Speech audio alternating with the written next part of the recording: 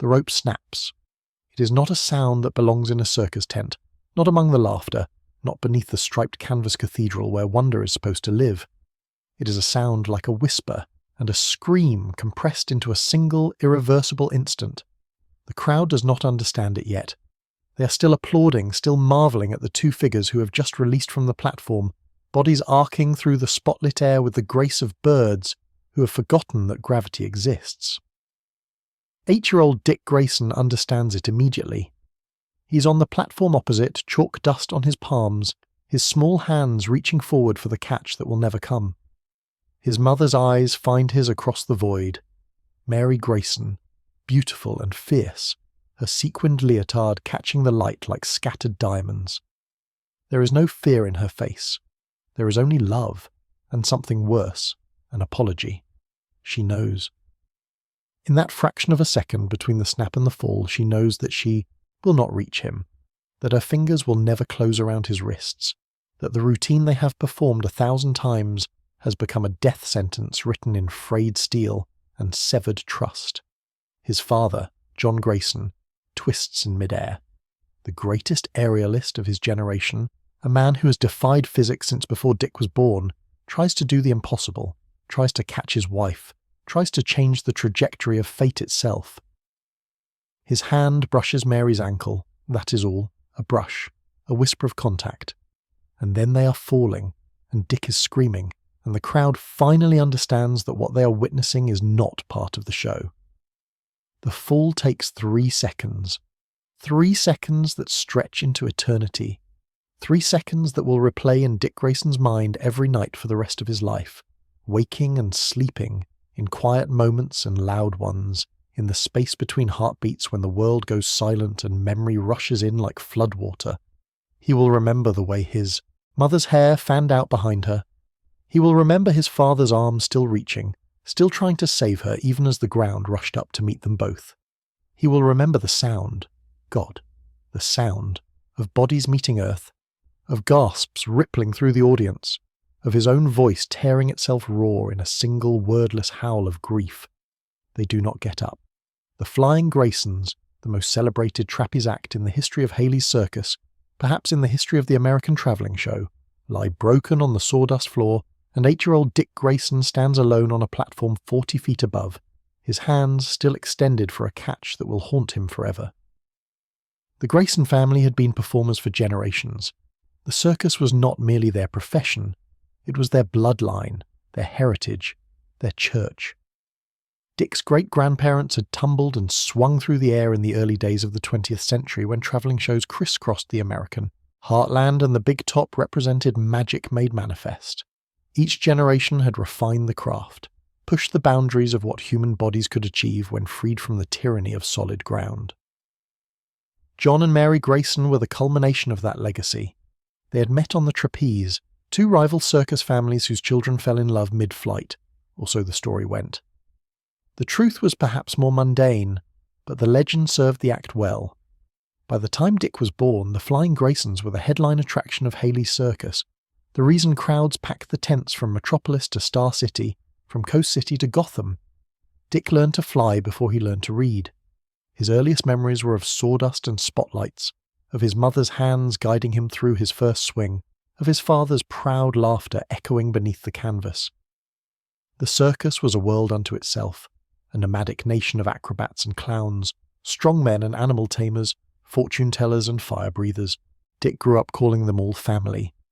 The bearded lady read him bedtime stories. The sword swallower taught him card tricks. The lion tamer let him name the cubs. It was an unconventional childhood by any measure, but it was a happy one. Dick never attended a traditional school. His education came from tutors hired by Pop Haley, the circus owner, and from the practical lessons of life on the road. He learned mathematics by calculating ticket sales. He learned geography by visiting every state in the Union before his 7th birthday. He learned physics by watching his parents defy it night after night, their bodies painting impossible arcs against the darkness. By the age of 6, Dick was part of the act. A miniature Grayson in matching costume, he would swing out at the finale, caught by his father, lifted by his mother, the 3 of them forming a human chain that seemed to mock the very concept of falling. The crowds adored him, this fearless child who laughed in midair, who trusted his parents with the absolute faith that only the young and the loved can muster. Haley's circus arrived in Gotham City in the autumn of that fateful year. Gotham was always a difficult town, darker than most, hungrier, its streets prowled by shadows that seemed to have weight and intent. Pop Haley had performed in Gotham many times before, but this visit felt different. There was tension in the air, a pressure that made the animals restless and the performers uneasy. The trouble began 3 days before opening night. A man named Tony Zuko came to see Pop Haley. Zuko was muscle for the Gotham mob, a thick-necked enforcer with dead eyes, and a reputation for creative violence. He ran protection rackets across the city's entertainment district, and he expected Haley's circus to pay tribute like everyone else. Pop Haley refused. He was an old man by then, weathered by decades on the road, but his spine was iron. Haley's circus had never paid protection to anyone, in any city, and he was not about to start now. He told Zuko to leave. He told him that the circus was under his protection, that these performers were his family, that he would go to the police before he would hand over a single cent to thugs and criminals. Zuko smiled. It was not a pleasant smile. He told Pop Haley that he was making a mistake, that Gotham was not like other cities, that accidents happened to people who did not understand how things worked. Then he left, and Pop Haley tried to convince himself that the threat was empty, that even the Gotham mob would not dare to harm a circus, that the show would go on as it always had. He was wrong. The night of the murder was sold out. Every seat beneath the big top was filled, and standees lined the back, craning their necks for a glimpse of the legendary flying Graysons. The Gotham elite had turned out in force. Socialites in furs, businessmen in tailored suits, even a few of the city's costume vigilantes lurking in the shadows, though Dick would not learn about them until later. One man in the audience stood apart. He sat alone in a box seat, his dark eyes fixed on the Grayson family with an intensity that bordered on obsession. He was tall, broad-shouldered, handsome in a severe way, and he wore his wealth like armour. His name was Bruce Wayne, and he had come to the circus for reasons he did not fully understand, perhaps seeking a glimpse of the innocent joy that had been stolen from him so many years ago, when another act of violence had shattered another family in this same God-forsaken city. The show progressed through its usual wonders. Clowns tumbled and pratfalled. The strongman lifted impossible weights. The lion tamer cracked his whip, and the great cats leaped through hoops of fire. And then, finally, the moment everyone had been waiting for. The lights dimmed, a drum roll built, and the ringmaster's voice boomed through the tent. Ladies and gentlemen, Haley's Circus proudly presents the greatest aerial act in the world, the Flying Graysons. John and Mary ascended to their platform, waving to the adoring crowd.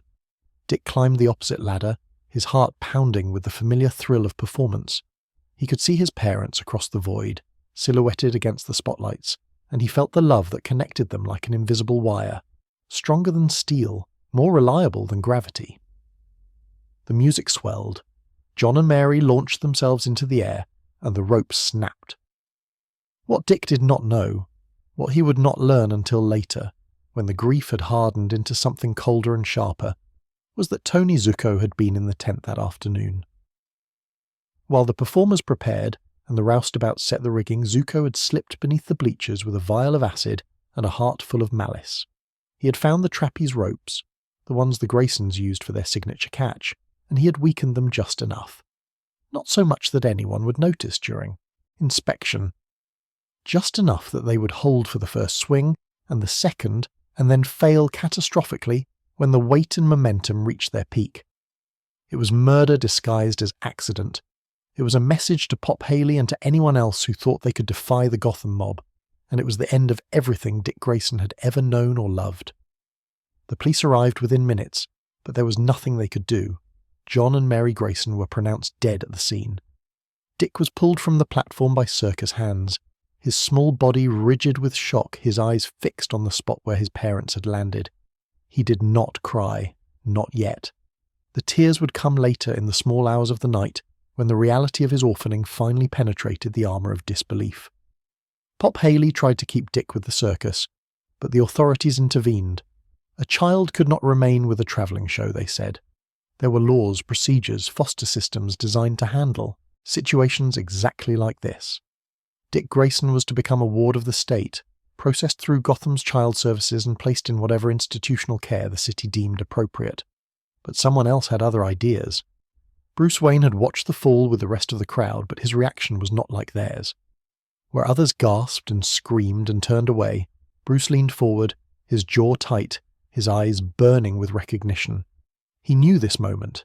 He had lived this moment 20 years ago in a different part of Gotham, when a mugger's gun had stolen his own parents from him in the space of 2 heartbeats.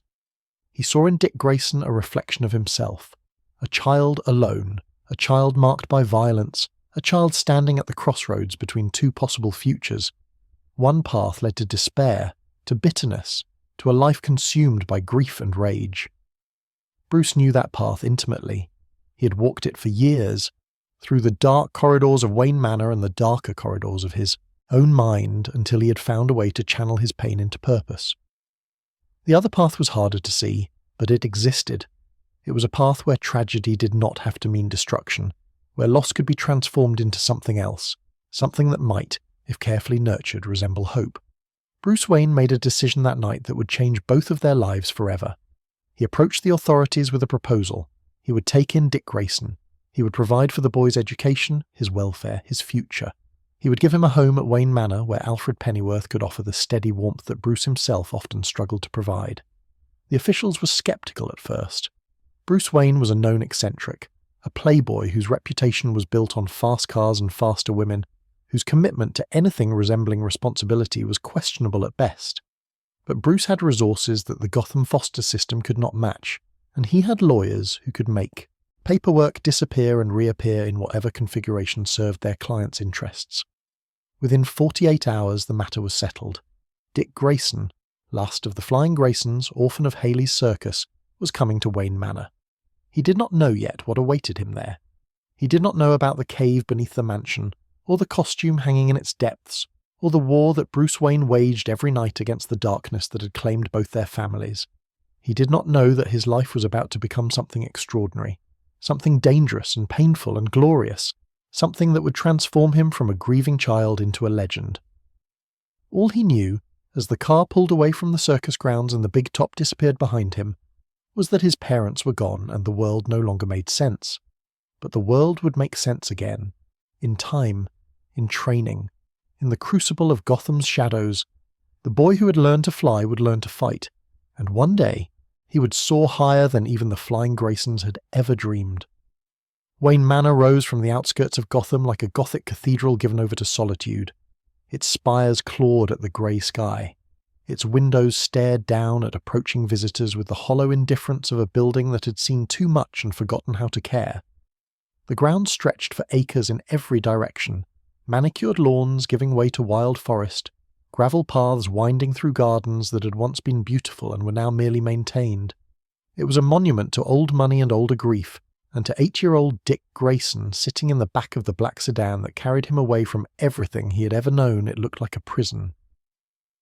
The contrast could not have been more stark. Dick had spent his entire life in motion. Circus caravans rolling from town to town, the big top rising and falling like a great striped heartbeat, every week a new city and a new crowd and a new configuration of wonder. The circus was colour and noise and chaos, bodies tumbling and music playing and animals roaring and laughter echoing beneath the canvas. Wayne Manor was silence. Wayne Manor was stillness. Wayne Manor was a tomb where someone had forgotten to bury the dead. Alfred Pennyworth met them at the door.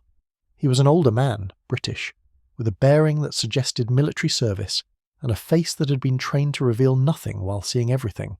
His eyes, though, his eyes were kind. They softened when they fell upon Dick, and something in his posture shifted, some protective instinct awakening that the boy would not understand until much later. "Master Richard," Alfred said, and his voice was warm despite its formality. "Welcome to Wayne Manor. I am Alfred, and I shall be attending to your needs during your stay with us. If there is anything you require, anything at all, you need only ask." Dick said nothing. He had barely spoken since the fall. The words were locked, somewhere inside him, trapped behind a wall of shock and grief that he did not yet have the tools to breach. He followed Alfred through the entrance hall, his eyes tracking across oil paintings and marble floors and chandeliers that cost more than Haley's circus earned in a year. Everything was too big. Everything was too quiet. Everything was wrong. His room was on the 3rd floor, a suite larger than the trailer his family had shared, furnished with antiques that looked like they belonged in museums. Alfred showed him the bathroom, the closet, the window seat overlooking the gardens. He explained meal times and house rules and the location of the kitchen in case Dick grew hungry between scheduled hours. He was patient and thorough and gentle, and Dick absorbed none of it. When Alfred finally left, closing the door softly behind him, Dick sat on the edge of the bed and stared at the wall. The silence pressed in around him. In the circus there was always noise, the rumble of generators, the murmur of voices, the distant roar of lions settling in for the night. Here there was only the creak of old wood and the whisper of wind against ancient stone. He did not cry. He had not cried since the night of the murder, and he would not cry for many nights still. The grief was too large for tears. It was an ocean inside him, vast and cold and deep, and he was drowning in it so slowly that he didn't even realize he was underwater. Bruce Wayne was a ghost in his own home. Dick saw him rarely in those first weeks, a shadow passing in hallways, a figure glimpsed through doorways, a voice murmuring to Alfred in rooms that fell silent when Dick approached. When they did interact, Bruce was awkward, stilted, clearly uncomfortable with the presence of a child in his carefully ordered world. He asked about Dick's schooling, his health, his adjustment to the manor. He did not ask about his parents. He did not ask about the fall. He did not ask about the grief that was eating Dick alive from the inside out. Alfred became Dick's anchor. The butler, though that word seemed inadequate for everything Alfred was and did, took it upon himself to coax the boy back towards something resembling life. He prepared Dick's favourite foods, researched painstakingly from conversations with the Haley's circus staff. He found books about acrobatics and circus history, and left them casually on Dick's nightstand. He sat with the boy during meals, filling the silence with gentle observations about the weather, the gardens, the history of the manor, never demanding response but always offering presence. Slowly, painfully, Dick began to speak again. Single words at first, then sentences, then something approaching conversation. He told Alfred about his parents, about his mother's laugh, his father's strength, the way they had moved through the air as if gravity were merely a suggestion they had chosen to ignore. He described the circus life, the constant motion, the family he had found among the performers, and eventually, inevitably, he told Alfred about the fall. It was not an accident, Dick said one evening, his voice flat and hard in a way that no child's voice should be. Someone killed them. I know it. Alfred set down the tea service he had been arranging. His face remained composed, but something flickered in his eyes. Surprise, perhaps, or recognition. What makes you say that, Master Richard? I heard things, before the show. Pop Haley arguing with a big man with a mean face. The man said there would be consequences. He said accidents happen. Dick's hands clenched into fists on the tablecloth. The ropes were fine when we checked them. They were always fine. We checked them every single time, 3 times, 4 times. My father was careful. He would never... The boy's voice cracked, the first sign of emotion he had shown in weeks. Someone cut those ropes. Someone murdered my parents. And I'm going to find them. Bruce. Wayne had been listening from the shadows of the adjoining room. He had made a habit of it. Observing Dick from a distance, studying the boy the way he studied crime scenes and criminal profiles. What he saw both impressed and alarmed him. Dick Grayson was resilient in ways that defied his age. He was also consumed by a rage that Bruce recognized all too well, the cold, patient rage of the bereaved, the rage that whispered of vengeance and justice, and the thin, dangerous line between them. That night, Bruce began his own investigation into the Grayson murders. He had suspected foul play from the moment he witnessed the fall. The timing was too convenient, the failure too complete, the circumstances too reminiscent of the mob's theatrical cruelty. Within a week, he had a name. Anthony Tony Zuko, mid-level enforcer for the Maroney crime family, known for running protection rackets in the entertainment district. Within 2 weeks, he had evidence. Not enough for a court of law, perhaps, but enough for the court of the Bat. But bringing Zuko to justice presented a problem. Dick Grayson wanted vengeance. Bruce could see it in the boy's eyes, could hear it in his voice when he spoke of finding his parents' killer.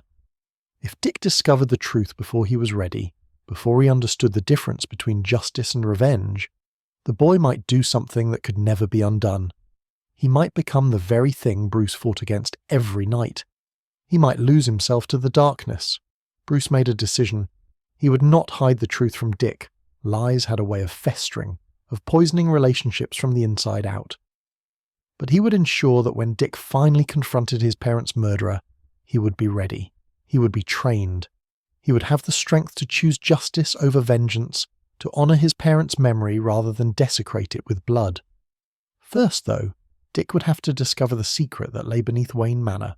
It happened, 3 weeks after Dick's arrival. The boy had grown restless in the vast emptiness of the manor, his acrobat's body craving motion and purpose.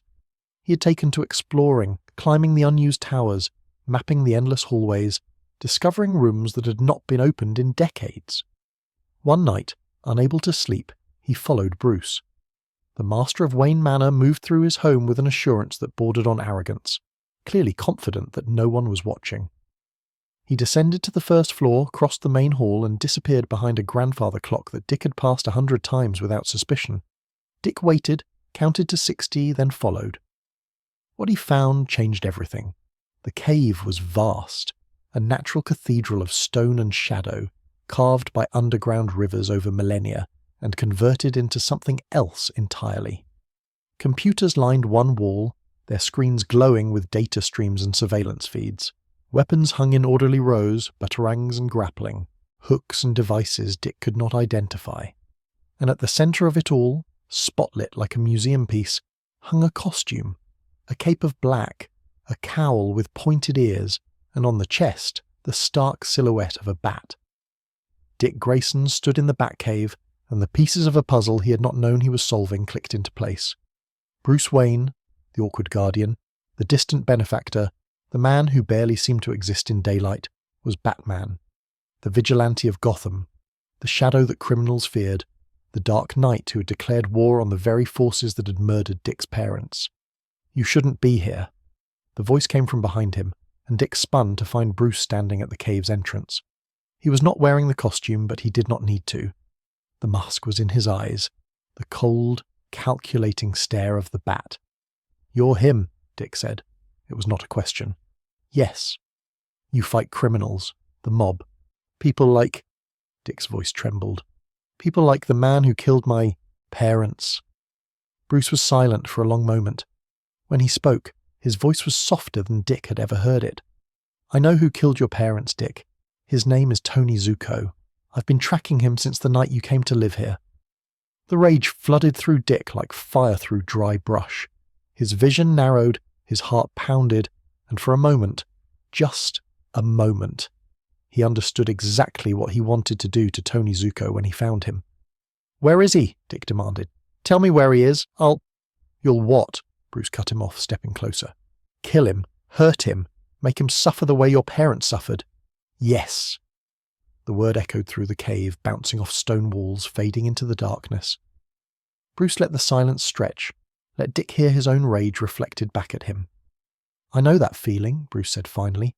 "I've lived with it for 20 years. The night my parents were murdered.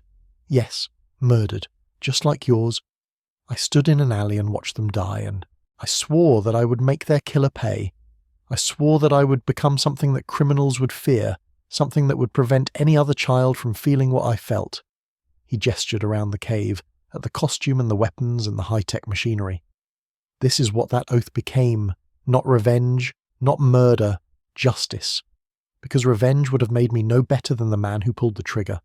Because my parents raised me to be better than that." He fixed Dick with a stare that seemed to pierce through to the boy's soul. "Your parents raised you to fly, Dick.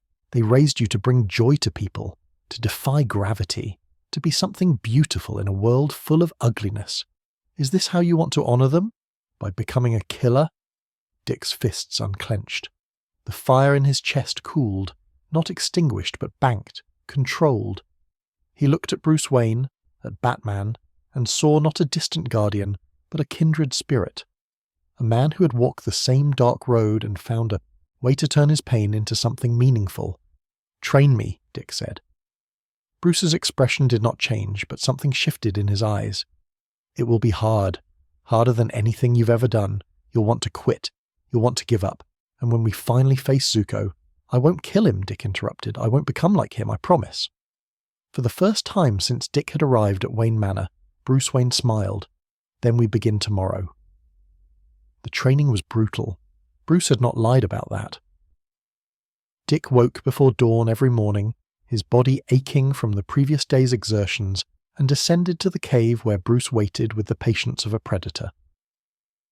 They began with the fundamentals, martial arts disciplines drawn from every corner of the globe, techniques that Bruce had spent years mastering and now compressed into months of relentless drilling. Judo, karate, aikido, savate, eskrima, muay thai. Each style layered upon the last, building a foundation of combat, knowledge that would have taken most students a lifetime to acquire. But Dick was not most students. His body had been trained since birth for physical excellence. The circus had seen to that. Where other children struggled with basic coordination, Dick could perform backflips before he could write his name. Where others fought against their muscles, Dick's worked in perfect harmony, conditioned by years of aerial performance to respond instantly to his commands.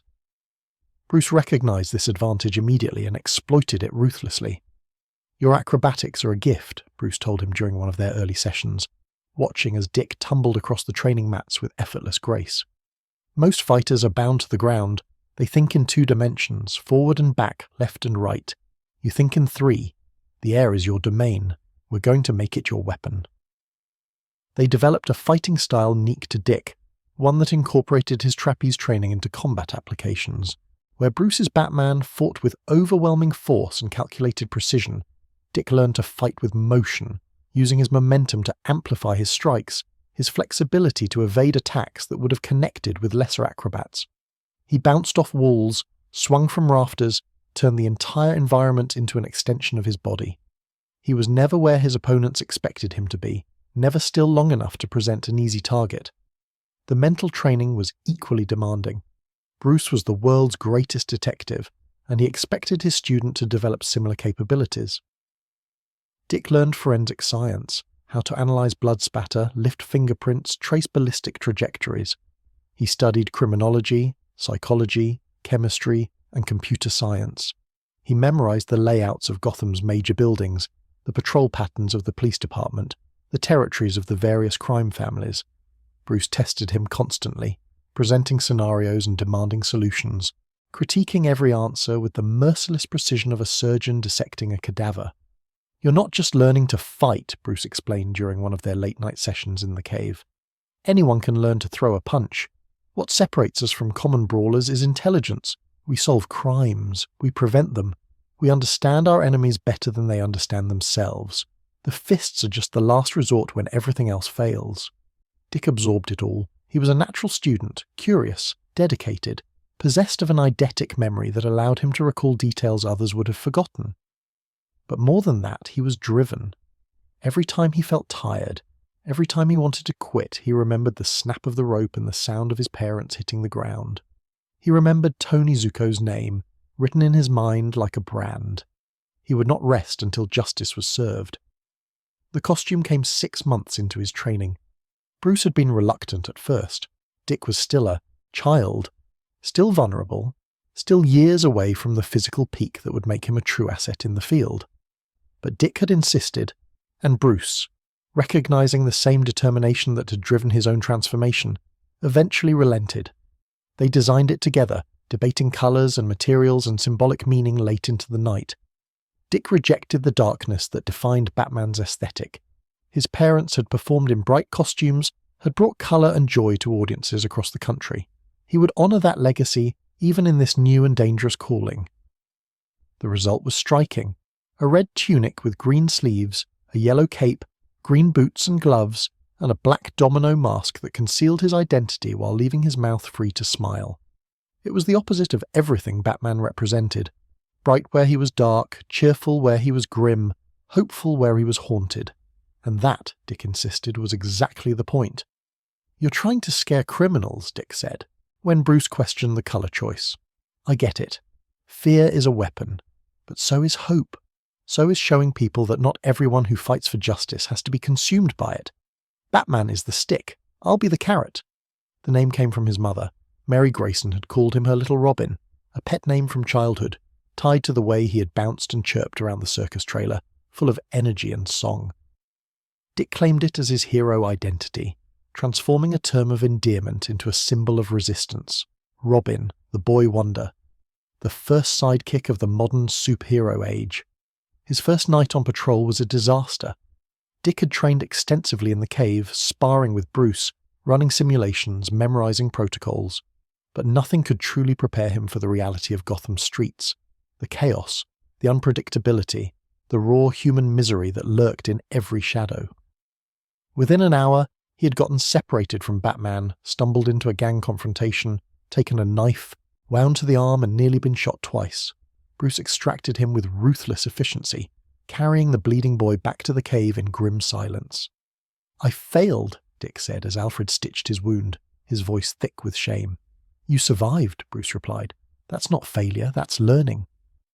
They went out again the next night, and the night after that. Slowly, incrementally, Dick began to understand the rhythm of the streets. He learned to read the body language of criminals, to anticipate violence before it erupted, to use the environment to his advantage. His confidence grew, and with it, his competence. By the end of his first year as Robin, he had become something that Gotham had never seen before.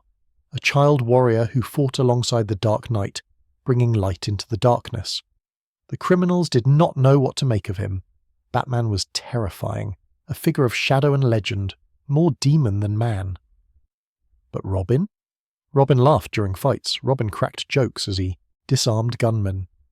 Robin seemed to genuinely enjoy himself, bounding through combat with the exuberance of a performer who had found his true stage. It was disconcerting. It was unpredictable. And for some criminals, it was even more frightening than the Bat, because if a child could face them without fear, what did that say about their power? The Rogues Gallery came for them both, testing this new partnership against Gotham's most dangerous minds. The Joker was first, or at least he was the first that truly mattered. Dick had faced muggers and mobsters, drug dealers and carjackers, but none of them prepared him for the Clown Prince of crime. Their initial encounter took place in an abandoned amusement park where the Joker had taken a group of schoolchildren hostage and demanded that Batman come alone to negotiate their release. Batman did not come alone. Robin swung in from the Ferris wheel, his cape snapping behind him, and the Joker's painted face split into a grin of genuine delight. "Well, well, well," the madman crowed, clapping his gloved hands together. "The Bat has a baby bat. How precious! How delightful! How absolutely perfect for my purposes!" What followed was a nightmare dressed in carnival colours.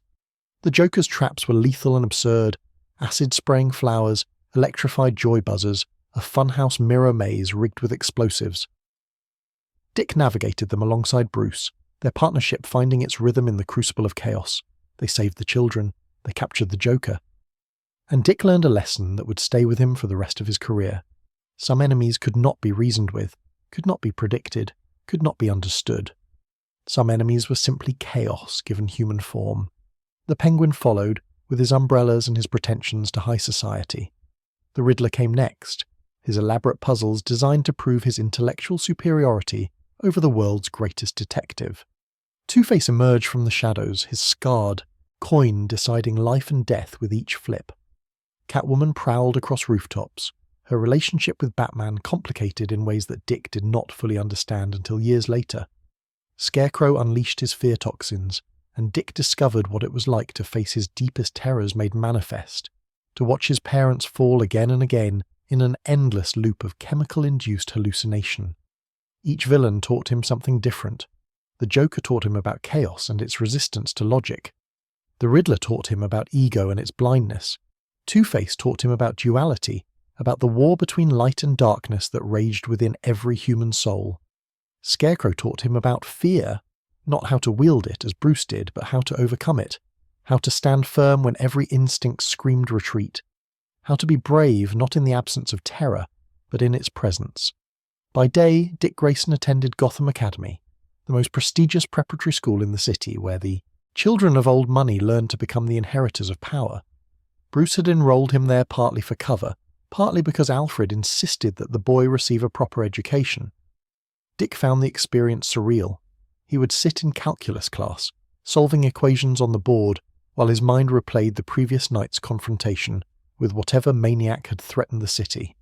He would eat lunch in the cafeteria, surrounded by trust fund kids complaining about their allowances, while his arm still ached from a bullet graze he had received evading Deadshot.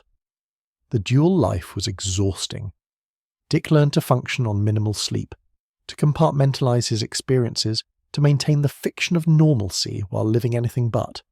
His classmates thought him strange, a circus orphan adopted by the eccentric Bruce Wayne, quiet and distant and perpetually tired. He made few friends. He had no time for friends. Every spare moment was dedicated to training, to patrol, to the mission. But there were compensations. Dick discovered that he loved the work. Not just the combat, but the detective work, the puzzle solving, the satisfaction of bringing criminals to justice. He loved the partnership with Bruce, the way they anticipated each other's movements, the silent communication that developed between them over months and years of shared danger. He loved being Robin, loved the way the costume transformed him from a grieving orphan into something powerful and purposeful. And he loved the effect he had on Bruce. Before Robin, Batman had been a creature of pure darkness, relentless, obsessive, teetering always on the edge of the abyss. Robin gave him something to protect beyond abstract ideals. Robin reminded him why he fought, who he fought for. Robin made him human again. "You saved his life," Alfred told Dick one evening, years into their partnership. "Not physically. Though you've done that often enough, you saved his soul. Before you came, I feared that Master Bruce was losing himself to the Bat. You brought him back." The years passed, and Robin grew into his role. He was no longer a liability to be protected, but an asset to be deployed. Batman's partner in every sense of the word. They developed combination attacks, tactical protocols, an entire language of gestures and code words that allowed them to coordinate in the heat of battle. Dick's acrobatic fighting style complemented Bruce's power-based approach, creating a synergy that criminals learned to fear. Word spread through the superhero community. The dynamic duo, they were called, the first and greatest partnership in the new age of heroes. Superman took note, offering quiet approval. Wonder Woman expressed admiration for Batman's willingness to mentor the next generation. The Justice League, newly formed, began to treat Robin not as a child to be tolerated, but as a hero to be respected. And finally, when Dick was 12 years old and had proven himself beyond any reasonable doubt, Batman took him to face Tony Zuko. The mobster had gone to ground after the Grayson murders, fleeing Gotham for the protection of out-of-state allies. Bruce had tracked him patiently, building a case, waiting for the right moment. Now, with Robin ready, truly ready, that moment had come. They found Zuko in a warehouse on the Gotham waterfront, surrounded by armed guards and the false confidence of a man who believed himself untouchable. The battle was brief and brutal. Batman and Robin carved through the hired muscle like scythes through wheat, their combined assault overwhelming defences that had held off police raids for years. At the end, Dick stood over Tony Zuko, the man who had murdered his parents, who had stolen his childhood, who had set him on this strange and violent path. Zuko was beaten, broken, begging for mercy. Dick's Eskrima sticks were in his hands, and his heart was full of rage. "Do it," Zuko spat, blood dribbling from his split lip. "Go ahead, kid. I know you want to. I can see it in your eyes." Dick raised his weapons. Every muscle in his body screamed for vengeance. His parents' faces flashed before him, his mother's apologetic eyes, his father's reaching hands, the endless fall that had defined his life. And then he lowered the sticks. "No," Dick said, and his voice was steady. "You don't get to make me into a killer. My parents raised me better than that." He stepped back as Batman moved forward with the handcuffs. Tony Zuko went to prison that night. He would die there, years later, never having escaped the justice that Dick Grayson had chosen over revenge. And Robin, the boy wonder, the first sidekick, the light in Batman's darkness, had passed his greatest test.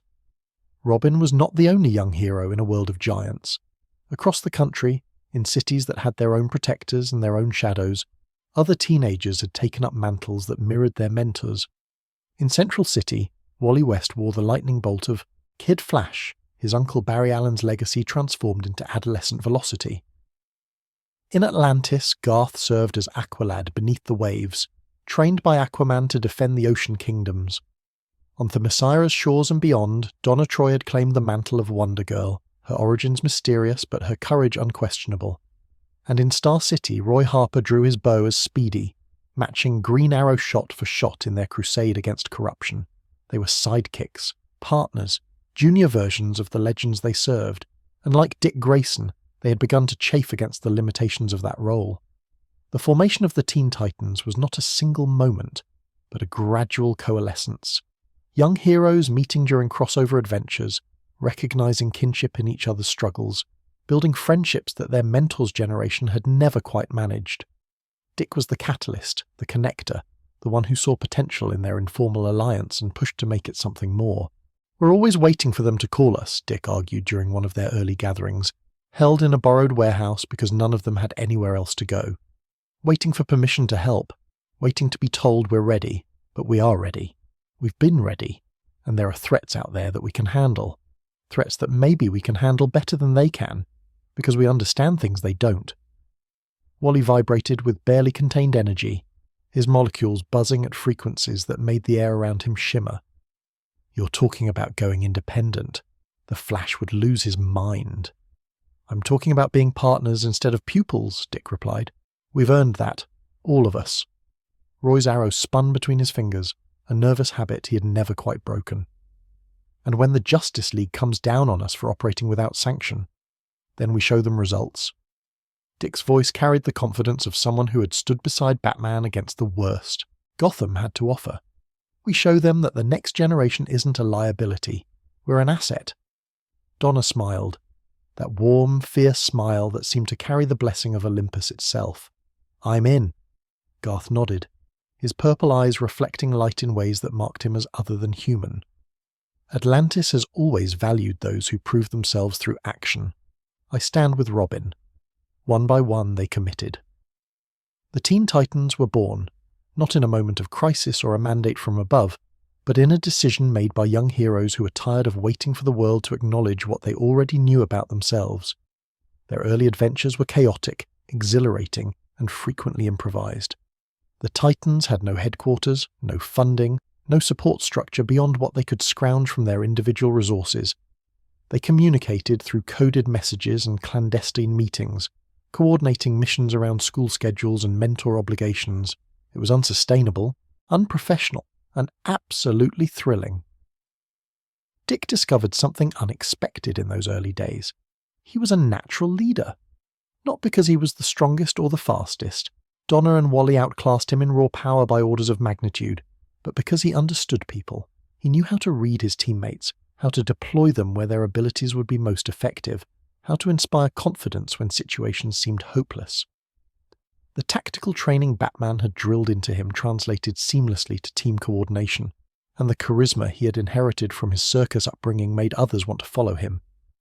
The villains they faced were different from Gotham's rogues gallery.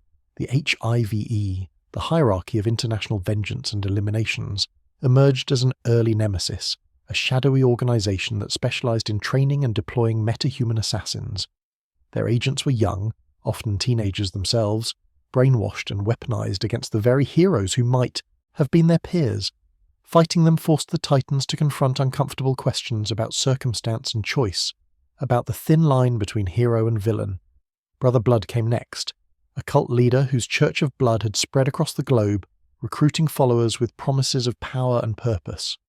Blood possessed genuine supernatural abilities, dark gifts that allowed him to control minds and drain life force. His interest in the Titans was personal and predatory. He saw in them potential converts, young souls ripe for corruption.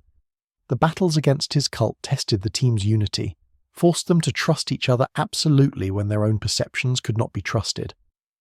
And then there was Deathstroke. Slade Wilson was not like other villains. He was not mad like the Joker or obsessed like Brother Blood. He was a professional, the world's deadliest mercenary, enhanced by experimental military procedures to the peak of human capability. His mind processed information faster than any normal human, his body healed from wounds that would kill lesser men, and his skills in combat and strategy rivaled Batman's own. The Titans first encountered Deathstroke when he was hired to eliminate them by the HIVE, who had grown tired of the young hero's interference in their operations. What should have been a routine mission became a nightmare. Deathstroke dismantled them with surgical precision, anticipating their tactics, exploiting their weaknesses, turning their teamwork against them. They survived only because he chose to let them live, a professional courtesy, he explained, to opponents who had impressed him. "You have potential," Slade told Robin during their first face-to-face confrontation, his single eye cold behind the half-black, half-orange mask. "Raw, unrefined, but real. I'll be watching your career with interest." It was not a threat. It was worse than a threat. It was a promise. The Teen Titans needed a home. The solution came from an unexpected source, a small island in the East River just off the coast of New York City.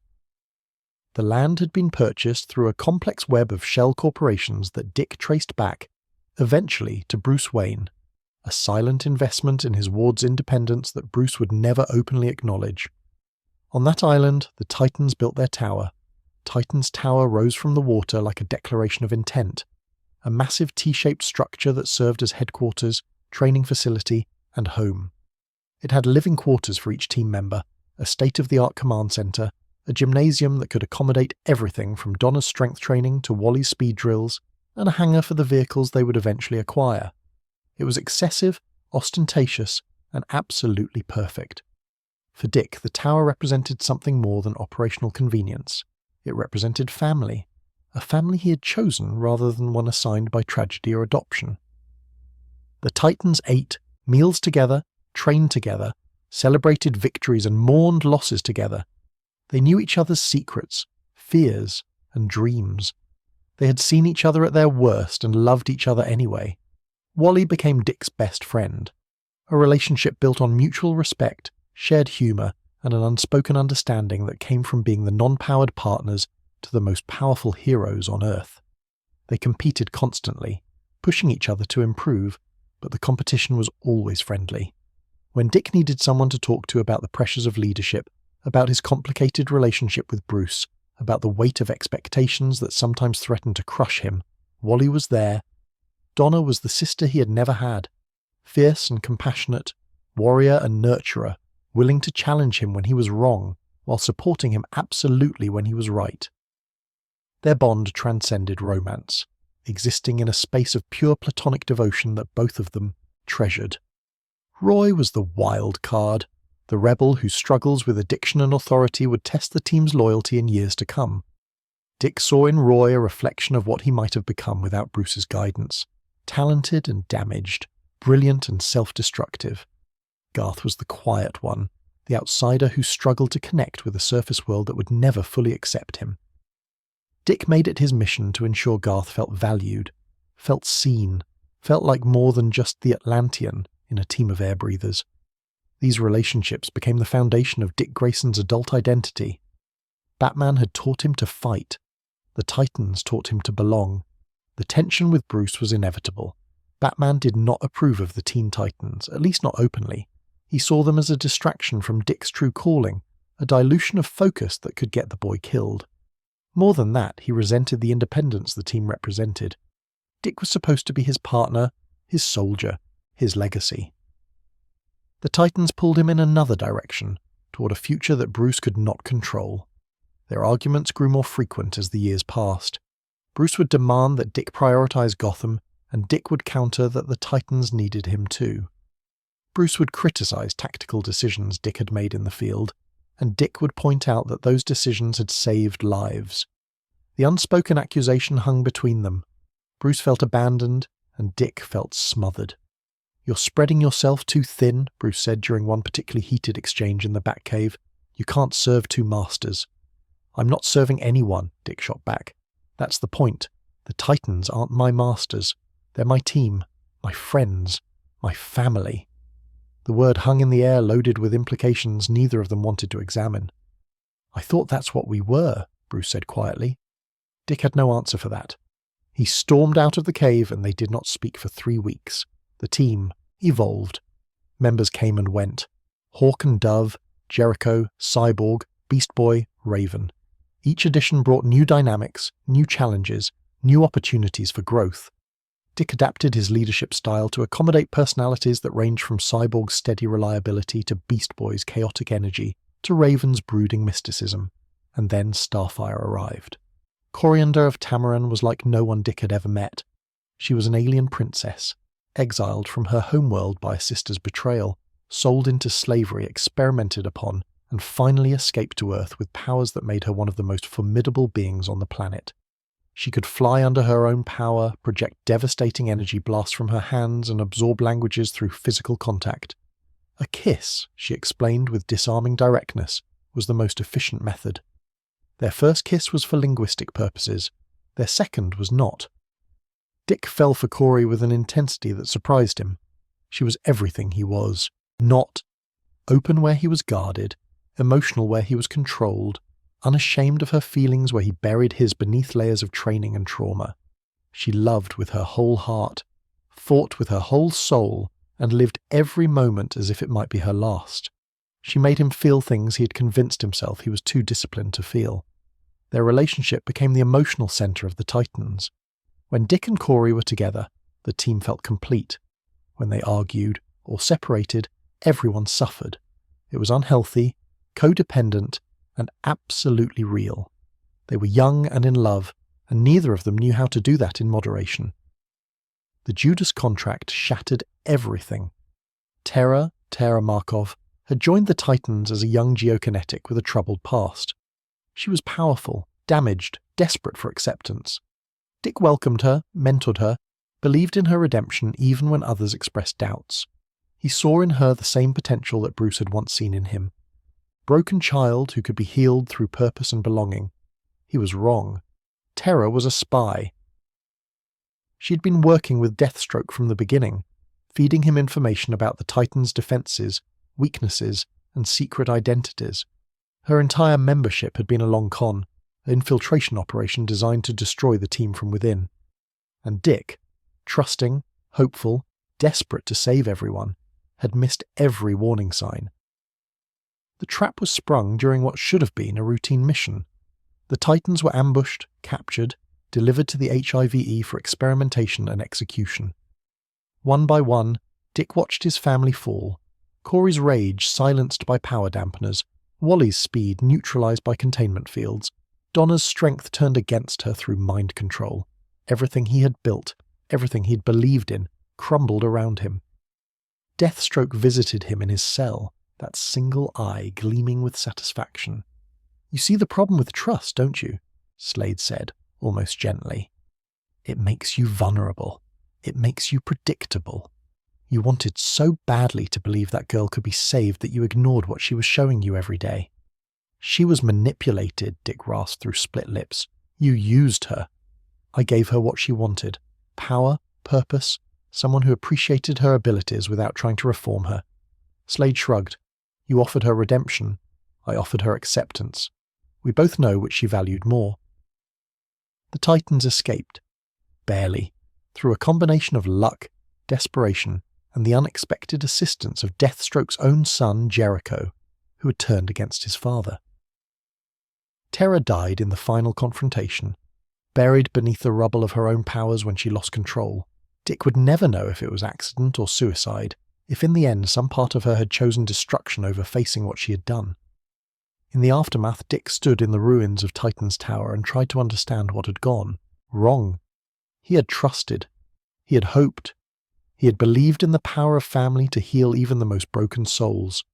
And he had been betrayed so thoroughly that he questioned everything: his judgment, his leadership, his fundamental understanding of human nature.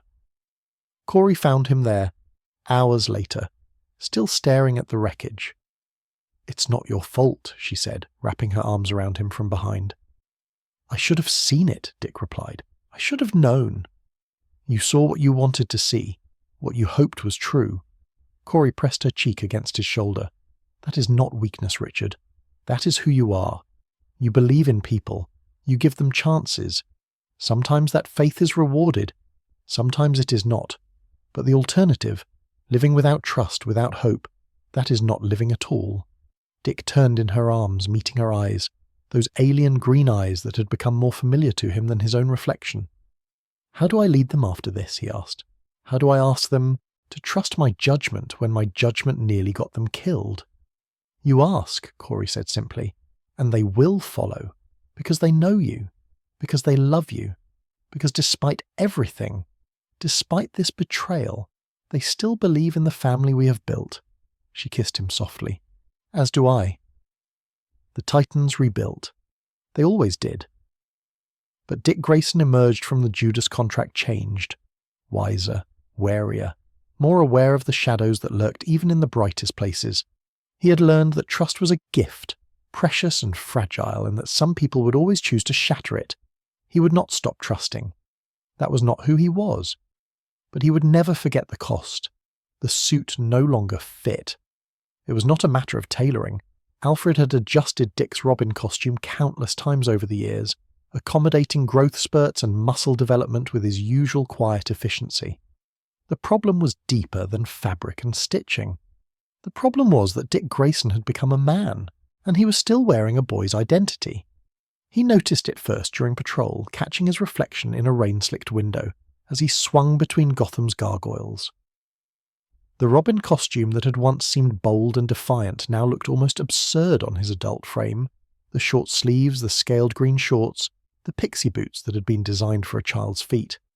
He was 19 years old, a veteran of more battles than most soldiers would see in a lifetime, and he was dressed like a carnival performer playing at heroism.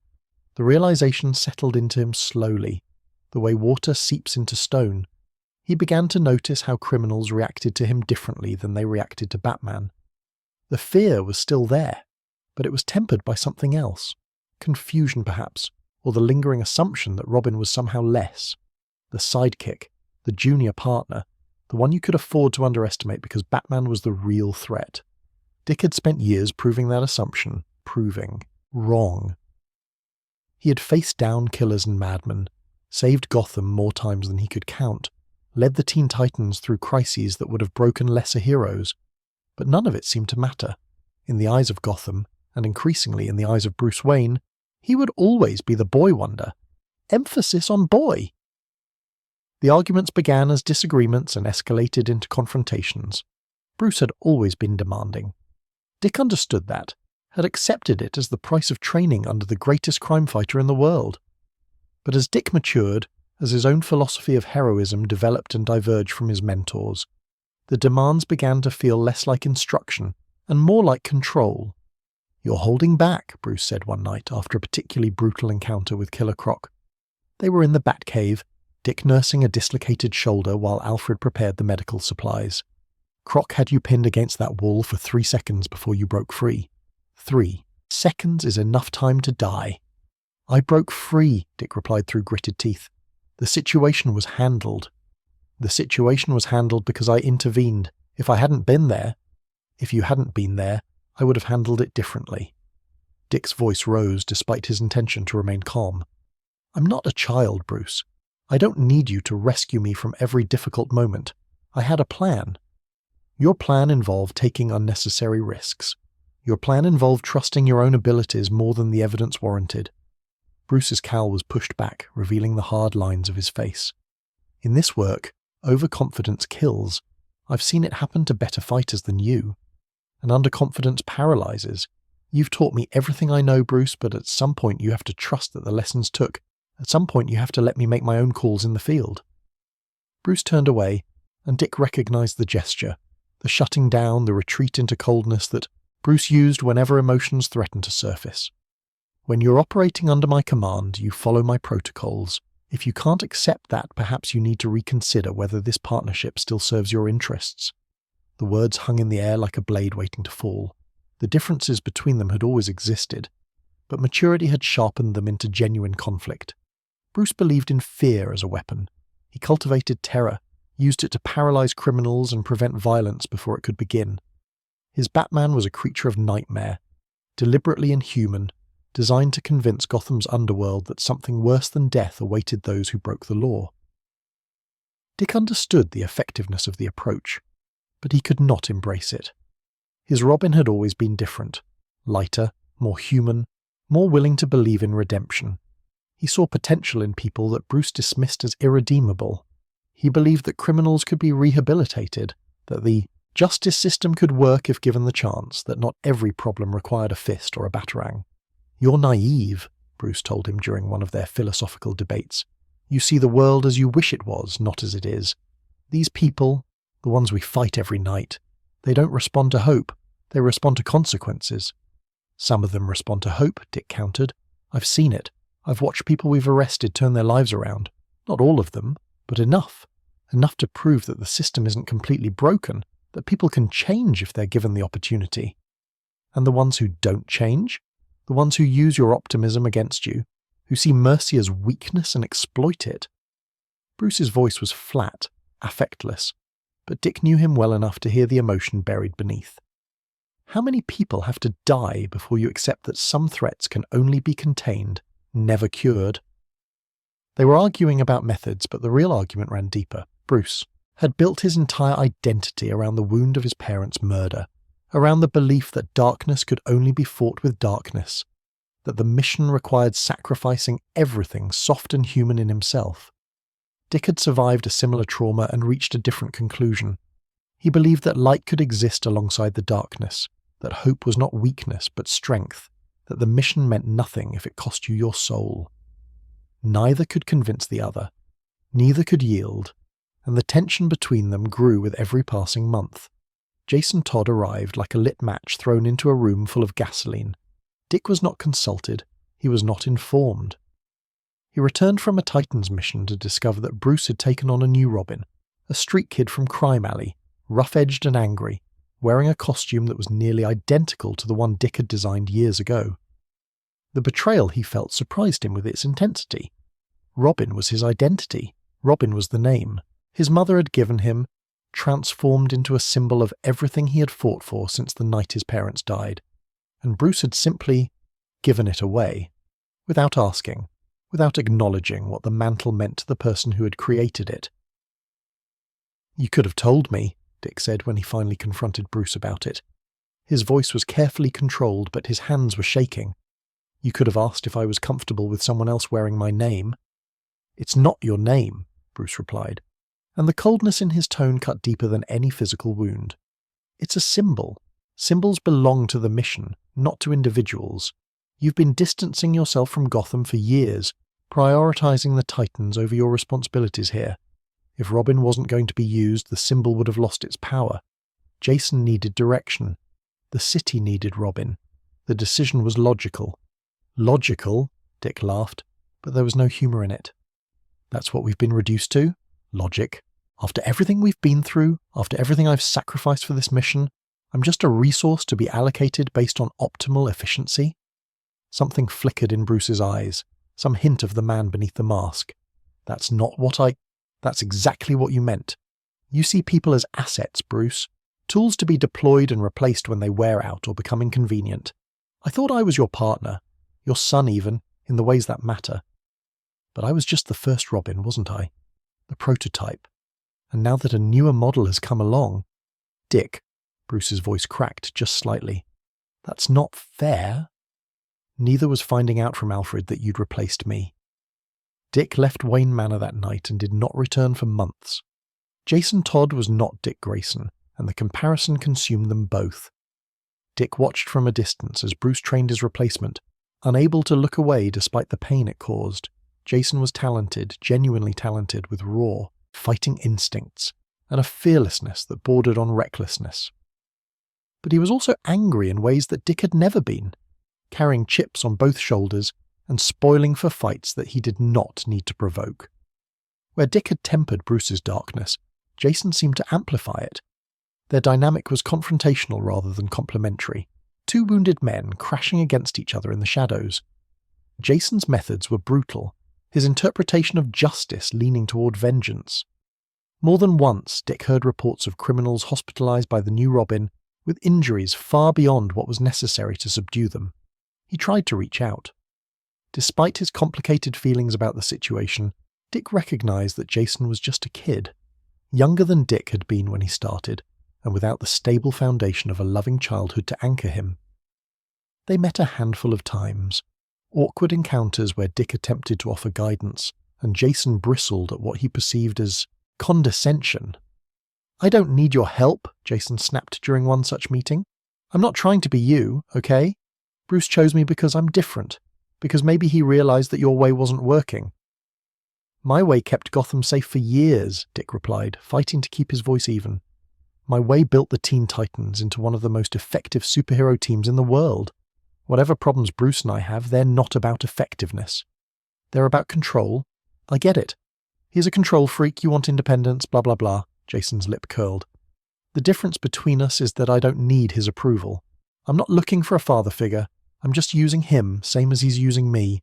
When it stops working, I'll move on. No hard feelings. Dick heard the defensive bravado beneath the words and recognized it for what it was. A scared kid pretending not to care because caring had hurt him too many times before. He wanted to help. He wanted to bridge the gap, to offer Jason the same guidance and support that he had received from Bruce in his early days. But Jason did not want to be helped, and Dick had his own problems to solve. Barbara Gordon understood in ways that no one else could. She had been Batgirl, operating in Gotham alongside Batman and Robin since Dick was 14 years old. Their relationship had evolved from flirtation to friendship to something more complicated, a romantic tension that neither of them had ever fully resolved, complicated by their shared loyalty to Bruce and the mission. You're at a crossroads, Barbara told him during one of their late-night conversations, conducted over secure communication lines while she ran surveillance from the clock tower. You can stay Robin and resent Bruce forever, or you can accept that you've outgrown the identity and figure out who you want to be instead. It's not that simple, Dick replied. Robin isn't just a costume. It's everything I've built since my parents died. Walking away from it feels like abandoning them. Honoring your parents doesn't mean staying static. They were performers, Dick. They evolved constantly, created new routines, pushed themselves to grow. Do you think they would want you clinging to a child's identity because you're afraid of change? The question struck deeper than Barbara probably intended. Dick had been so focused on what he would lose by abandoning Robin that he had never considered what he might gain. Freedom, self-determination, the chance to define himself on his own terms, outside the shadow of the Bat. What would I even become, he asked, and the vulnerability in his voice surprised him. Everything I know how to do, all my training, all my skills, it's all tied to Batman. Without that connection, who am I? That's the question you need to answer, Barbara said gently, and no one can answer it for you. Not Bruce, not me, not the Titans. You have to figure out who Dick Grayson is when he's not being someone's sidekick. The break came not with a bang, but with a quiet resignation. Different accounts told different stories. Some said Dick quit, some said Bruce fired him, some said they mutually agreed to part ways. The truth was messier than any clean narrative. There were harsh words and long silences, accusations and apologies, moments where reconciliation seemed possible, followed by fresh wounds that drove them further apart. In the end, Dick simply stopped coming to Gotham. He threw himself into the Titans with renewed intensity, leading missions, training new members, building a life that did not revolve around Bruce Wayne's approval. He told himself that it was for the best, that the separation was necessary for both of them to grow. But late at night, alone in his quarters at Titan's Tower, he felt the absence like a phantom limb. Robin had been more than a costume.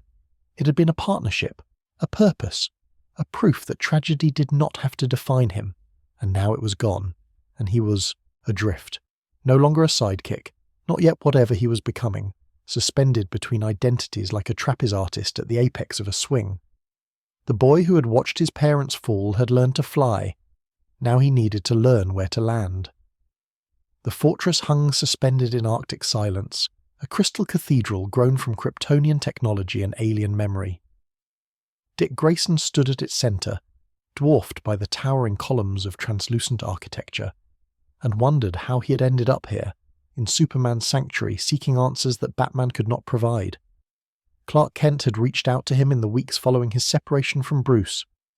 The invitation had been unexpected, delivered through channels that bypassed the usual superhero networks, personal in a way that caught Dick off guard. Superman wanted to talk, not about missions or threats or the endless work of protecting a world that often seemed determined to destroy itself. Just talk. Two people who shared an unusual, connection, meeting as friends rather than colleagues. Dick had accepted because he had nowhere else to go. The Titans were supportive, but they looked to him for leadership, for certainty, for the unshakable confidence that Robin had always projected. He could not show them his doubt. He could not admit that he had no idea who he was supposed to become now that the foundation of his identity had crumbled beneath him. Superman Clark, understood in ways that Dick had not anticipated. The Man of Steel had his own complicated relationship with mentorship and legacy, his own experience of existing between worlds and wondering where he truly belonged. They talked for hours in the Fortress of Solitude, surrounded by the artifacts of a dead civilization and the quiet hum of alien machinery, and for the first time since leaving Gotham, Dick felt something other than lost. "You're not the first to face this," Clark said, his voice carrying the warmth that distinguished him from every other powerful being Dick had encountered. The transition from sidekick to hero, from someone else's story to your own, it's one of the hardest things a person can do. Most people never manage it. They stay in the shadow forever, or they burn out trying to escape it. "But you were never anyone's sidekick," Dick replied. "You arrived fully formed. Superman didn't evolve from something smaller." Clark smiled, and there was unexpected melancholy in it. "I had my own mentors. My father, Jonathan Kent, shaped me more than any power ever could. And there was a time before I became Superman when I struggled with the same questions you're asking now. Who was I supposed to be? What did my abilities obligate me to do? How could I honor the legacy I'd been given without being crushed by its weight? How did you find the answer? I stopped looking for it in other people's expectations." Clark gestured at the crystalline walls surrounding them, at the preserved memories of Krypton that filled the fortress. "I studied my heritage, not to copy it, but to understand what came before me, what I was building upon, and in that history I found a story that helped me understand what I was becoming." He led Dick deeper into the fortress, past displays of Kryptonian art and science, until they reached a chamber Dick had never seen before. Holographic images flickered to life at Clark's approach, two figures in dark costumes moving through what appeared to be the streets of an alien city. On Krypton, before its destruction, there was a legend, Clark began. Two heroes who operated outside the law, who fought against corruption and tyranny when the official systems failed. They were called Nightwing and Flamebird. Dick studied the holograms with growing interest. The figures were humanoid but clearly alien, their costumes sleek and functional, their movements coordinated in ways that spoke of long partnership. They fought like dancers, each anticipating the other's actions, covering weaknesses and amplifying strengths. The stories say they were inspired by a mythological creature, a bird of shadow and fire that represented rebirth and renewal. Nightwing was the shadow, the strategic mind, the one who planned and coordinated. Flamebird was the fire, the passionate heart, the one who inspired and led the charge. Clark's voice softened with something like reverence. "When I was young, trying to figure out what kind of hero I wanted to be, their legend gave me hope. It showed me that heroism wasn't about power. It was about purpose, about choosing to stand against darkness even when the odds seemed impossible." Dick could not look away from the holographic figures. There was something in their dynamic that resonated with him, something that echoed the partnership he had once had with Bruce while suggesting possibilities beyond it. "Why are you showing me this?" he asked, though he suspected he already knew the answer. "Because you're looking for a name," Clark replied simply. "An identity that honors where you came from without trapping you in who you used to be. Robin was Bruce's creation, a symbol he designed for a specific purpose. Whatever you become next should be yours, your choice, your meaning." Dick watched the holographic Nightwing execute a complex maneuver, flipping between opponents with acrobatic grace that reminded him of his own fighting style. The shadow, the strategic mind, the one who emerged from darkness not to embody it, but to fight it. "Nightwing," he said, testing the word on his tongue. It felt right in a way he could not fully articulate, a bridge between the two father figures who had shaped him, carrying Kryptonian legend and Gotham training in equal measure. I think that's who I want to be." Clark placed a hand on his shoulder, and Dick felt the warmth of genuine affection in the gesture. "Then that's who you'll become, and for what it's worth, I think you'll honor the name better than any Kryptonian ever did." The costume took weeks to design. Dick approached it with the same methodical precision he applied to mission planning, sketching concepts and discarding them, testing materials and refining aesthetics. The Robin suit had been a collaboration with Bruce, bright colours chosen to complement Batman's darkness, a deliberate contrast that had served its purpose. Nightwing needed to be something else entirely. Nightwing needed to be him. He rejected the cape first. Capes were dramatic, useful for gliding and intimidation, but they were also liabilities in close combat, grab points that clever opponents could exploit, fabric that could tangle in machinery or catch on obstacles. Dick's fighting style relied on mobility and acrobatics. Anything that restricted his movement was unacceptable. The colours came next. He considered black, the obvious choice, the Bat family default, but it felt too much like retreating into Bruce's shadow. Blue emerged as an alternative, a colour that represented the sky and the freedom of flight, that distinguished him from the darkness without abandoning it entirely. The blue would be an accent, he decided, a symbol against a field of black, the best of both worlds. The symbol itself went through dozens of iterations. Birds were the obvious choice, given the name's origin, but the specific design eluded him. He tried realistic wings, stylized feathers, abstract suggestions of avian form. Nothing felt right until he stripped the concept to its essence. A simple shape spreading across his chest like outstretched wings, like the letter V for victory, like arms opened in welcome rather than raised in threat. The final design was elegant in its simplicity. A black bodysuit, lightweight and flexible, reinforced at stress points but never restricting. The bluebird symbol swept across his chest and down his arms, bright against the darkness, impossible to miss. A domino mask to protect his identity, finger stripes for grip, enhancement, boots designed for silent movement and powerful kicks. When he put it on for the first time, standing before a mirror in his quarters at Titan's Tower, Dick Grayson saw someone new looking back at him. Not Robin, the boy wonder, forever defined by his relationship to Batman. Not the orphaned circus performer, trapped in the moment of his parents' death. Someone who had taken the broken pieces of multiple identities and forged them into something original, something that belonged entirely to himself. Nightwing. He liked the way it sounded. He liked the way it felt. Most of all, he liked that it was his. The Eskrima sticks were a practical choice that became a signature. Dick had trained with countless weapons during his years with Batman, batarangs and grappling hooks, staffs and swords, anything that might prove useful in the unpredictable chaos of street-level combat. But he had always been drawn to the paired fighting sticks used in Filipino martial arts, their weight and balance perfectly suited to his acrobatic style. In Robin's hands, Eskrima sticks had been one option among many.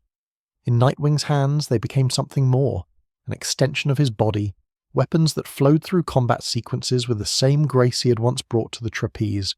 He could strike and block simultaneously, spin the sticks into defensive patterns that deflected bullets, chain attacks together in combinations that overwhelmed opponents before they could react. The sticks could be electrified for additional stopping power, connected into a single staff for extended reach, or thrown as projectiles when the situation demanded. Dick spent hours developing techniques specific to his new identity, movements that Batman had never taught him, because Batman fought differently, relying on overwhelming force and psychological intimidation, rather than the fluid, dance-like combat that came naturally to an acrobat. "You're reinventing yourself," Donna Troy observed, watching him train one afternoon. "Not just the costume and the name, your entire approach to fighting."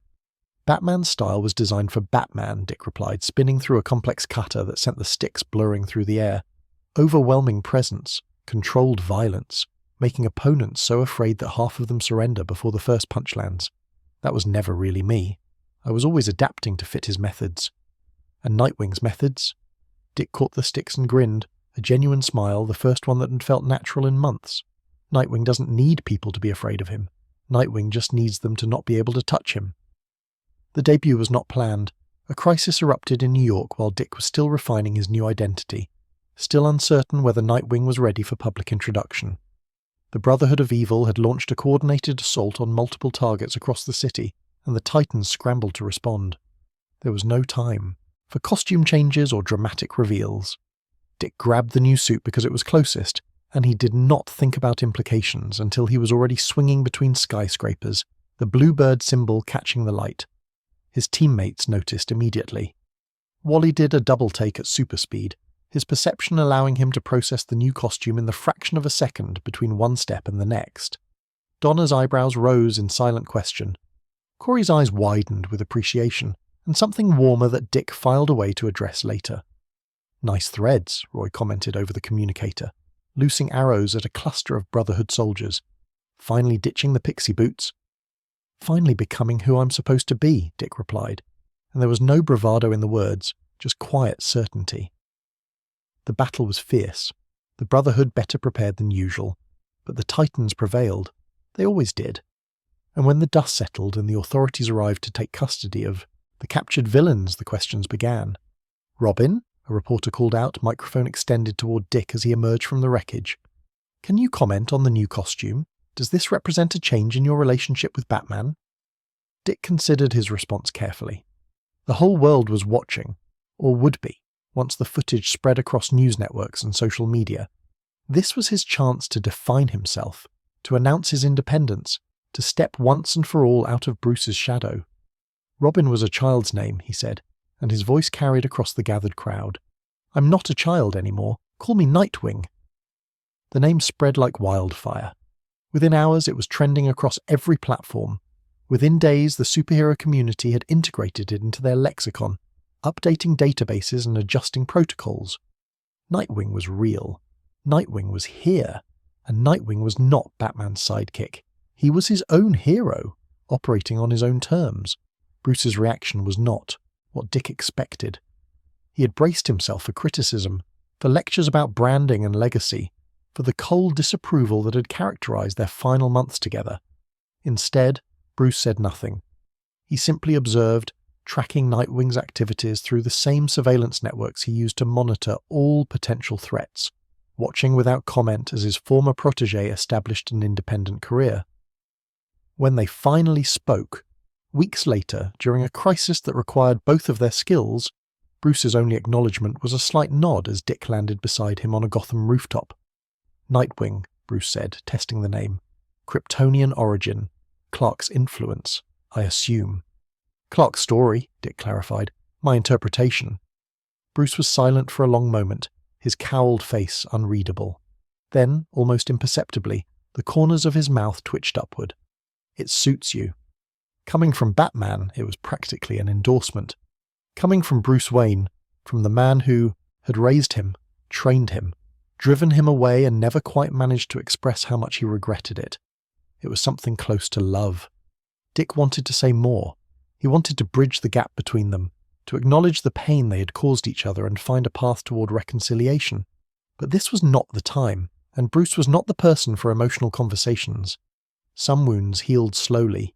Some distances could only be closed one step at a time. "Thanks," Dick said simply. "Now let's go save Gotham." They fought side by side that night, and if their coordination was not quite what it had once been, if years of separation had eroded the perfect synchronization they had developed as Batman and Robin, the foundation remained. They still knew each other. They still trusted each other, despite everything. And when the crisis was resolved and they stood together on the rooftop where they had first met, looking out over the city that had forged them both, Dick understood that he had not lost a father when he shed the Robin identity. He had simply changed the nature of their relationship. They were not mentor and student anymore. They were not even partners, not in the way they had been. They were something more complicated, more adult, more fraught with history and hurt and the stubborn persistence of familial love. They were equals. And for the first time in years, Dick Grayson felt like he could breathe. Gotham would always be Batman's city. That truth had calcified in Dick's mind over years of patrols through its gothic corridors, years of watching Bruce claim every shadow and every rooftop as extensions of his personal war. There was no room in Gotham for two Dark Guardians, no territory unclaimed by the Bat's obsessive jurisdiction. If Nightwing was going to be more than a guest in someone else's kingdom, he needed a domain of his own. He found it 40 miles south, squatting on the Atlantic coast like a tumour that Gotham had tried and failed to excise. Blue Devon had once been a whaling town, prosperous in the brutal way of 19th century industry. When the whales grew scarce and the industry collapsed, the city reinvented itself, first as a shipping hub, then as a manufacturing centre, then as nothing much at all except a convenient dumping ground for everything Gotham did not want. Organised crime had metastasised through its government decades ago, so thoroughly that corruption was no longer a deviation from the norm but the norm itself. The police department was owned by the mob. The mayor's office was a rotating showcase for whichever crime family held the most leverage. The courts processed cases based on bribery rather than evidence, and the prisons served as recruiting centres for the very organisations they were supposed to punish. Where Gotham was gothic, Blüdhaven was merely ugly, a sprawl of industrial decay and abandoned infrastructure, chemical plants leaking toxins into the harbour, tenements crumbling, into streets that had not seen proper maintenance in generations. The architecture lacked Gotham's dramatic flair. There were no gargoyles here, no cathedral spires reaching toward heaven. Just concrete and rust and the accumulated grime of a city that had stopped caring about itself long before Dick Grayson was born. It was perfect. Dick moved into a one-bedroom apartment in the Melville section, a neighbourhood that straddled the line between working-class struggle and outright poverty. His neighbours were dock workers and factory employees, single mothers and retired fishermen, people who had never expected much from life and had received even less. They did not ask questions about the young man who kept odd hours and sometimes came home with mysterious bruises. In Blüdhaven, everyone had secrets. Privacy was the only commodity that remained affordable. He took a job with the Blüdhaven Police Department. The irony was not lost on him. Dick Grayson, trained by Batman to operate, outside the law, had decided to enforce it from within. His application raised eyebrows. His record was too clean, his qualifications too impressive for a department that preferred recruits who could be easily compromised. But Dick had resources that most applicants lacked. He knew how to present himself as hungry enough to be corruptible, and he had documentation that could withstand surface-level scrutiny. The BPD accepted him, assigned him to the graveyard shift in one of the worst precincts, and waited to see whether he would adapt or break. He adapted. During daylight hours, Officer Dick Grayson walked beats through neighbourhoods that cops usually avoided, building relationships with residents who had learned to fear uniforms. He was patient, respectful, genuinely interested in the people he was supposed to protect. He did not take bribes, but he was careful not to make a show of refusing them. Quiet integrity rather than provocative virtue. His fellow officers regarded him with suspicion that slowly softened into grudging respect. At night, Nightwing hunted. The first months were reconnaissance. Dick mapped Blüdhaven's criminal ecosystem with the same methodical precision he had once applied to Gotham's underworld, identifying power structures and pressure points, cataloguing players and relationships. The picture that emerged was both simpler and more intractable than Gotham's Baroque complexity. One man controlled everything. Roland Desmond, Blockbuster. Desmond had been born with a rare combination of advantages: intelligence, ambition, and a complete absence of moral constraint. He had built his criminal empire through strategic violence and strategic patience, eliminating rivals when necessary but preferring to absorb them when possible. His organisation had fingers in every profitable enterprise in Blüdhaven: drugs, gambling, prostitution, arms dealing, corruption, and legitimate businesses that served as fronts for illegitimate ones. He owned judges and journalists, cops and councilmen. He was not merely above the law, he was the law, and everyone who lived in his city existed at his sufferance. A scientific experiment had transformed his body to match his ambitions. The details varied depending on who told the story. Some said it was a pact with a demon, others claimed experimental steroids or genetic manipulation. The result was consistent. Roland Desmond had become a physical monster, nearly 7 feet of muscle and rage, strong enough to punch through walls and durable enough to shrug off conventional weapons. His mind remained sharp even as his body grew monstrous, making him perhaps the most dangerous combination imaginable. A criminal genius with the power to personally enforce his will. Dick's first encounter with Blockbuster set the tone for everything that followed. He had interrupted one of Desmond's operations, a weapons shipment moving through the docks, under cover of a legitimate cargo transfer. The hired, Muscle went down quickly, no match for Nightwing's speed and skill. Dick was securing the last of them when the shadow shifted and something massive emerged from between the shipping containers. Blockbuster moved faster than his bulk should have allowed. His first punch caught Dick in the chest and sent him flying 30 feet into a stack of wooden pallets, shattering them on impact. Before Dick could recover, Desmond was on him again, those enormous hands closing around his throat with crushing pressure. "You're new," Blockbuster observed, his voice surprisingly cultured for a man who looked like he had been carved from granite. "The costume suggests Gotham training. One of Batman's cast-offs, I assume?" Dick drove his knee into Desmond's solar plexus, felt it connect with flesh that barely yielded, and realized with cold clarity that he was outmatched. This was not a fight he could win through technique alone. Blockbuster was stronger, more durable, and fighting on home ground with reinforcements probably already en route. He triggered the flashbang concealed in his gauntlet, using the blinding light to break free of Desmond's grip. By the time Blockbuster's vision cleared, Nightwing had vanished into the maze of containers, already planning his retreat. "Run while you can," Desmond called after him, his voice echoing through the dockyards. "This is my city. Every shadow belongs to me, and the next time we meet, little bird, I will break more than your pride." The war that followed was unlike anything Dick had experienced in Gotham.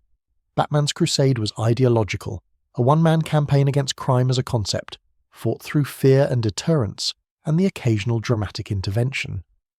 Nightwing's war against Blockbuster was personal from the start.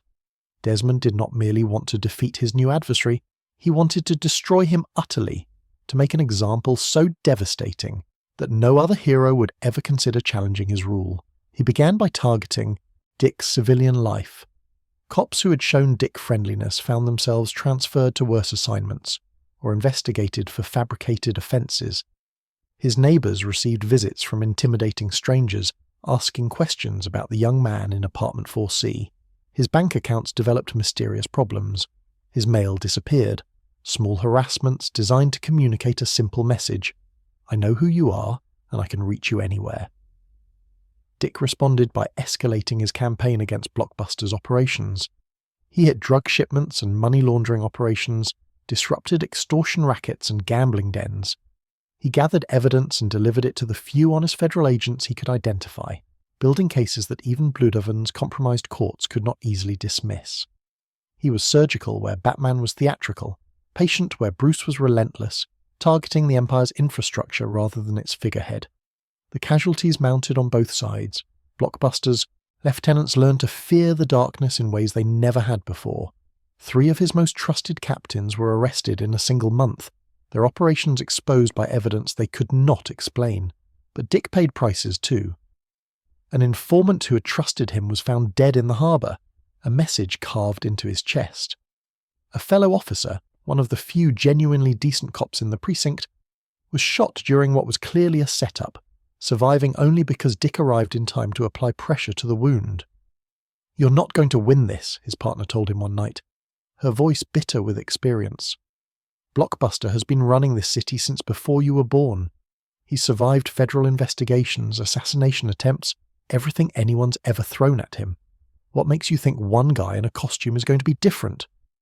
"Because I don't have to beat him," Dick replied. "I just have to make it too expensive for him to keep fighting. Eventually, the cost-benefit analysis changes. Eventually, leaving me alone becomes more profitable than trying to destroy me." His partner laughed without humour.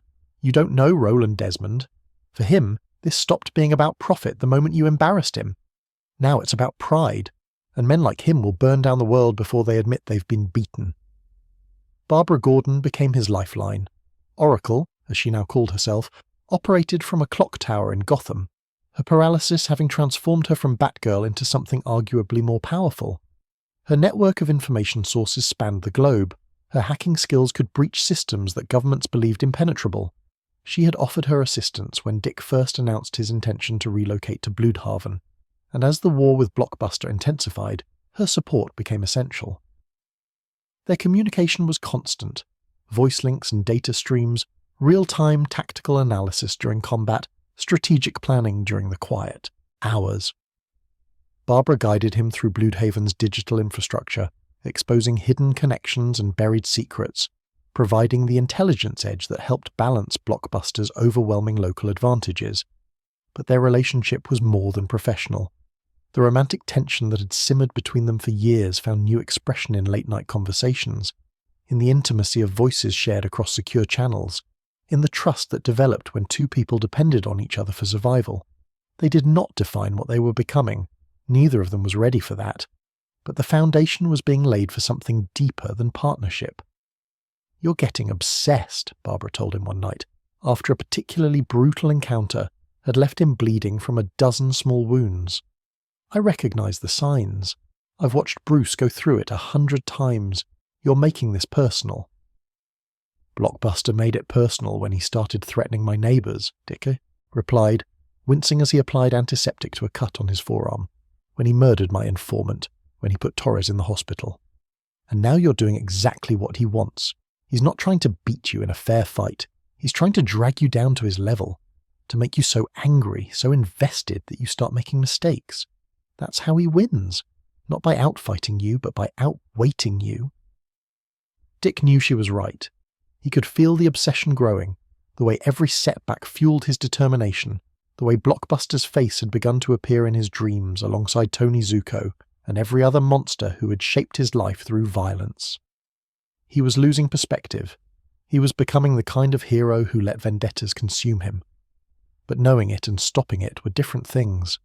The rogues of Bloodhaven were lesser creatures than Gotham's legendary villains, but they were dangerous in their own right. Torque, Dudley Soames, had been a corrupt police inspector, before Blockbuster's punishment for a perceived betrayal left him with his head twisted 180 degrees on his neck.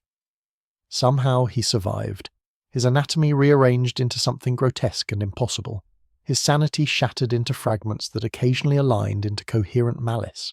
He became a freelance killer, his hatred for Blockbuster exceeded only by his hatred for the Nightwing, who had helped bring about his transformation. Nightwing was a different kind of threat. A vigilante named Tad Ryerstad who had been inspired by Nightwing's example, but lacked the training, ethics, and judgment to be anything other than a menace. He killed criminals with enthusiastic incompetence, his body count including nearly as many innocent bystanders as actual villains. Dick spent almost as much time cleaning up Nightwing's messes as he did fighting Blockbuster's organisation, and the frustration of being associated with such a brutal imitator wore on him. Lady Vic, Lady Elaine, Marsh Morton was an aristocratic assassin whose family had been killing for profit since the Victorian era. Her skills were exceptional, her weapons antique but deadly, her moral compass non-existent. She worked for whoever paid her fee, which meant she had been employed by Blockbuster on multiple occasions to eliminate problems that required a more refined touch than his usual enforcers could provide. Brutal Guillermo Barrera was a former interrogator for a South American regime, a man who had transformed torture into an art form and murder into a vocation. His knife work was surgical in its precision, and he took genuine pleasure in the suffering of his victims. Each of them came for Nightwing at various points during his Bloodhaven tenure. Each of them learned that the hero who had inherited Batman's training was not to be underestimated. But the constant battles extracted their toll, in injuries that never fully healed, in sleep that never came easily, in a weariness that accumulated like sediment in his soul. The relationship with Blockbuster reached its terrible climax over the course of months that felt like years. Desmond had discovered Dick's secret identity, not through detective work but through brute force investigation, hiring enough people to watch enough places until the pattern became clear. With that knowledge came new leverage. He targeted everyone Dick cared about, his neighbours, his co-workers, his remaining family connections. He made it known that anyone who associated with Dick Grayson was fair game, that the price of Nightwing's continued resistance would be paid in innocent blood. The final confrontation came in Blockbuster's own headquarters, a fortified penthouse overlooking the Bloodhaven skyline, accessible only to those Desmond chose to admit. Dick breached the building alone, fighting through layers of security, driven by a desperation that had eclipsed tactical wisdom. By the time he reached Desmond, he was exhausted, wounded, operating on adrenaline and fury. They fought. It was not elegant or choreographed, just two men trying to destroy each other, crashing through furniture and walls, trading blows that would have killed lesser combatants. Dick's speed and skill countered Blockbuster's strength and durability, but neither could gain a decisive advantage. They were too evenly matched, too committed, too far past the point where surrender was possible. In the end, it was not Nightwing who killed Roland Desmond. Tarantula, Catalina Flores, had been an ally of sorts, a violent vigilante whom Dick had tried to mentor and moderate. She arrived at the penthouse as the battle reached its peak, found Blockbuster vulnerable for a single critical moment, and put a bullet through his brain. Dick watched his nemesis die and felt nothing like victory. He had wanted justice. He had wanted to prove that Blockbuster could be defeated without becoming like him. Instead, he had watched a murder, had failed to prevent a murder, and the blood was on his hands as surely as if he had pulled the trigger himself. The aftermath was complicated in ways that would haunt him for years.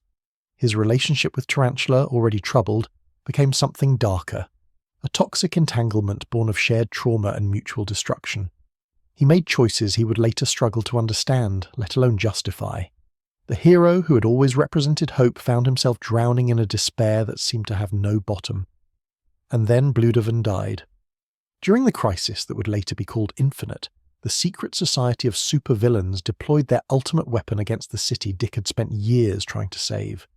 Chemo, a massive construct of living toxic waste, was dropped from the sky like a bomb, its impact unleashing a chemical apocalypse that killed over 100,000 people in minutes.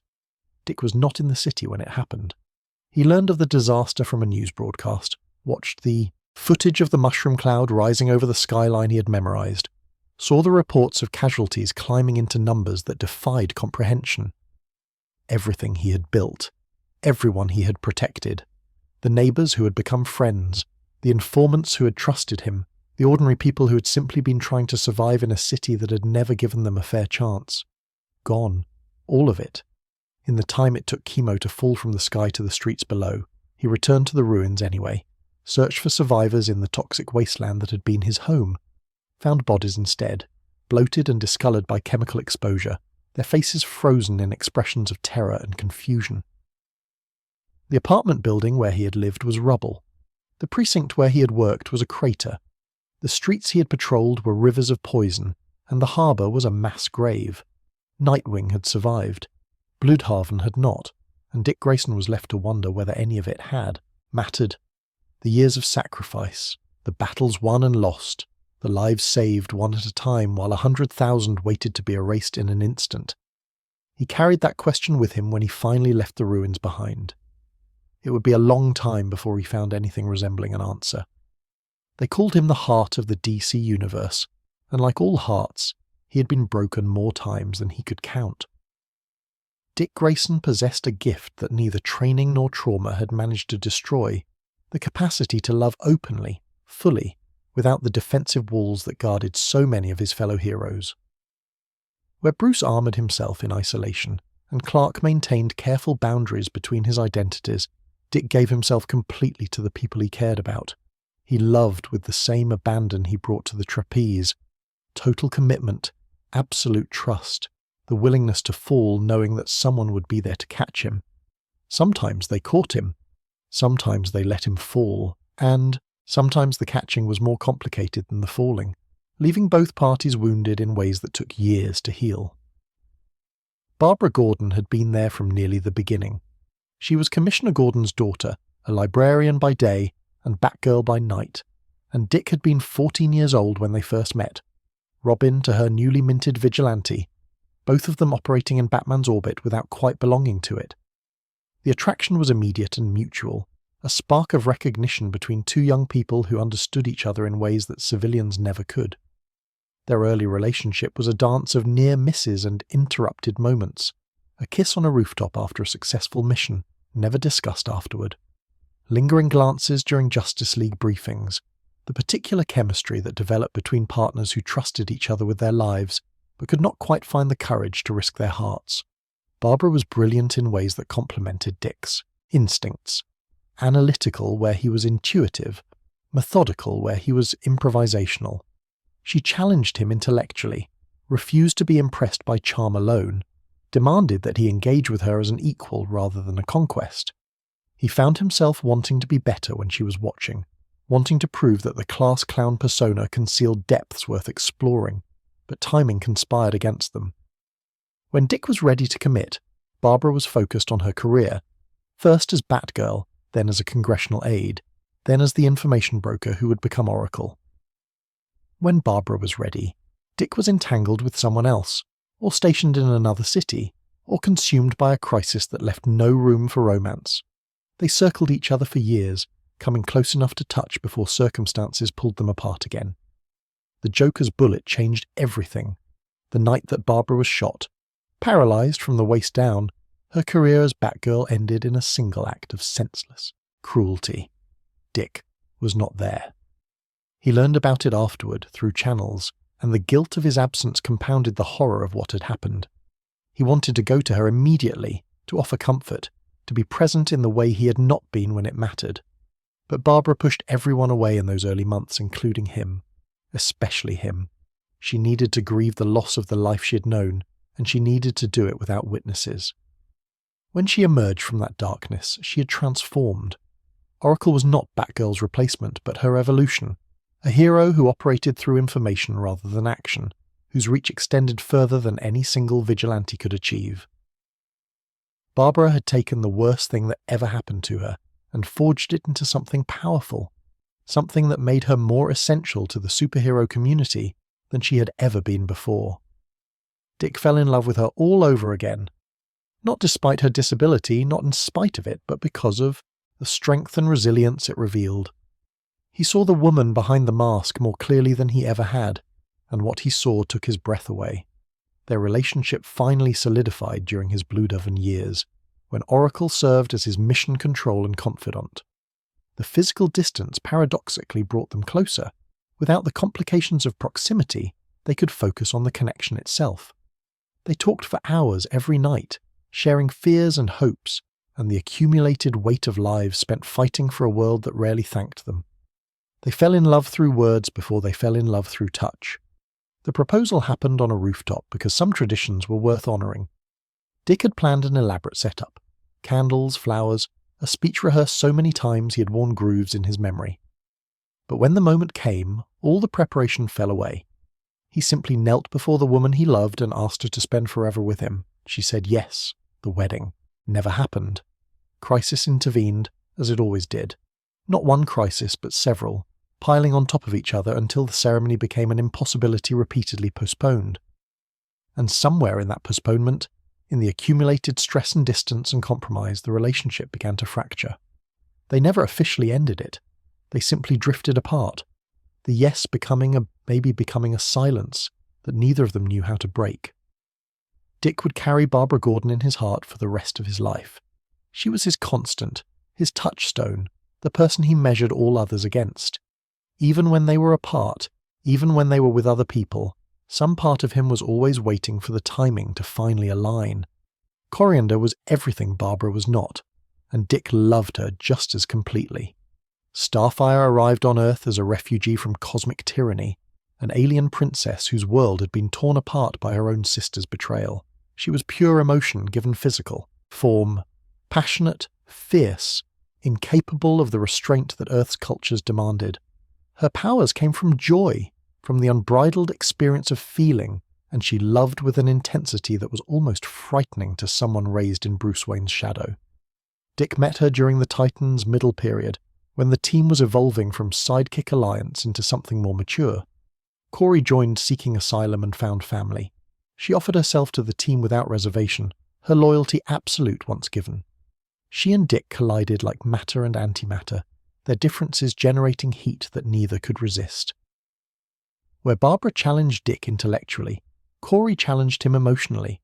She demanded that he feel things fully, that he stop hiding behind jokes and deflection, that he acknowledge the passion she could see burning beneath his controlled exterior. She taught him that vulnerability was not weakness, that expressing emotion was not the same as being ruled by it. In her arms, he discovered parts of himself that Bruce's training had suppressed. Their relationship was volcanic, explosive arguments followed by equally explosive reconciliations, jealousies and misunderstandings, and declarations of love that shook the walls of Titan's Tower. It was unhealthy by conventional standards, codependent and consuming, but it was also genuine. Dick loved Corey with everything he had, and she loved him the same way. They became engaged.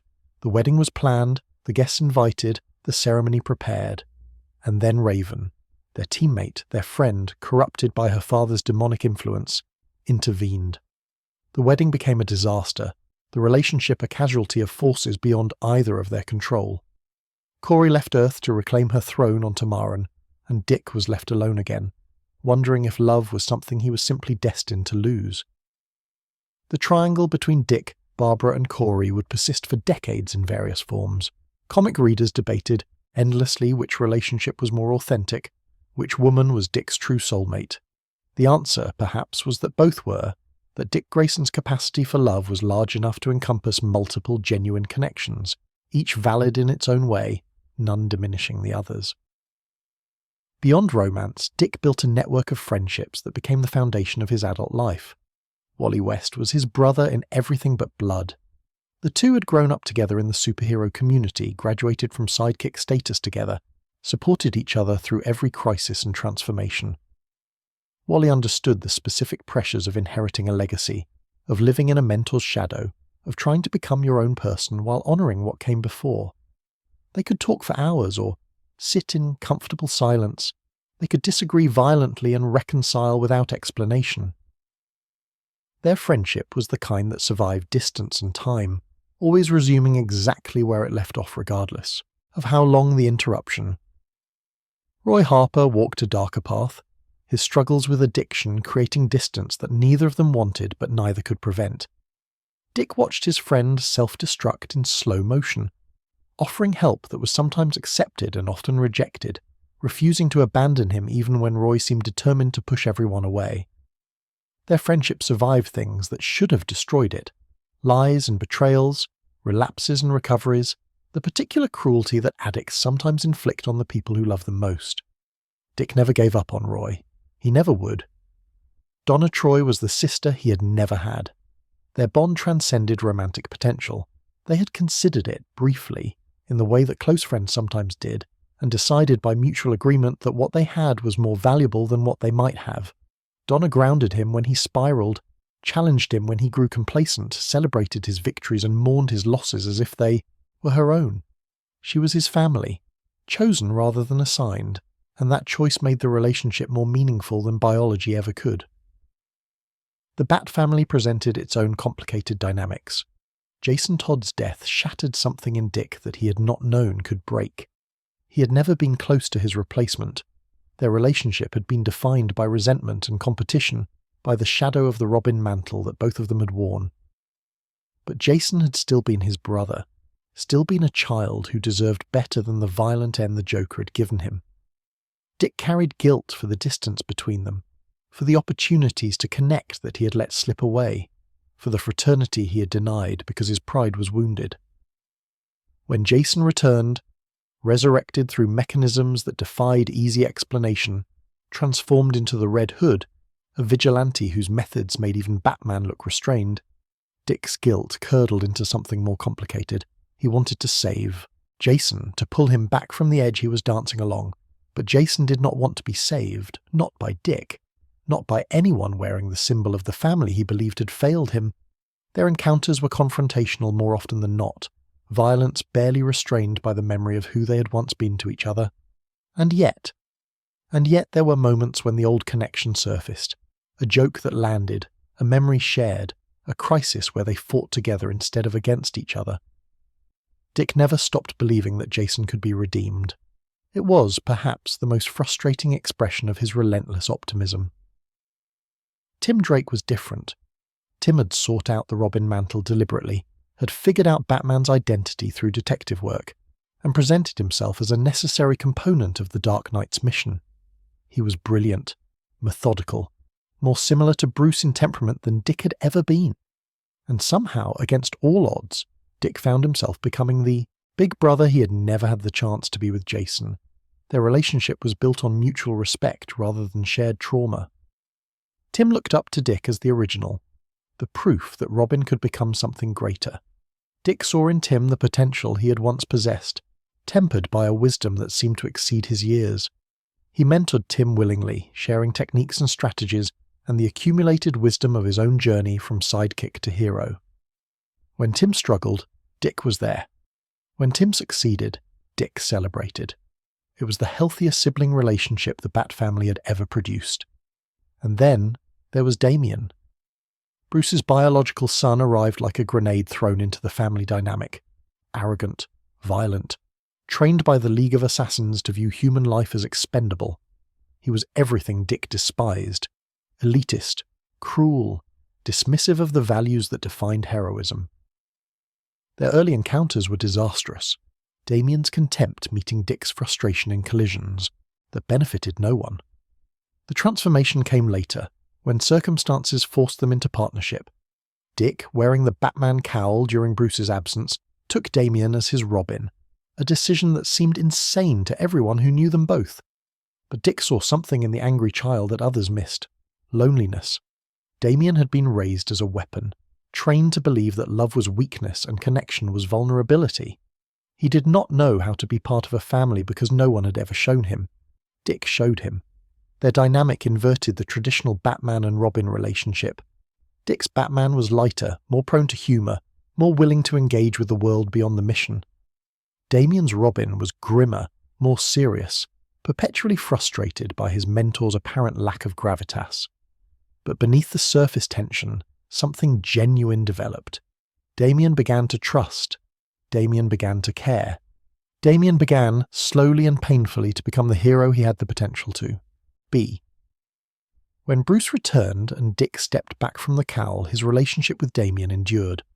The boy who had once dismissed him as inferior to his father now sought his counsel, valued his opinion, defended him against criticism. Dick had accomplished something Bruce never had. He had reached Damien's heart. The connections Dick Grayson built over his lifetime formed a web that spanned the entire superhero community. He was trusted by everyone, liked by nearly everyone, respected by people who agreed on little else. Superman considered him a worthy successor to the legacy of heroism. Wonder Woman praised his compassion. The Justice League treated him as a peer rather than a junior member. This was Dick's true superpower, not the acrobatics or the combat skills or the detective training, but the ability to inspire love and loyalty in others. He made people want to be better. He made them believe that better was possible. In a world full of darkness, he carried light wherever he went. The relationships he built were not always successful. Some ended in heartbreak, others in estrangement, others in the particular grief of watching people he loved suffer and being unable to stop it. But Dick never stopped reaching out, never stopped believing that connection was worth the risk of loss. Because he understood, in a way that Bruce never had, that the mission was not just about stopping criminals. It was about building something worth protecting. It was about creating bonds that made the sacrifices meaningful. It was about love, romantic and platonic, familial and chosen, as the foundation upon which everything else was built. Without love, there was only the fight. And the fight by itself was not enough to sustain a life. The message arrived through channels that should not have existed, encoded in frequencies that only 3 people on Earth knew how to decode. Dick was in New York when it reached him, coordinating a Titans operation that suddenly seemed trivial against the weight of the words scrolling across his communicator. Bruce was gone, not missing, not captured, not temporarily displaced by some villain's scheme. Gone in the final, irreversible way that heroes rarely acknowledged until they were forced to confront it. The details were fragmentary. Something about Darkseid, about the Omega Sanction, about a battle at the end of reality itself. But the outcome was clear. Batman had fallen, the Dark Knight was dead, and the world was about to discover what happened when Gotham lost its protector. Dick did not believe it at first. He had seen Bruce survive the unsurvivable so many times that death seemed almost philosophically impossible. A concept that applied to other people, but not to the man who had trained himself into something beyond human limitation. There had to be an explanation, a contingency, a secret plan that would reveal itself in the 11th hour and restore the natural order. Bruce Wayne did not die. Bruce Wayne always had another card to play. But the hours passed, and no revelation came. The Justice League confirmed what Dick already knew in his heart. Bruce's body had been recovered from the ruins of the final battle, his cowl scorched, his cape in tatters. The man who had shaped Dick's life more profoundly than anyone except his parents was truly, irrevocably gone. The grief that followed was unlike anything Dick had experienced since childhood. It crashed over him in waves, denial giving way to anger, anger to despair, despair to a numbness that made the simplest tasks feel impossible. He had prepared himself for many losses over the years, had understood intellectually that the lives they led made early death almost inevitable. But understanding and experiencing were different things, and the reality of Bruce's absence carved a hollow in his chest that nothing seemed capable of filling. Gotham noticed immediately. The criminals of the city possessed a survival instinct honed by years of fearing the shadows. They knew when the predator was hunting, and when the hunting grounds lay empty. Within days of Batman's disappearance, the underworld began to stir. Small crimes first, muggings and burglaries, the opportunistic violations that Batman's presence had suppressed. Then larger operations as confidence grew. The message spread through every criminal network. The Bat was gone, and Gotham was open for business. The Bat family scrambled to fill the void. Tim Drake patrolled with desperate intensity, stretching himself across territories that had taken Bruce years to establish. Damian Wayne, still adjusting to life outside the League of Assassins, channeled his grief into violence that concerned everyone who witnessed it. Barbara coordinated from the clock tower, deploying resources and gathering intelligence, trying to maintain the illusion of Batman's continued presence through strategic misdirection. But illusions could only last so long. Gotham needed Batman, not the memory of him, not the suggestion of him, but the actual cowled figure striking fear into criminal hearts. Someone had to wear the symbol, someone had to become what Bruce had been. The question of succession tore the family apart. Jason Todd made his claim first, and he made it with characteristic brutality. The Red Hood had been operating on the fringes of the Bat family for years, his methods too extreme for acceptance, but his connections too deep for complete exile. Bruce's death severed whatever remaining restraint had kept Jason from pursuing his own vision of justice. He saw an opportunity, not just to claim the Batman mantle, but to reshape it, to prove that his philosophy had been right all along. Jason's Batman was a nightmare given form. He wore a modified costume that bristled with weapons, guns prominently displayed where Bruce had always refused to carry them. He killed without hesitation, executing criminals who had previously received only broken bones and prison sentences. He declared war not just on crime, but on the very concept of mercy, arguing that Bruce's refusal to use lethal force had allowed monsters to keep destroying lives. He failed, Jason proclaimed during one of their confrontations, his voice distorted by the cowl he had no right to wear. Every criminal he put away got out again. Every life he saved was paid for with 10 more that died because he wouldn't finish the job. I'm going to be the Batman that Gotham actually needs, not the one Bruce's conscience allowed him to be. Dick understood Jason's pain even as he rejected his methods. They had both been Robin. They had both been shaped by Bruce's obsession. The difference was that Dick had found other foundations, the Titans, his own identity, relationships that existed outside the mission, while Jason had nothing except the wound that defined him. Bruce wasn't perfect, Dick replied. His escrima sticks ready but not yet raised. He made mistakes. He failed people, including you. But what you're doing isn't honouring his legacy, it's desecrating it. You're not Batman, you're just a killer wearing his face. Their battle was vicious, personal in ways that transcended ideology.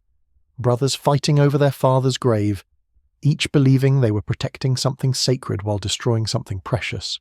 Dick won, barely, painfully, with injuries that would take weeks to heal, and Jason retreated into the shadows to lick his wounds and plot his next move. But defeating Jason did not solve the fundamental problem. Gotham still needed Batman, and Dick still was not certain he was willing or worthy to become him. Tim Drake became the voice of inevitability.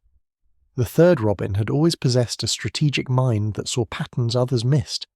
He had recognized years ago that Dick was the only viable candidate for succession, the only person who combined the skills, the experience, and the moral authority to wear the cowl, without corrupting what it represented.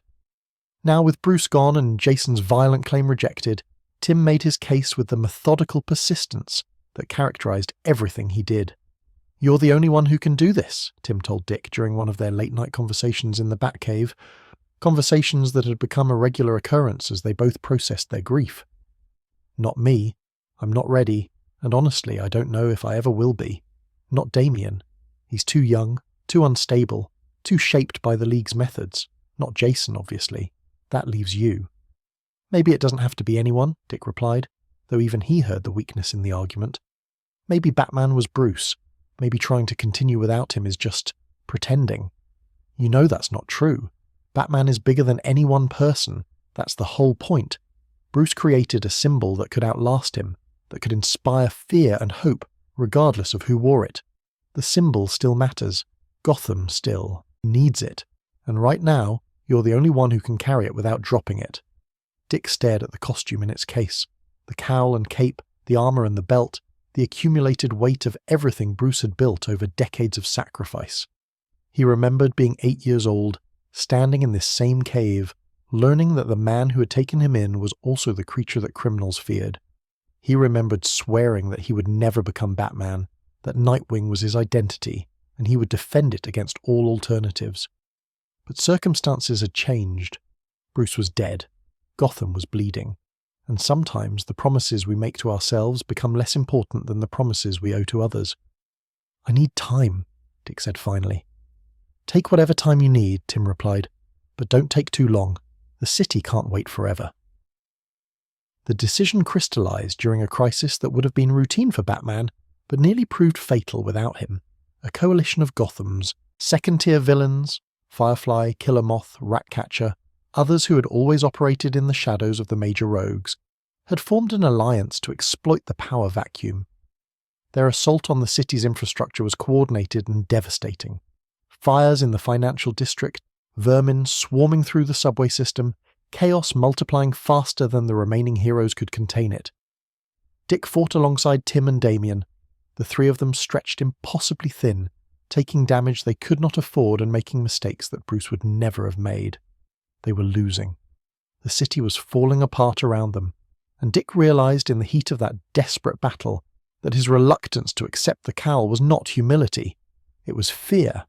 He was afraid of failing Bruce's legacy, afraid of wearing the symbol and proving unworthy of it, afraid of becoming something that consumed him, the way it had consumed the man who created it. He had spent his entire adult life defining himself against Batman, insisting that Nightwing represented a different path. Lighter, freer, unburdened by the obsession that drove the Dark Knight. But Gotham did not need Nightwing right now. Gotham needed Batman, and Dick's fear was a luxury that innocent people were paying for with their lives.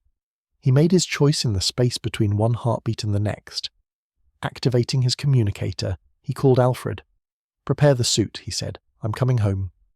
Dick Grayson's Batman was not Bruce Wayne's Batman, and he refused to pretend otherwise. The costume was modified to accommodate his fighting style, lighter armor, more flexibility, adjustments that allowed for the acrobatic maneuvers that had always defined his combat approach. He kept the symbol, the cape, the essential iconography that criminals had learned to fear. But the way he moved within that iconography was distinctly his own. Where Bruce had been a force of nature, implacable and overwhelming, Dick was Quicksilver, fluid, unpredictable, dancing through fights with a grace that seemed almost playful.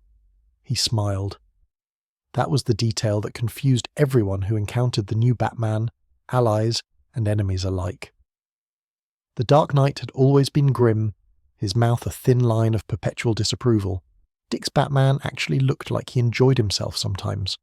A slight upturn of the lips, a flash of humour in situations that Bruce would have treated with deadly seriousness. "You're not scary enough," Damian complained after one of their early patrols together. The boy had been assigned as Dick's Robin, a decision that made tactical sense but personal chaos, given their complicated history. "Batman is supposed to terrify criminals? You look like you're having fun." "I am having fun," Dick replied, which only deepened Damian's scowl. "That doesn't mean I'm not serious. It just means I don't have to be miserable to be effective." Their partnership was the inverse of everything Batman and Robin had traditionally represented. Damian was intense, humourless, prone to violence that exceeded tactical necessity. Dick was the moderating influence, pulling his Robin back from edges that Bruce had always walked alone. It should not have worked. Every observer expected the arrangement to collapse within weeks, destroyed by the fundamental incompatibility of their temperaments. Instead, something unexpected happened. They began to balance each other. Damian needed someone who would not be intimidated by his bluster, who would call him out when he crossed lines and praise him when he exceeded expectations. Dick provided that, firm but affectionate, treating Damian as a partner rather than a subordinate, believing in the boy's potential even when Damian himself did not. And Dick needed someone to protect, someone whose well-being gave the mission personal stakes beyond abstract justice. Damian, for all his arrogance and violence, was still a child who had never been properly loved. He needed family as desperately as Dick needed purpose. They became, against all odds, exactly what each other required. The Rogues Gallery tested the new dynamic duo with characteristic enthusiasm. Professor Pig was the first major threat, a deranged surgeon who transformed victims into Dollartrons, brain-damaged automatons with doll masks fused to their faces. His circus of strange was a nightmare carnival of freaks and monsters, a dark mirror of the circus that had shaped Dick's childhood. The confrontation was personal in ways that Pig could not have anticipated, and Dick's victory was more savage than his usual style would suggest. The Joker's response to the new Batman was more unsettling. The Clown Prince of Crime recognized immediately that the man beneath the cowl had changed. He had spent too many years studying his nemesis to be fooled by a costume. But instead of outrage, Joker displayed something approaching delight. "A new playmate," he crowed during their first encounter, his green eyes gleaming with manic interest. "Oh, this is going to be fun." The old Bat was so predictable, so serious, so utterly convinced that our little dance meant something. But you're different. You actually enjoy the game, don't you? You understand that it's all just performance all the way down. Dick did not take the bait. He had seen what the Joker did to people who engaged with his philosophy, had watched the madman destroy lives through nothing more than conversation. But the Joker's observation lingered in his mind long after the villain was secured in Arkham. Was he different? Had he changed the meaning of Batman simply by wearing the cowl, or had the cowl changed him? Two-Face, Riddler, Penguin, each of them probed the new Batman for weaknesses, testing whether the symbol retained its power when worn by different flesh. Dick passed each test, not by becoming Bruce, but by finding his own way to embody what Batman represented. Fear was still a weapon, but so was hope. The shadows still belonged to the Bat, but light could exist within them. Bruce Wayne returned because death was never permanent for those who refused to accept it. The details were cosmic in scope: time travel, archaeological evidence, a journey through history that had deposited Bruce in eras far removed from his own. He had not died in the conventional sense. He had been displaced, lost in the time stream, fighting his way back to the present through sheer force of will. When he finally emerged, Gotham had a Batman again, two of them technically, and the question of succession reasserted itself with uncomfortable urgency. Dick offered to step aside immediately. The cowl had never been his ambition. He had worn it out of necessity, filling a void that Bruce's absence had created. Now that Bruce was back, the natural order could be restored. Nightwing would return, and Batman would be Batman again. But Bruce surprised him. "You've done well," Bruce said, and the words carried weight that only those who knew him could appreciate. Praise from Batman was rare. Praise that acknowledged genuine achievement was almost unprecedented. "The city is stable. The family is functional. You've proven that Batman can be more than one thing, more than one person." "It's your legacy," Dick replied. "I was just keeping the seat warm." "No," Bruce's voice was firm. "You were doing what needed to be done in your own way. That's not caretaking, that's heroism." He paused, something unreadable moving behind his eyes. "I'm proud of you, Dick. I should have said that more often. I should have said it every day." The words hit Dick harder than any punch he had ever received. He had spent years seeking Bruce's approval, then more years insisting he no longer needed it. Hearing it now, offered freely and without reservation, dissolved barriers he had not known he was still maintaining. They did not embrace, that was not who they were, not how they expressed emotion. But something passed between them in that moment, some acknowledgement of everything they had been to each other, and everything they might still become. Batman Incorporated emerged from Bruce's return, a global expansion of the Batman concept, franchising the symbol to heroes around the world. Dick returned to the Nightwing identity, not as a demotion but as a choice. He had proven he could be Batman. He no longer needed to prove it. Nightwing was who he was, and that was enough. But the months he spent beneath the cowl had changed him in ways that would never fully reverse. He had stood in Bruce's place, faced Bruce's enemies, carried Bruce's burden. He understood now what his mentor had sacrificed, what the mission had cost him, why Batman was the way he was, and he had proven to Gotham, to the superhero community, to himself, that Dick Grayson was worthy of the legacy. Not as a copy of Bruce Wayne, but as something new, something that honoured the past while pointing toward the future. The boy who had watched his parents fall had become the man who could catch the entire city. The device was strapped to his chest and the countdown had already begun. Dick Grayson hung suspended in a machine designed for one purpose: to kill him slowly while the entire world watched. The crime syndicate, evil counterparts from a parallel Earth, twisted reflections of the Justice League, had conquered the planet in a matter of hours, overwhelming defences that should have been impenetrable, scattering or capturing every hero who tried to resist. Now they were broadcasting their victory, and Dick was the centrepiece of their demonstration. His mask had been removed. His face was visible to every camera, every screen, every device connected to the global network the syndicate had hijacked. The secret he had protected since childhood, the identity that allowed him to walk among civilians, to maintain relationships outside the mission, to be something other than a target, was gone. Dick Grayson was Nightwing. The world knew, and in approximately 4 minutes Dick Grayson would be dead. The murder machine, that was what the syndicate called their contraption, worked by extracting the victim's heartbeat. Each pulse of his heart brought him closer to termination, a countdown measured not in seconds but in the rhythm of his own life. He could feel it working, feel something being drained from his chest with every beat, and he understood with cold clarity that there was no escape. Not this time. The restraints were too strong, the technology too advanced, and every hero who might have saved him was either defeated or in hiding. He thought about the people he loved. Barbara, who would see this broadcast and know that their story was ending without resolution. Tim, who would blame himself for not being there. Damien, who would probably try to destroy the entire syndicate single-handedly and get himself killed in the process. Alfred, who had buried Bruce's parents and would now have to bury another son. He thought about Bruce, who had taken in a grieving circus boy and given him purpose, who had pushed him away and pulled him back and never quite managed to say the words that both of them needed to hear. He hoped Bruce would understand. He hoped Bruce would forgive himself for not preventing this. The countdown continued. His heart beat, and Dick Grayson prepared to die. Lex Luthor saved him, which was perhaps the most disorienting detail of an already surreal experience. Luthor had his own reasons for opposing the crime syndicate. Territorial reasons, ego reasons, the fundamental objection of a would-be conqueror to being conquered by someone else. He had assembled a team of villains willing to fight against the greater threat, and that team had infiltrated the syndicate's broadcast facility at exactly the right moment. The murder machine could only be stopped one way, by stopping Dick's heart completely. Luthor did it with clinical efficiency, using a device that induced instant cardiac arrest. For 37 seconds, an eternity measured in cellular death and oxygen deprivation, Dick Grayson was clinically dead.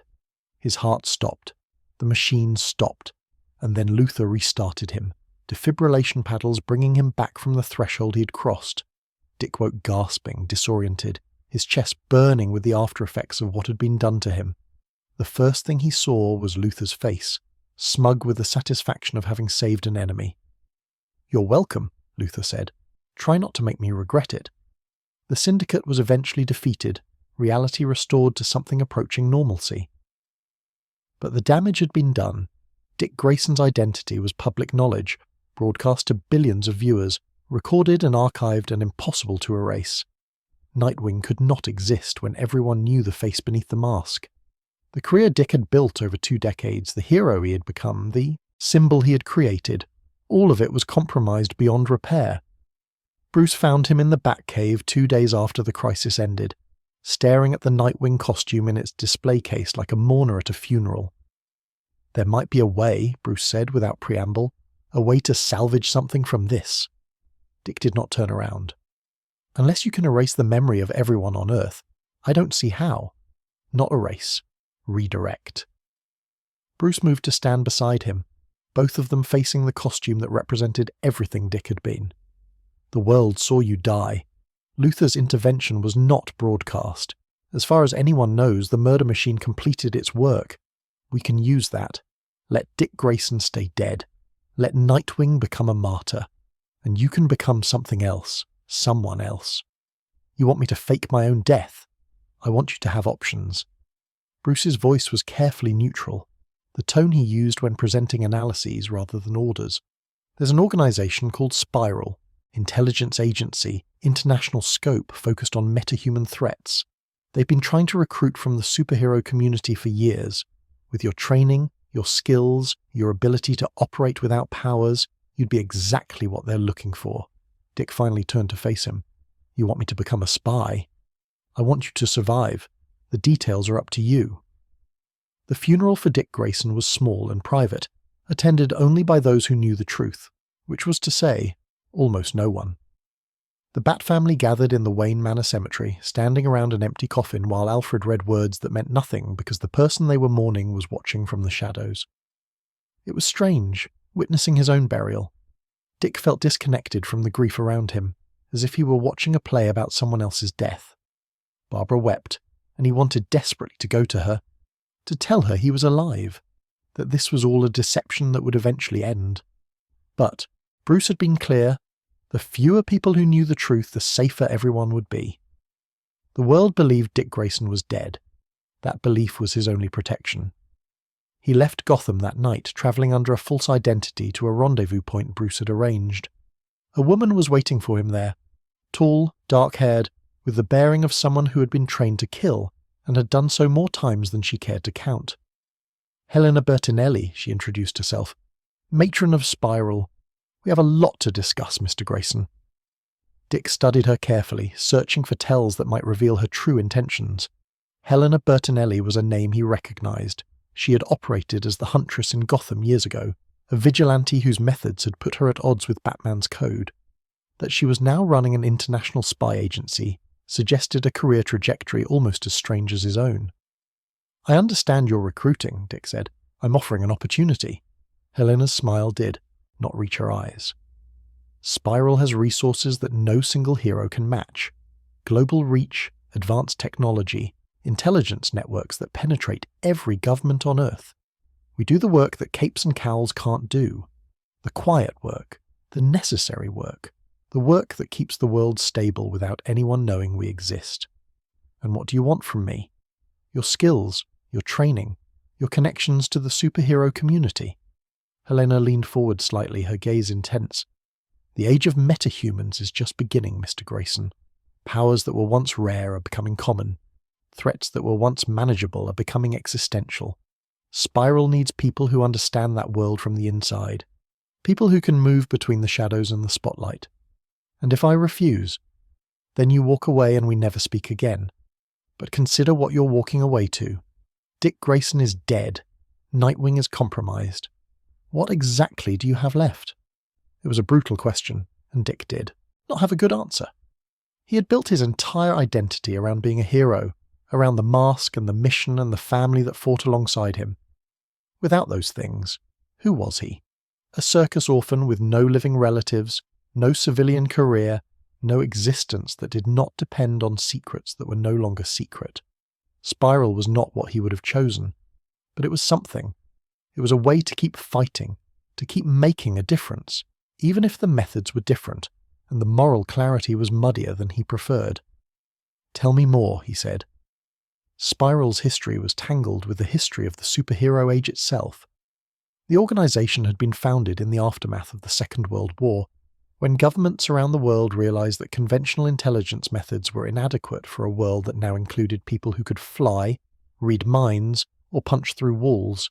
Spiral was designed to be the answer, a multinational agency that could monitor, assess, and if necessary neutralize metahuman threats without the political complications of national allegiance. Over the decades, Spiral had evolved through multiple incarnations, each reflecting the paranoia and priorities of its era. It had been a force for stability and a tool for oppression, depending on who was running it and what goals they pursued. The current iteration, under Helena's leadership, positioned itself as a neutral arbiter, gathering intelligence on superheroes and supervillains alike, intervening only when the balance of power threatened to tip in dangerous directions. Their headquarters was a mobile installation called St. Hadrian's Finishing School for Girls, hidden in plain sight as an elite boarding school in the English countryside. The students were real, daughters of diplomats and industrialists, receiving an education that would prepare them for lives of privilege and influence. The staff were spies, the facilities concealed training grounds and weapons, laboratories, and the entire operation moved periodically to prevent detection. Dick arrived at St. Hadrian's expecting skepticism and hostility. What he found was something more complicated. An organisation that genuinely believed it was doing good, even as it employed methods that made him deeply uncomfortable. "We're not heroes," Helena explained during his orientation. "We're not villains either. We're pragmatists. We do what needs to be done to keep the world from tearing itself apart, and we don't waste time worrying about whether our methods would be approved by the Justice League." And if those methods cross lines that shouldn't be crossed? Helena's expression flickered with something that might have been respect. "Then we count on agents like you to tell us. That's why we recruit from the hero community, Grayson. Not just for skills, but for perspective. You're our conscience. Try not to let it get in the way too often." He became Agent 37, and the work was unlike anything he had done before.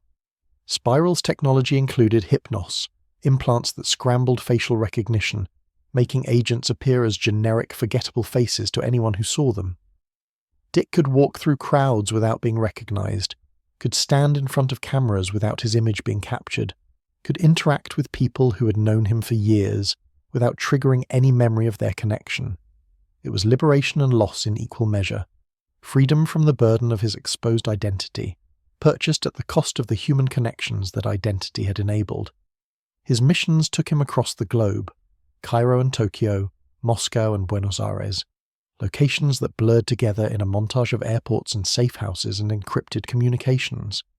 He infiltrated criminal organizations, extracted information from hostile governments, neutralized threats that the Justice League never knew existed. The work was morally grey in ways that superheroism rarely was.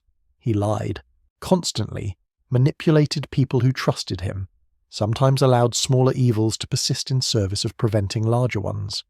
His partner was a man called Tiger, real name unknown, background classified, temperament perpetually hostile. Tiger had been Spiral's top agent before Dick's arrival, and he resented the newcomer with an intensity that bordered on obsession. They fought constantly, their styles and philosophies clashing on nearly every mission. Yet somehow, over months of shared danger and reluctant cooperation, something like respect developed between them. Tiger recognized Dick's competence even as he criticized his sentimentality. Dick appreciated Tiger's efficiency, even as he questioned his willingness to cross ethical lines. They became, if not friends, then something adjacent to it, allies who would die for each other while continuing to argue about everything else.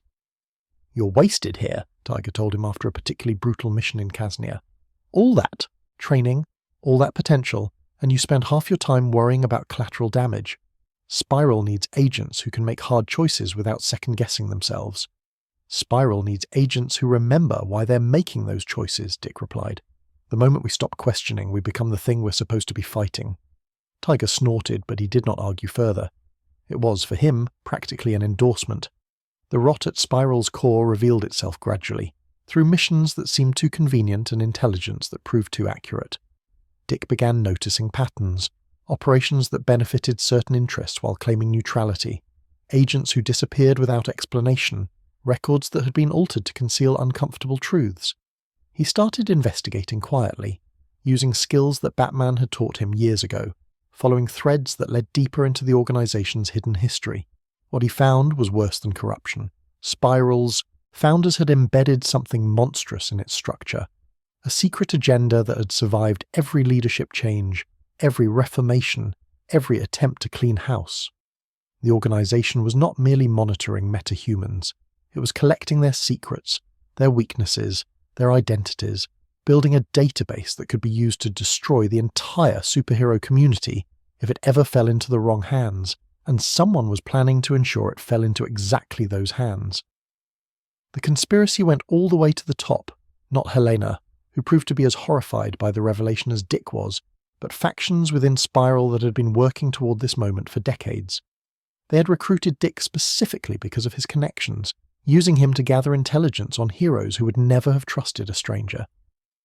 Every mission he had completed, every piece of information he had collected, had been feeding their ultimate objective. The confrontation that followed was one of the most difficult of Dick's career. He had to fight people he had considered colleagues, disable systems he had helped build, destroy an organization that had given him purpose when he had lost everything else. Helena fought beside him, their complicated history set aside in service of preventing catastrophe. In the end, they succeeded. Spiral's conspiracy was exposed, its leadership dismantled, its dangerous databases destroyed before they could be weaponized. But the victory felt hollow. Dick had spent months believing he was making a difference, only to discover that he had been a tool for something far darker than he had imagined. The resurrection of Nightwing was not a single moment, but a gradual reclamation. Dick returned to the superhero community slowly, re-establishing connections that had frayed during his absence. His identity was still compromised. The footage of his unmasking still existed, still circulated in certain corners of the internet, but time and other crises had diluted its impact. The world had moved on to new disasters, new scandals, new threats that demanded attention. Dick Grayson's face was no longer front-page news. He put on the costume again during a crisis that required all hands swinging into battle alongside heroes who had believed he was dead. The moment he landed, the familiar weight of the escrima sticks in his hands, the wind catching his cape, he felt something click back into place inside himself. This was who he was. This was who he had always been. Spiral had been a detour, necessary perhaps, educational certainly, but not a destination. Barbara found him afterward, her expression cycling through emotions too complex to name. She slapped him first, hard enough to sting through the mask. Then she pulled him into an embrace that lasted longer than either of them would later admit. "Don't you ever do that to me again," she whispered against his shoulder. "I'm sorry," he replied, and he meant it more completely than he had ever meant anything. The death of Dick Grayson had been a lie, but the resurrection of Nightwing was truth, and he intended to make it count for something. The city had rebuilt itself from poison and ash, but the scars remained. Dick stood on a rooftop overlooking the Blue skyline, watching the lights flicker in windows that had not existed 3 years ago. The chemical apocalypse that had killed over 100,000 people had been followed by reconstruction on a scale rarely seen outside of wartime, federal money pouring in, corporations competing for development contracts, a municipal government desperate to prove that the city could rise from its toxic grave. The result was a strange hybrid, gleaming new construction standing adjacent to pre-disaster ruins, gentrified neighborhoods pushing against pockets of poverty that the renewal had somehow missed. It was still ugly. It was still corrupt. It was still the city that had nearly broken him during his first tenure as its protector. It was still home. The decision to return had not been made lightly. Dick had options. Gotham would always welcome Nightwing. The Titans needed leadership, and a dozen other cities would have celebrated his arrival. But Blue pulled at him with a gravity that defied rational analysis. He had unfinished business here. He had ghosts to lay to rest. And somewhere beneath the pragmatic justifications, he simply missed it. The particular flavor of its corruption, the specific texture of its darkness, the way its people kept fighting even when the odds were impossible. He had failed Bloodhaven once. He would not fail it again. The new apartment was in a neighborhood called the Rick, named after some long-forgotten developer whose ambitions had exceeded his funding. It occupied the boundary between the reconstructed downtown and the older districts that had survived chemo's impact, a transitional zone where young professionals brushed shoulders with long-time residents who could not afford to move. Dick liked the mix, the energy of renovation tempered by the authenticity of history, the promise of change balanced against the memory of what had been. His neighbours were curious about the athletic young man who kept odd hours and sometimes came home with unexplained injuries. He gave them a cover story, personal trainer, flexible schedule, prone to accidents during extreme sports demonstrations, and they accepted it with the indifferent politeness that urban living demanded. In Blue everyone had secrets. One more was barely noteworthy. The first weeks were reconnaissance, the same patient mapping he had performed years ago during his initial campaign. The criminal landscape had shifted dramatically in his absence. Old powers had fallen during the chaos of the chemical attack. New ones had risen in the vacuum. The police department had been reformed multiple times, each iteration promising change and delivering only different flavours of corruption. The political establishment had been entirely replaced, though the new faces seemed to be making the same compromises as their predecessors. Blockbuster was dead, truly dead this time, his criminal empire dismantled during the crisis, his legacy scattered among lesser pretenders who lacked the vision or the power to reassemble it. That was something, at least. Dick would not have to face his old nemesis again, but nature abhorred a vacuum, and Bloodhaven's underworld was proving that principle with enthusiasm. The runoffs found him before he found them. They were a group of reformed villains, or villains attempting reform, the distinction being more aspirational than actual. They had served their sentences, completed their rehabilitation programs, and been released into a world that wanted nothing to do with them. Employment was impossible when your background check revealed convictions for metahuman crimes. Housing was scarce when landlords learned your history. Society had declared them reformed, then refused to give them anywhere to practice that reformation. They had banded together for survival, pooling resources and supporting each other through the particular challenges of post-incarceration life. Their leader was a woman named Facer, Shawn Sang, who had operated as a minor villain before a prison term, and a lot of therapy had convinced her that there might be better uses for her talents.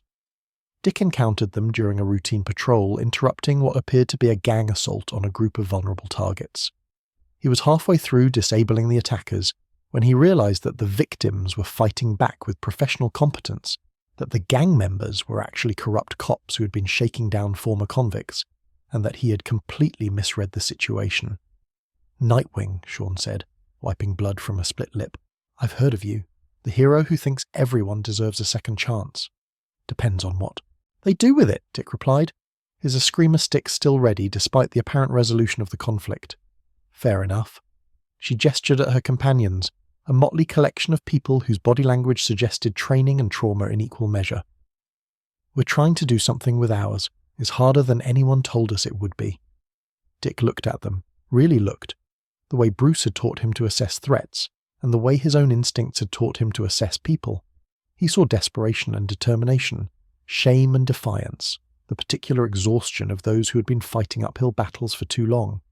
He saw reflections of everyone he had ever tried to save, everyone he had ever believed could be better than their worst moments. "Tell me more," he said, and lowered his weapons. The runoffs became an unexpected part of his Blodhaven operation. Dick did not fully trust them. He was not naive enough to ignore the possibility that some of them might backslide, that rehabilitation was a process rather than a destination. But he gave them chances to prove themselves, small missions that tested their commitment without risking catastrophic consequences if that commitment wavered. Most of them rose to the challenge, a few did not, returning to old patterns that required intervention. The success rate was higher than the skeptics would have predicted, lower than the idealists would have hoped. Shawn became something more than an asset. Their relationship developed gradually, built on shared work and mutual respect before it evolved into something romantic. She understood the vigilante life in ways that civilians never could. The constant danger, the moral compromises, the isolation that came from maintaining secrets. She had walked the dark side of that life and emerged with perspective that balanced Dick's sometimes excessive optimism. "You want to save everyone," she told him one night, lying beside him in the darkness of his apartment. "It's beautiful and impossible. Some people don't want to be saved. Some people are too broken to be fixed. You have to accept that, or the failures will destroy you." "I know," Dick replied, "but I'd rather try and fail than never try at all. The alternative is giving up on people before they've had a chance to surprise you. And when they surprise you in the wrong direction, when they take your trust and use it against you." Dick thought about terror, about the Judas contract, about all the betrayals he had survived. "Then I deal with that when it happens, but I won't stop believing in people just because some of them let me down." Shawn was quiet for a long moment. "You're either the best person I've ever met or the most foolish. I'm still trying to figure out which." "Maybe both," Dick suggested. "They're not mutually exclusive." Raptor emerged from shadows that Dick had not known existed, bringing revelations that upended everything he thought he understood about his own history. The man who called himself Raptor was a thief and an activist, a criminal who targeted the wealthy and distributed his stolen gains to the poor. He styled himself as a revolutionary, railing against systems of oppression, while employing methods that made Robin Hood look restrained. His skills were extraordinary. He fought with a style that seemed almost familiar, moved through security systems like they were suggestions rather than barriers, and demonstrated knowledge of Dick's techniques that no stranger should have possessed. The reason became clear during their first extended confrontation. Raptor had known Mary Grayson, Dick's mother. They had grown up together in circumstances that Dick had never been told about, had shared a bond that predated Haley's circus, had been part of a world that Mary had left behind when she chose the trapeze over the revolution. "Your mother was one of us before she was one of them," Raptor explained, his voice carrying decades of resentment. "She believed in the cause, in fighting for people who couldn't fight for themselves. Then she met your father, fell in love with the circus life, and abandoned everything she once stood for. She chose comfort over commitment. She chose you over us." The revelation shook Dick more than any physical blow could have. His mother's past had always been a mystery, a gap in the family history that no one had bothered to fill. To learn that she had been a radical, an activist, someone who had walked away from a cause that others had dedicated their lives to, it recontextualized everything he thought he knew about who he was and where he came from. Raptor wanted Dick to join him, to honour Mary's original commitment by becoming the revolutionary she had failed to be. He presented it as destiny, as the fulfillment of a legacy that had been interrupted by tragedy and could now be resumed. He offered training, resources, a cause that transcended the individual heroics that Dick had dedicated himself to. Dick refused. "My mother made her choices," he told Raptor during their final confrontation. "She chose love over ideology, family over cause. Maybe you see that as betrayal. I see it as wisdom. She found something more important than fighting. She found connection, belonging, joy. That's not abandoning principles. That's learning what principles are actually for." Pretty words from someone who has never had to sacrifice anything real. "I watched my parents die when I was 8 years old." Dick's voice was steady despite the anger beneath it. "I've sacrificed more than you will ever understand. But I've also built something. Relationships. Family. A way of making a difference that doesn't require burning everything down. Your revolution destroys. My heroism creates. That's the difference between us." Their battle was vicious, personal, charged with the weight of everything that had been revealed.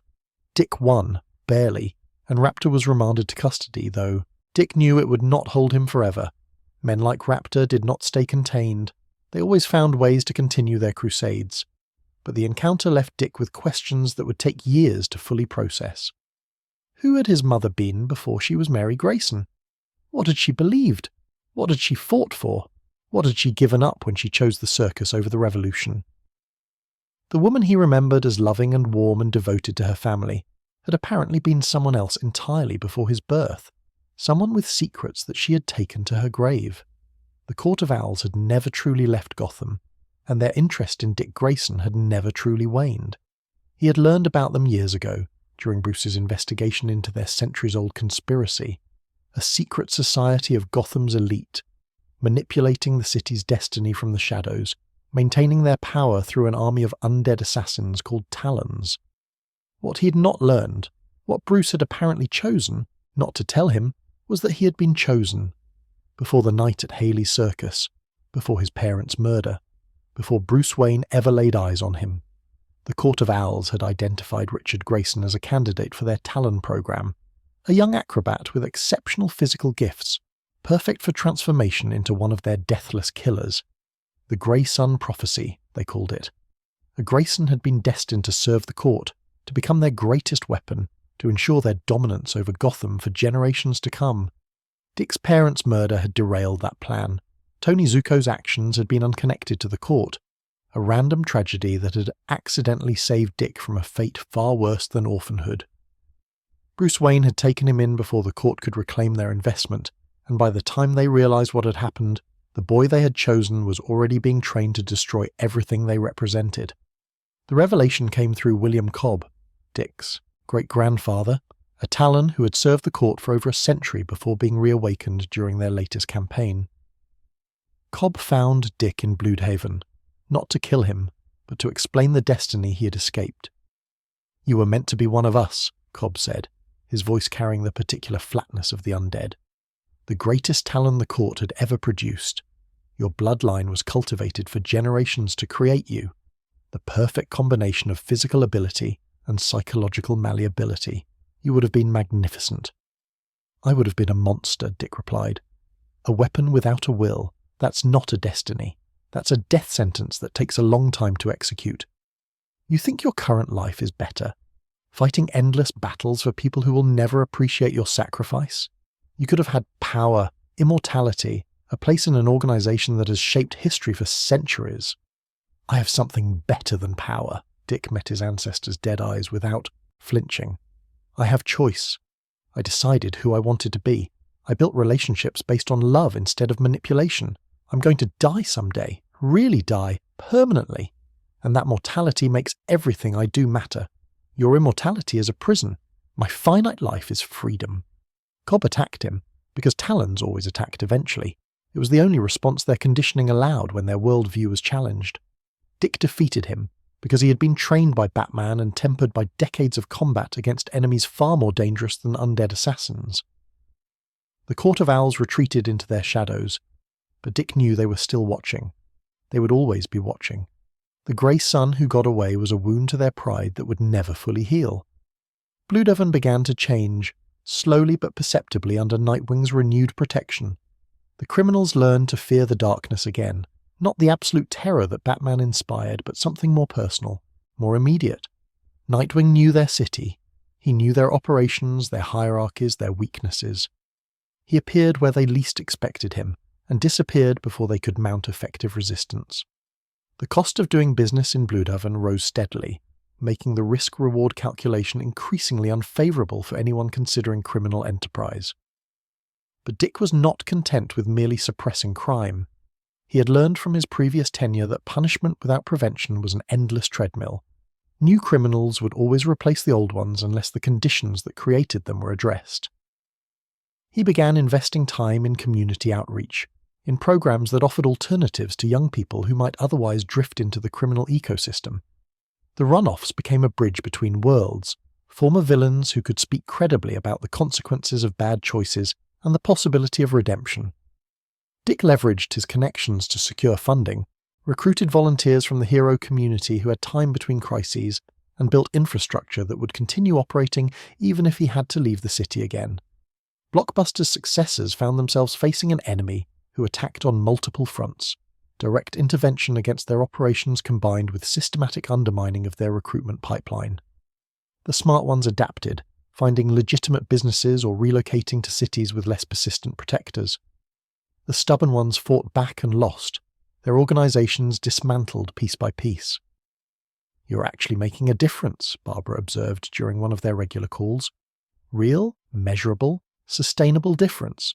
The crime statistics are trending downward for the first time in decades." "It's not just me," Dick replied. "It's the community. I'm just giving them tools and support. They're doing the actual work. Don't undersell yourself.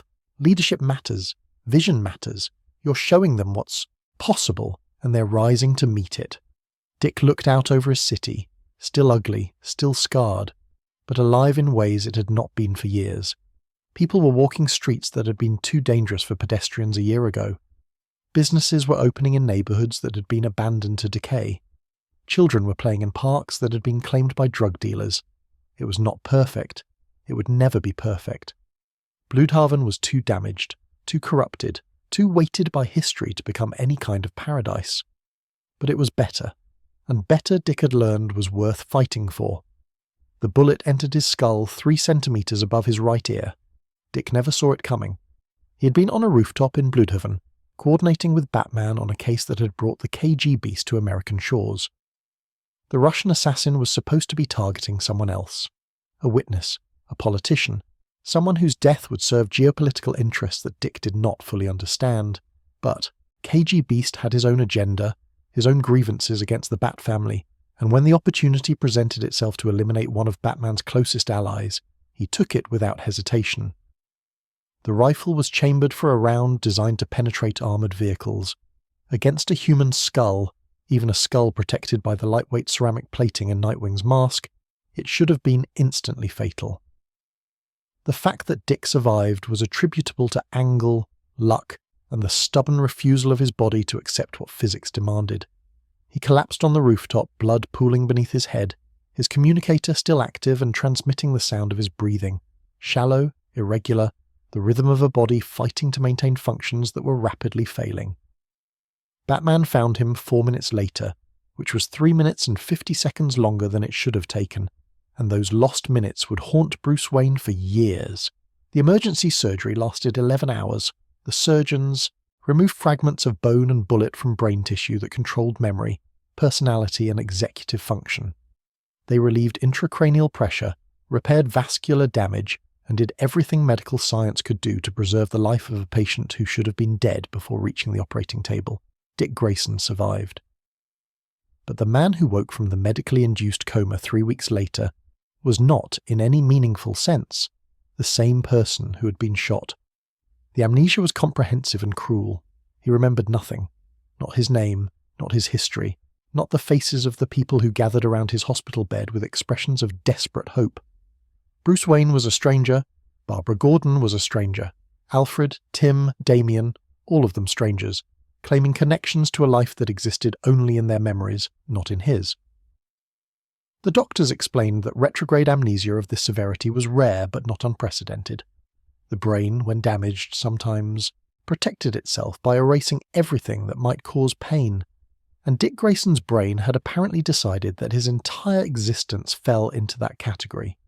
There was no guarantee that the memories would return. There was no timeline, no treatment protocol, no certainty about anything except that the man in the hospital bed was not who he had been.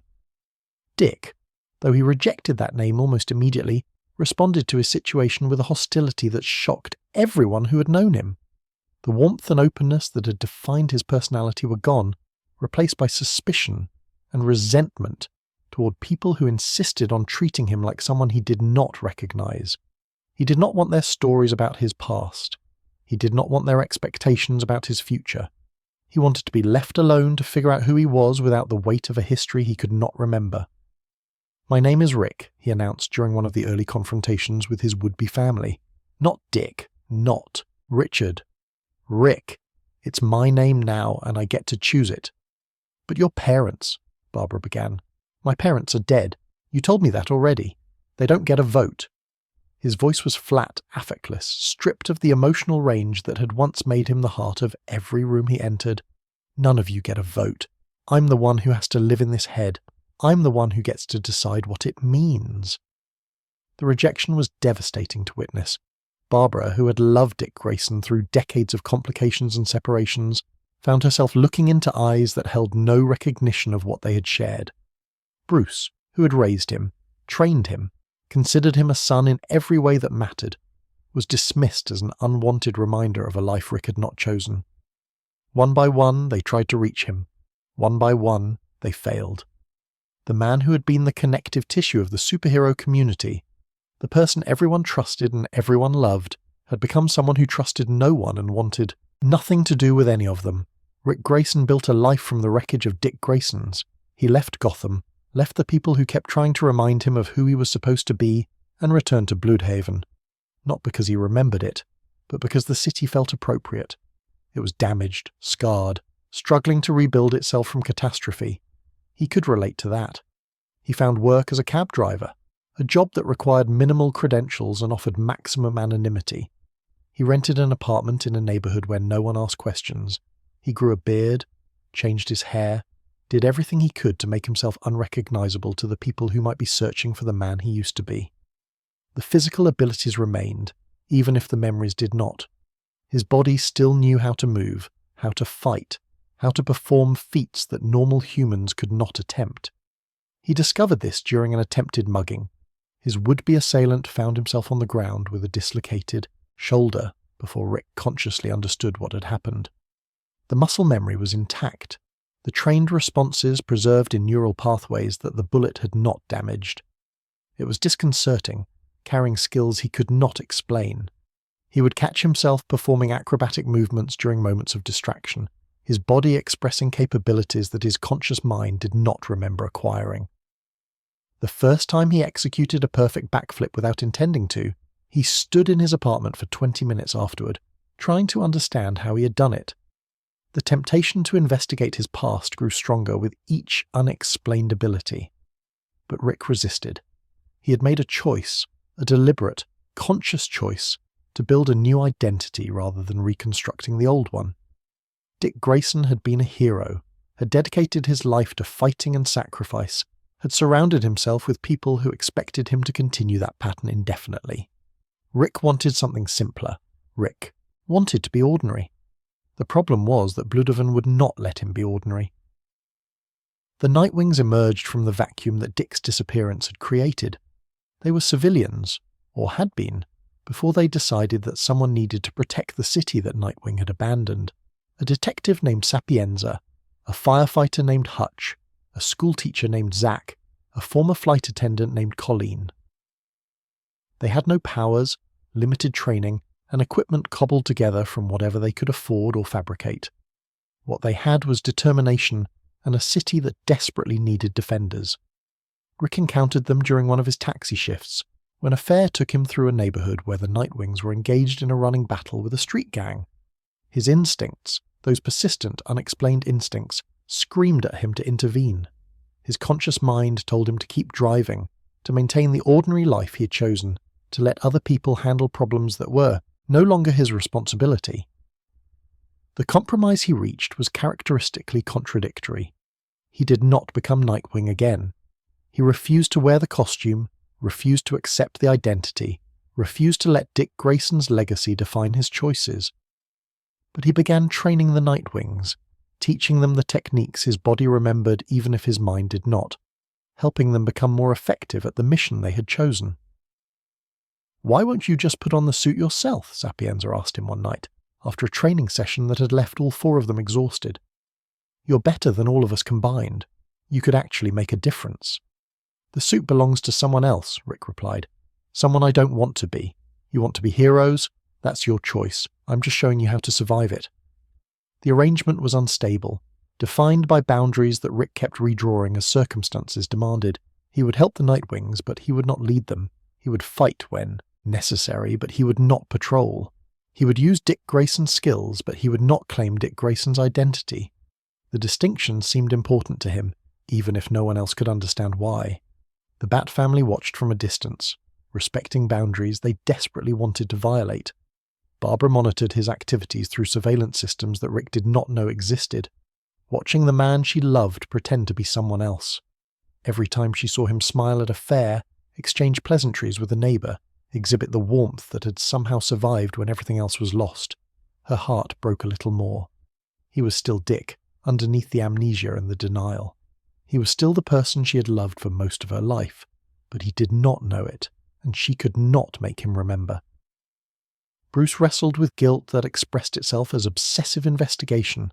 He tracked down every specialist in memory disorders, every experimental treatment, every theoretical approach that might restore what the bullet had taken. He funded research programs and consulted with scientists on 4 continents. But every expert reached the same conclusion. Memories could not be forced to return. The brain would heal on its own timeline, or it would not heal at all. Alfred maintained the fiction that everything would eventually be fine, because maintaining such fictions was what Alfred did. He prepared Dick's room at Wayne Manor as if its occupant might return at any moment. He kept the Nightwing costume cleaned and ready.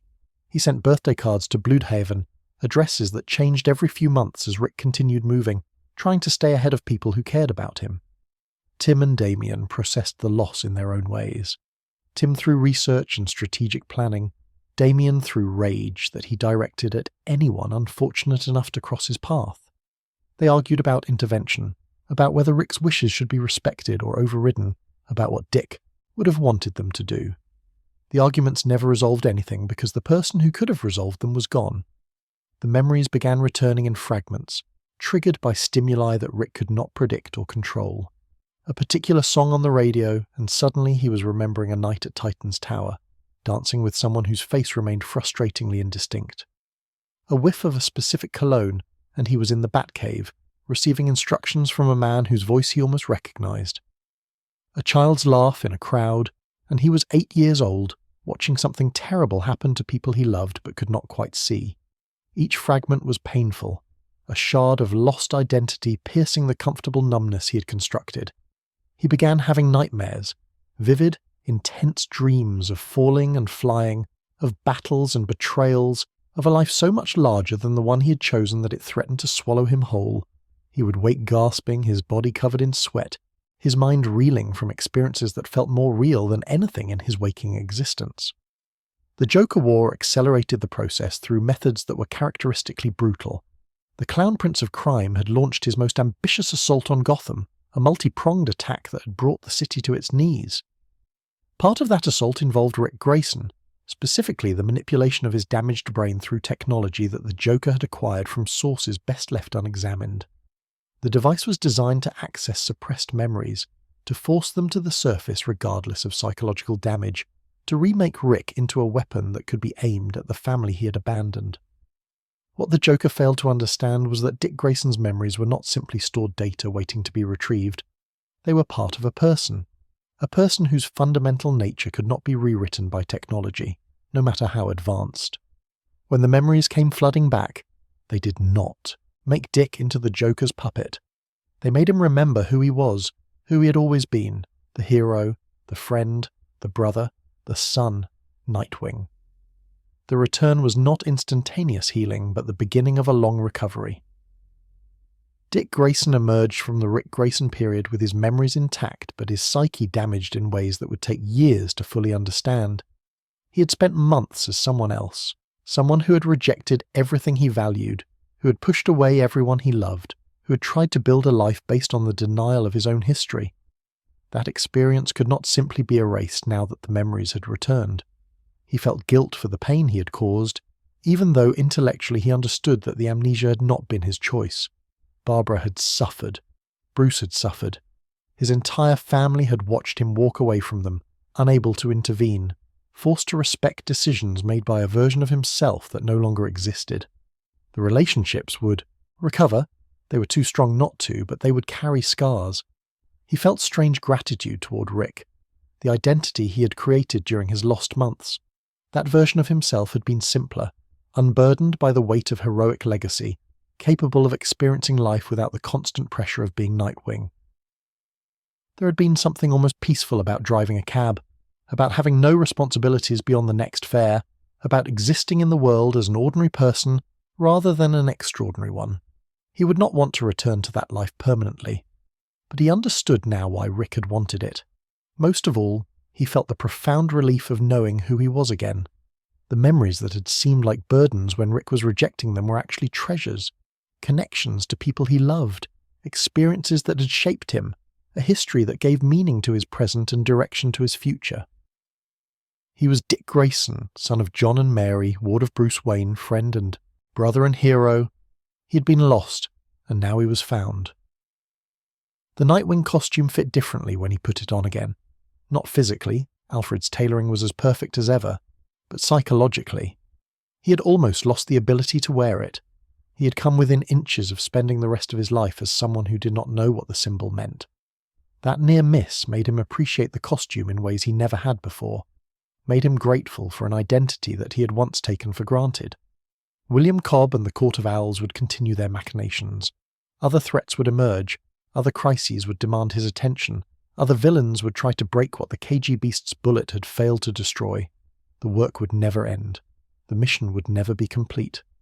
But Dick Grayson was back, and for everyone who loved him, for everyone who had mourned him, for everyone who had refused to give up hope during the darkest months, that was enough. That was everything. The letter arrived on a Tuesday, carried by a law firm whose letterhead bore names that had represented Gotham's wealthiest families for over a century. Dick almost threw it away unopened. He received correspondence from lawyers frequently, cease and desist orders from criminals he'd helped convict, liability notifications from property owners whose buildings had suffered collateral damage, the occasional subpoena for testimony in cases that intersected with his vigilante activities. None of it ever required his personal attention. He had learned to route such communications to the appropriate channels and forget about them. But something about this envelope felt different. The weight of it, perhaps. The quality of the paper. The way his name was written in calligraphy rather than printed by machine. He opened it on instinct, and the words inside changed everything. Alfred Pennyworth had left him a fortune. The butler who had raised him, who had patched his wounds and prepared his meals and offered quiet wisdom during the darkest moments of his life, had apparently been far wealthier than anyone in the Bat family had realized. Generations of Pennyworth service to wealthy families had accumulated into investments that had compounded over decades. Alfred had lived modestly, spending almost nothing on himself, allowing the principal to grow while he devoted his energy to caring for others. And now, in death, he had chosen Dick Grayson as his heir. The amount was staggering. Not Wayne-level wealth. Nothing was Wayne-level wealth except Wayne-level wealth, but enough to fundamentally transform what a single person could accomplish. Enough to fund initiatives that had previously existed only as fantasies. Enough to turn Nightwing from a street-level vigilante into something with actual systemic reach. Dick sat with the letter for hours, reading it repeatedly, trying to understand what Alfred had intended by this bequest. The accompanying note, handwritten in Alfred's precise script, offered some explanation. Master Richard, you have always possessed the rarest gift, the ability to inspire hope in others. I have watched you grow from a grieving child into a man who embodies everything heroism should be. This inheritance is not a reward. It is a tool. Use it to build something that will outlast us both. Make the world better, not through fists, but through the harder, slower work of genuine change. I believe in you. I always have. The words blurred as Dick's eyes filled with tears he did not try to stop. The Alfred Pennyworth Foundation was announced 3 weeks later. Dick had spent those weeks in consultation with financial advisors, non-profit specialists, and the few people he trusted to help him think through the implications of sudden wealth. The temptation to simply give the money away, to flood worthy causes with cash until the inheritance was depleted, was strong but strategically foolish. Money spent carelessly accomplished, nothing lasting. Money deployed intelligently could reshape the world. The Foundation's mission was deliberately broad, to address the root causes of crime and suffering rather than merely responding to their symptoms. Poverty drove desperation. The Foundation would fund job training programs, affordable housing initiatives, and small business incubators in communities that traditional investment had abandoned. Lack of education perpetuated cycles of disadvantage. The Foundation would build schools, fund scholarships, and create mentorship networks that connected struggling young people with professionals who could guide them toward better futures. Mental health crises led to violence. The Foundation would establish clinics, train counsellors, and work to destigmatise treatment in communities where asking for help was seen as weakness. Bloedhaven became the pilot programme, the laboratory where these theories would be tested against reality. Dick poured resources into the city that had nearly broken him, funding projects that addressed needs he had observed during years of patrol. The abandoned factory district became a mixed-use development, with affordable apartments above ground-floor businesses, creating both housing and employment in a single investment. The waterfront, still contaminated from the chemo attack years ago, underwent remediation that transformed toxic wasteland into public parkland. Schools received technology upgrades, security improvements, and funding for programs that had been cut during decades of budget crises. The criminals noticed. How could they not? Their recruiting grounds were being transformed, their customer base was shrinking, their traditional territories were becoming hostile to their operations. Some adapted, finding new markets in cities where Nightwing's Foundation had not yet reached. Others fought back, targeting the development projects with sabotage and intimidation. Dick had anticipated this. The Foundation's security protocols were robust, its personnel trained to recognize and report threats, its partnerships with legitimate law enforcement designed to ensure that attacks would be investigated and prosecuted. But beyond the defensive measures, Dick continued his nightly patrols, protecting the investments by day with money, by night with fists. "You're trying to do both," Barbara observed during one of their increasingly frequent conversations. "The systemic work and the street-level work. Most people choose one or the other."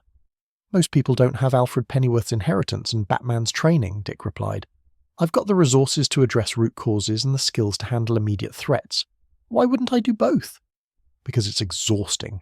because you're spreading yourself thin, because eventually something is going to suffer, either the Foundation work or the vigilante work or your own health. Probably.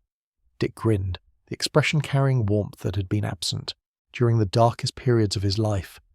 But I'd rather burn out trying to do everything than pace myself and accomplish half as much.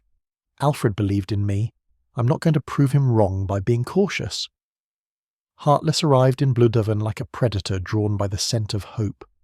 The villain, if that word was sufficient for what he was, had no history that anyone could trace, no origin story that explained his methods, no apparent motivation beyond the systematic destruction of everything Dick Grayson was trying to build.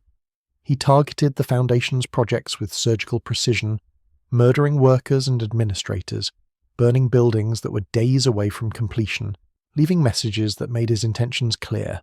Hope is a lie. This city belongs to despair. His signature was the removal of his victims' hearts.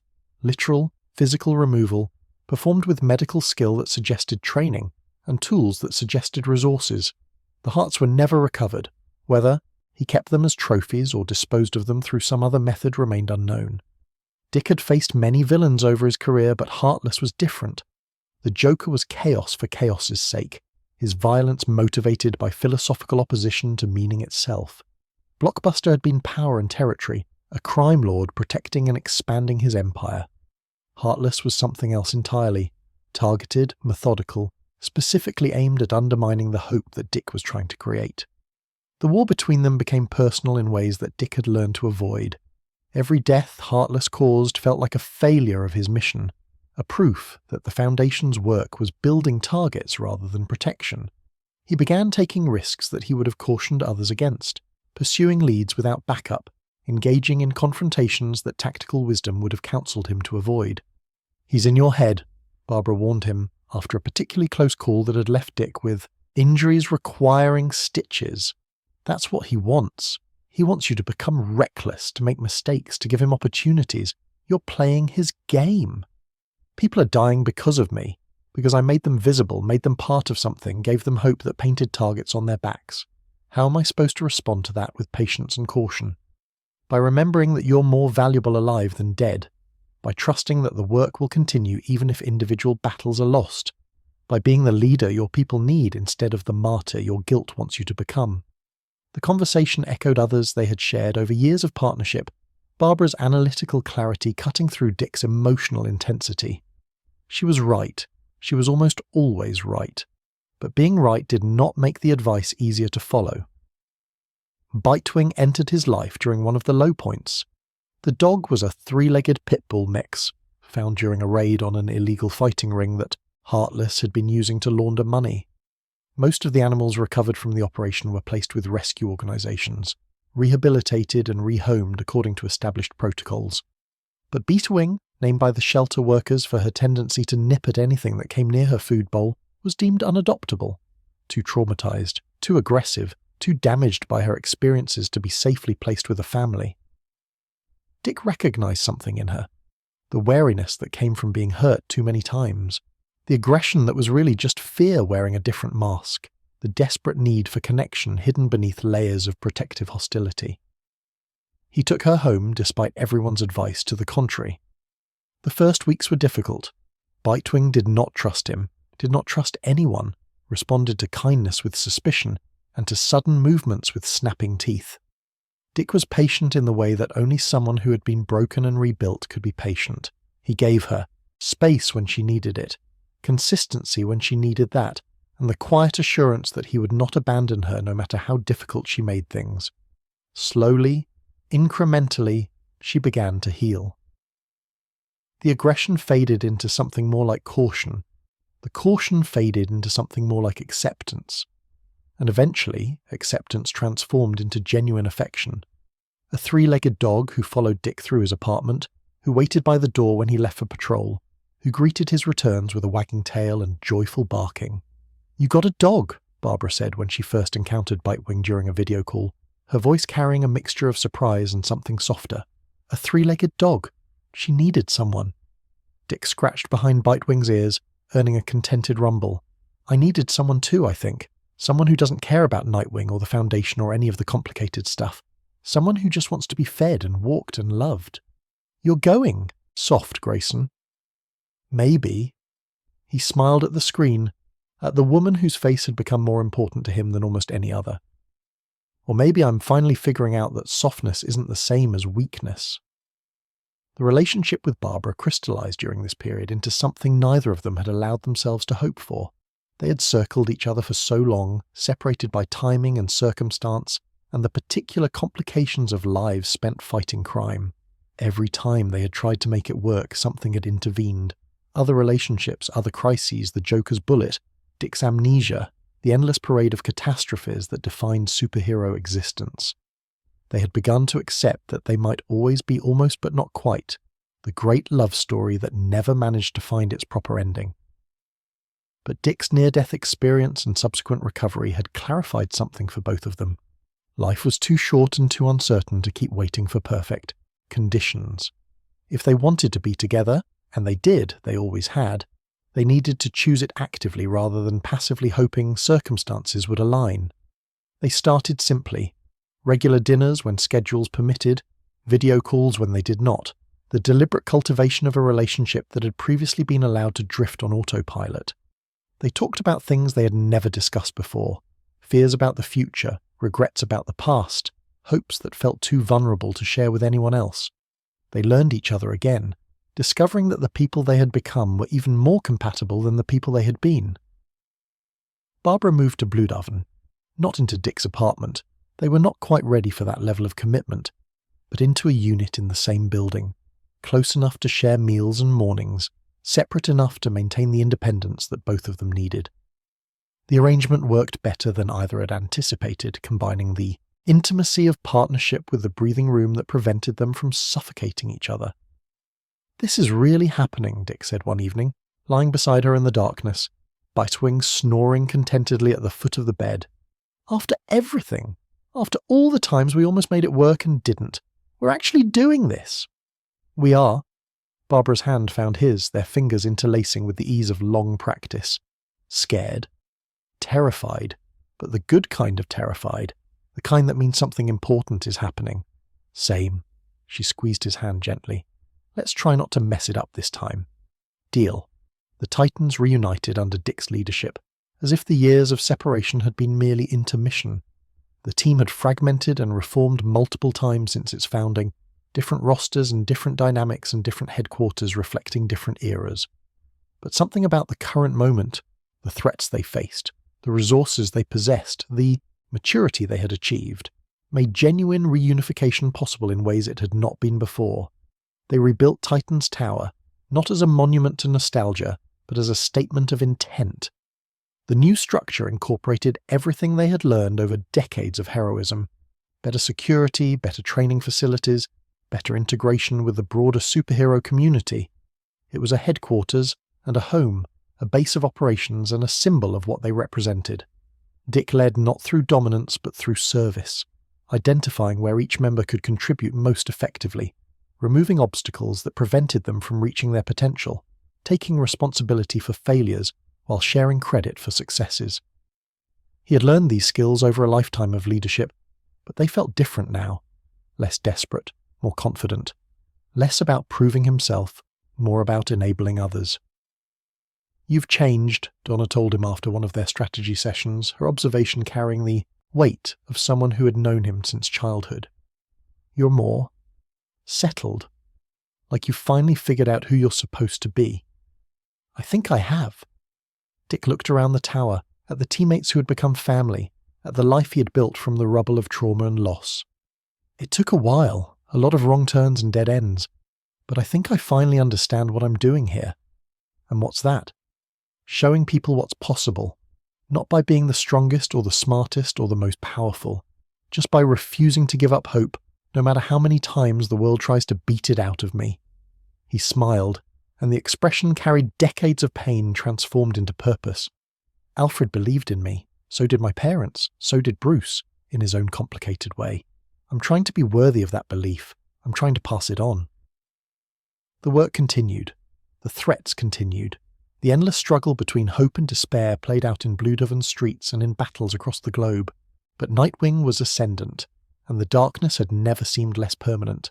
Every hero is defined by the villains they face, and the villains who face them in return.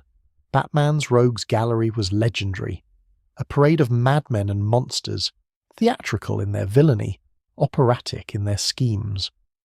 The Joker, Two-Face, Riddler, Penguin, each represented something archetypal, some fundamental aspect of human darkness given costume and catchphrase.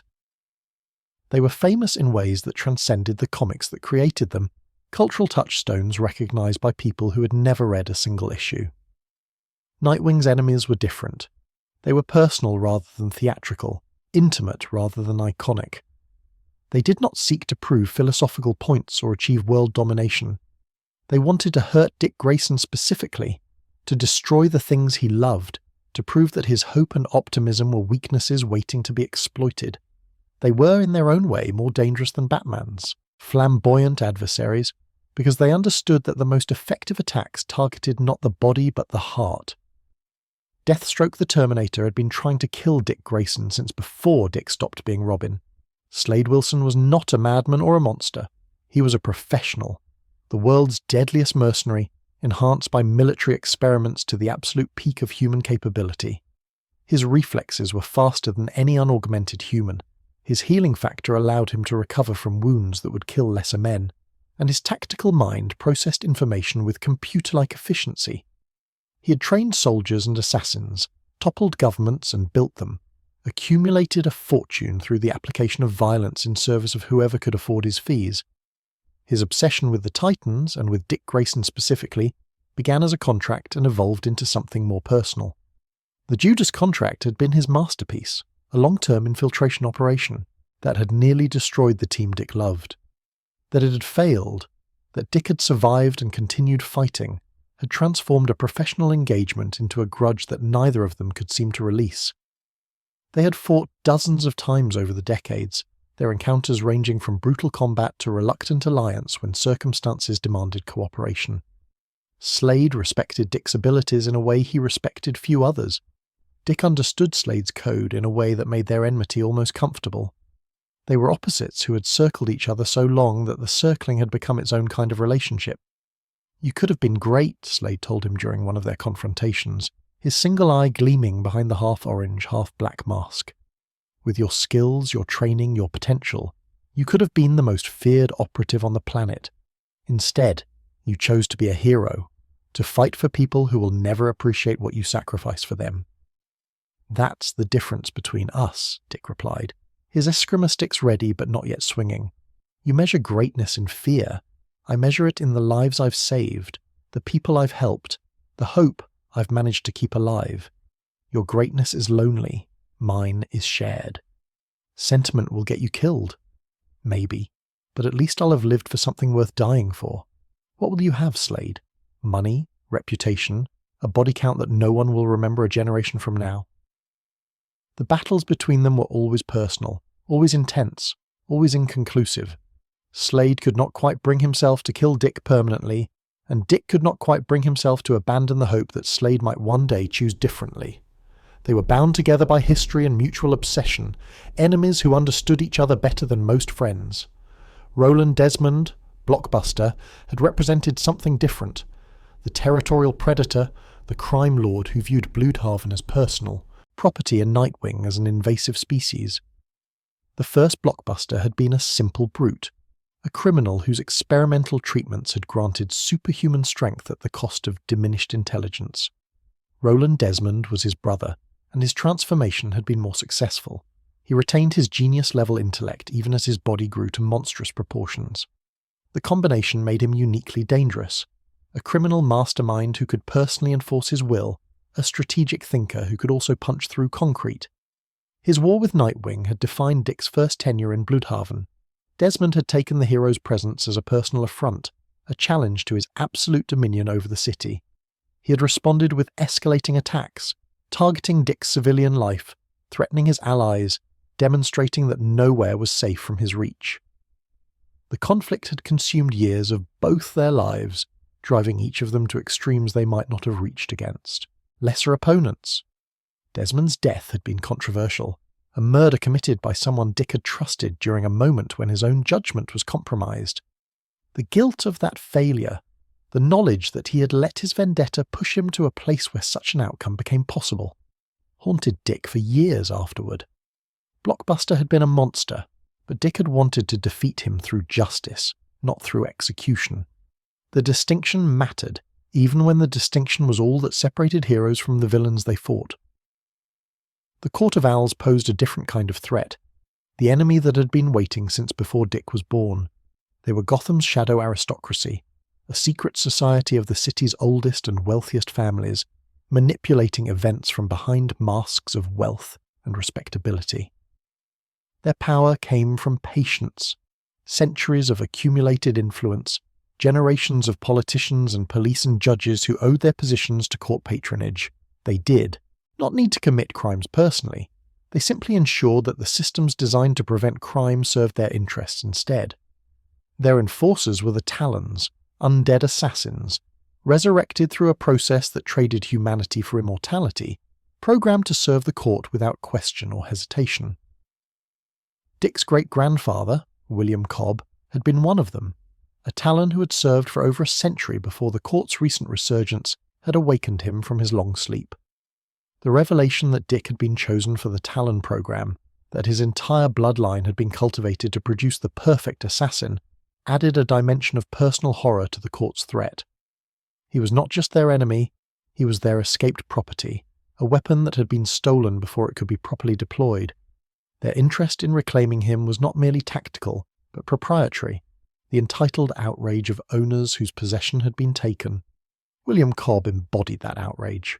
He had expected Dick to embrace his heritage, to recognize the superiority of the court's vision, to take his rightful place in an organization that had shaped history for centuries. Dick's rejection, his insistence on choice over destiny, on heroism over power, was incomprehensible to someone whose entire existence had been defined by service to masters who demanded absolute loyalty. "You could have been immortal," Cobb hissed during one of their battles, his movements carrying the mechanical precision of the undead. "You could have been part of something eternal. Instead, you chose mortality, you chose weakness, you chose to die for people who will forget you within a generation." "I chose to live," Dick replied. "That's something you gave up so long ago that you've forgotten what it means. Your immortality is just death that hasn't stopped moving. My mortality is what makes every moment matter." Raptor had been personal in a different way. Not family, but the ghost of family, a connection to Dick's mother that he had never known existed. The man who called himself Raptor had grown up with Mary Grayson, had shared her ideals and her struggles before she had chosen the circus over the cause they had fought for together. He had loved her, perhaps, or had loved what she represented, the future they might have built together if she had not fallen in love with John Grayson and the life of performance he offered. His vendetta against Dick was complex, layered with resentments that defied simple categorization. He blamed Dick for existing, for being the son of a woman who should have been his partner in revolution. He blamed Dick for becoming a hero in ways that Raptor considered insufficient, fighting crime one criminal at a time instead of tearing down the systems that created criminals in the first place. He wanted to recruit Dick, to complete the transformation that Mary had abandoned, to prove that the Grayson bloodline still carried the revolutionary fire that she had supposedly betrayed. Their confrontations forced Dick to reckon with a version of his mother he had never known. The woman Raptor described, passionate, radical, committed to causes that demanded everything, was not the loving performer Dick remembered from childhood. Both versions were true, he eventually realized. People were complicated, capable of containing multitudes, of being one thing in one context and something else entirely in another. Raptor represented the path not taken, the person Dick might have become if circumstances had unfolded differently. That made him dangerous in ways that went beyond physical threat. He challenged Dick's sense of identity, his understanding of his own heritage, his confidence in the choices that had made him who he was. The lesser rogues of Nightwing's gallery were defined by their particularity, villains who existed specifically to oppose him, rather than heroes in general. Talk had been Inspector Dudley Soames before. Blockbuster's punishment twisted his head round on his neck, leaving him alive but transformed into something grotesque. His hatred for both Blockbuster and Nightwing had made him unpredictable, a freelance killer whose targets were determined by whatever grievance burned hottest on any given day. Lady Vic brought aristocratic elegance to the business of assassination, her antique weapons and refined manner concealing a capacity for violence that matched any modern killer. She worked for whoever paid her fee, which meant she had been employed against Nightwing multiple times by multiple clients. Their relationship was almost cordial, professionals who understood each other's capabilities and respected each other's craft. Brutal was cruelty without elegance, a former torturer whose skills had found new employment in the criminal underworld. He took pleasure in suffering, genuine pleasure, and his encounters with Nightwing were always more violent than strictly necessary because he could not resist the temptation to extend combat for the joy of inflicting pain. Nightwing, Tad Ryestad, was the Dark Mirror, a vigilante inspired by Nightwing's example, but lacking the training, ethics, and judgment that distinguished heroism from murder. He killed criminals with enthusiastic incompetence, his body count including nearly as many innocent bystanders as actual villains. Dick spent nearly as much time cleaning up Nightwing's messes as fighting actual enemies, and the association, the public confusion between them, was its own form of attack on everything Nightwing represented. Tony Zuko remained the original sin, the foundation upon which all subsequent enmity was built. The man who had murdered Dick's parents had been a mid-level mobster, a protection racketeer whose threats against Haley's circus had been ignored, and whose response had been the sabotage that killed John and Mary Grayson. He was not a supervillain, not a criminal mastermind, not anything special, except in the impact his actions had produced. Zuko had died in prison years ago, but his ghost persisted. Every criminal Dick faced was, in some sense, an echo of the man who had created him. Another predator exploiting the vulnerable, another monster hiding behind systems that should have stopped him, another proof that the world contained people willing to destroy lives for profit or pride. Dick had chosen not to kill Zuko when he finally confronted him, and that choice had defined everything that followed. It established the line he would not cross, the principle that separated justice from vengeance. Every subsequent villain tested that line, probed for weaknesses, tried to find the provocation that would finally push Nightwing over the edge. None of them had succeeded. The line held, reinforced by each challenge rather than weakened by it. Dick Grayson remained a hero who did not kill, who believed in redemption, who trusted that the systems he served could be made to work, even when they consistently failed. His rogues gallery was a testament to that belief, a collection of enemies who had thrown everything they had at his hope and his optimism, and who had failed, one after another, to extinguish the light he carried. Heartless was the newest addition to this gallery, and in some ways the most troubling. The villain had appeared in Bloodhaven specifically to oppose the Alfred Pennyworth Foundation, targeting hope itself as if it were a threat that needed to be eliminated. His methodology, the surgical removal of his victims' hearts, suggested someone with medical training and psychological issues that went far beyond ordinary criminality. More disturbing was his apparent lack of history. Every other villain in Dick's experience had origins, motivations, connections to the broader criminal ecosystem. Heartless seemed to have emerged from nowhere, fully formed, with resources and capabilities that suggested backing by powers that remained carefully hidden. Dick was still investigating, still trying to understand what Heartless represented and who might be supporting his campaign against the Foundation. The answers, when they came, would likely reveal new dimensions of threat that he was not yet prepared to face. But that was the nature of the work. New villains would always emerge, new challenges would always present themselves, new threats would always test the limits of what heroes could endure. The Rogues Gallery was never complete, never stable, always evolving in response to the hero who opposed them.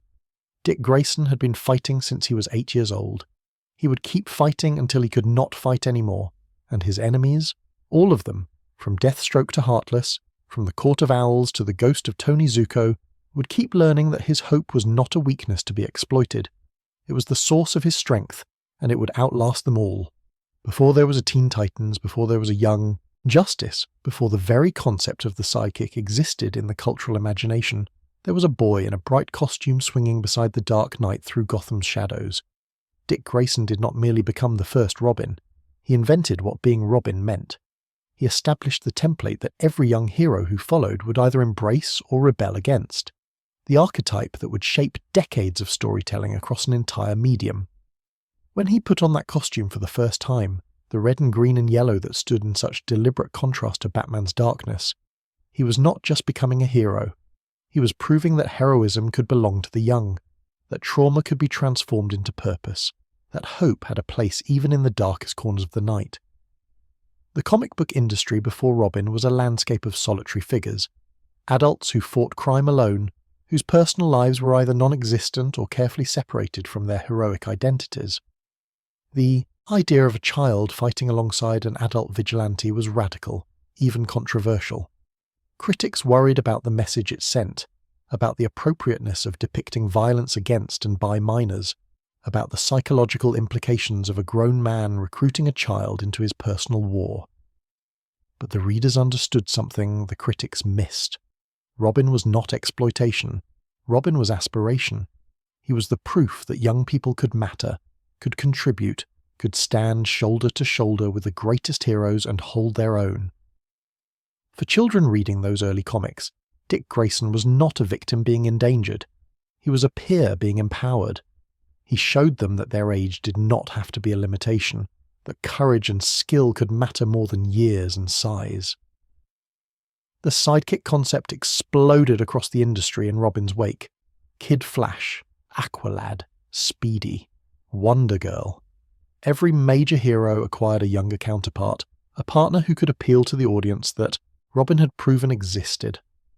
The Teen Titans were inevitable once Robin existed, a team of young heroes who had learned from the example he set, who wanted the same independence and recognition he had always sought. Dick Grayson did not just change comics. He changed what comics could be about. The Robins who followed walked paths that Dick had cleared, even when they walked them in very different directions. Jason Todd was the second, and his story became a tragedy that haunted the Bat family for decades. Recruited from the streets of Gotham, angry and damaged in ways that Dick had never been, Jason wore the Robin costume like armor, against a world that had already hurt him too many times. He was not Dick's replacement. No one could replace what Dick had been. But he was an attempt to recreate the dynamic that had once made Batman more human. It failed. Jason's rage made him reckless, his trauma made him violent, and the Joker, sensing weakness as predators always do, exploited every crack in his foundation. The death of Jason Todd was a wound that never fully healed, a reminder that the Robin legacy carried risks as well as rewards.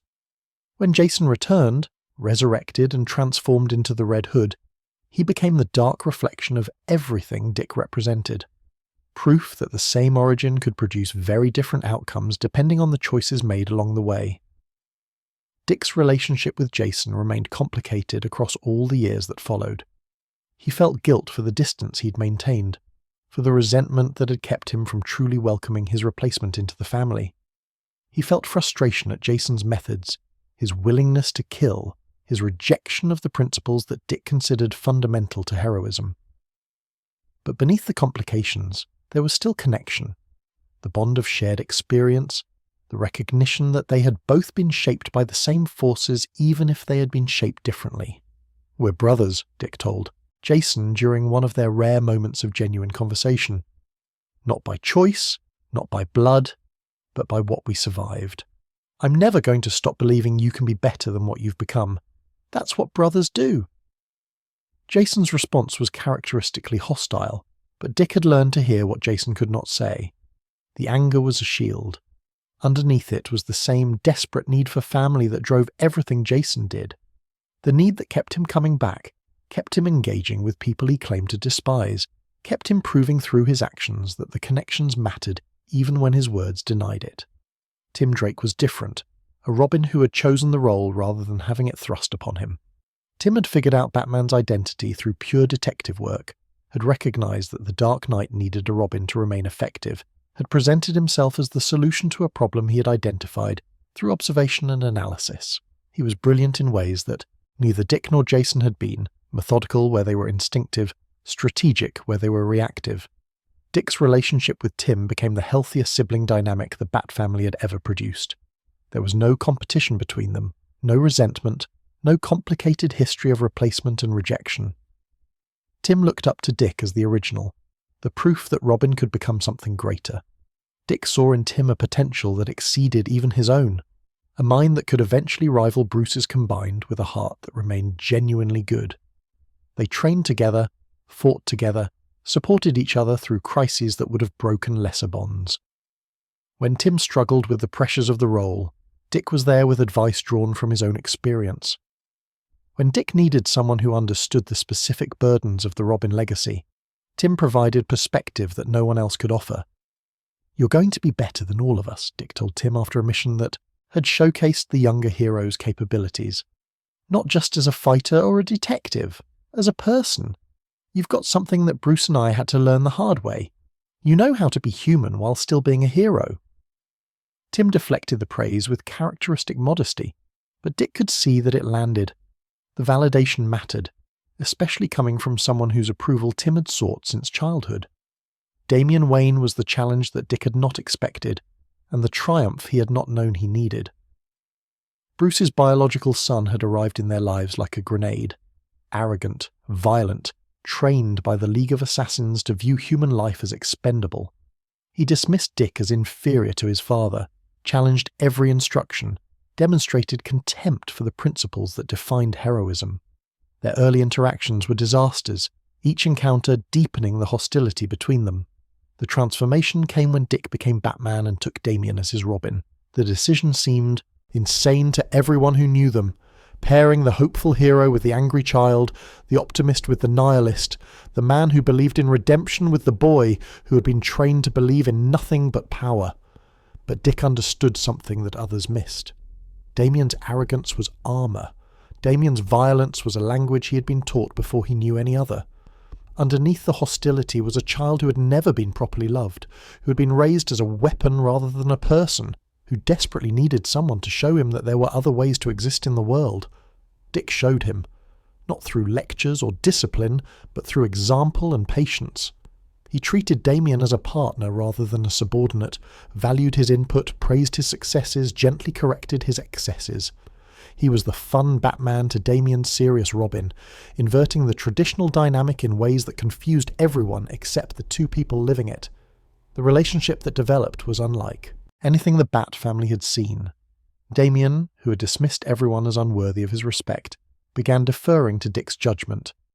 The boy who had been trained to stand alone began trusting his partner to watch his back. The child who had never known genuine affection began showing it in his own awkward and grudging way. "You reached him," Bruce acknowledged after his return, watching Dick and Damian interact with easy familiarity. "I don't know if I could have." "You would have," Dick replied. "Eventually. I just had fewer walls to get through." He expected you to be disappointed in him. He didn't expect anything from me, so I could surprise him. Beyond the Robins, Dick Grayson's influence extended across the entire superhero community. He had trained more young heroes than anyone except perhaps the mentors of the Justice League, sharing techniques and wisdom with generations of aspiring champions.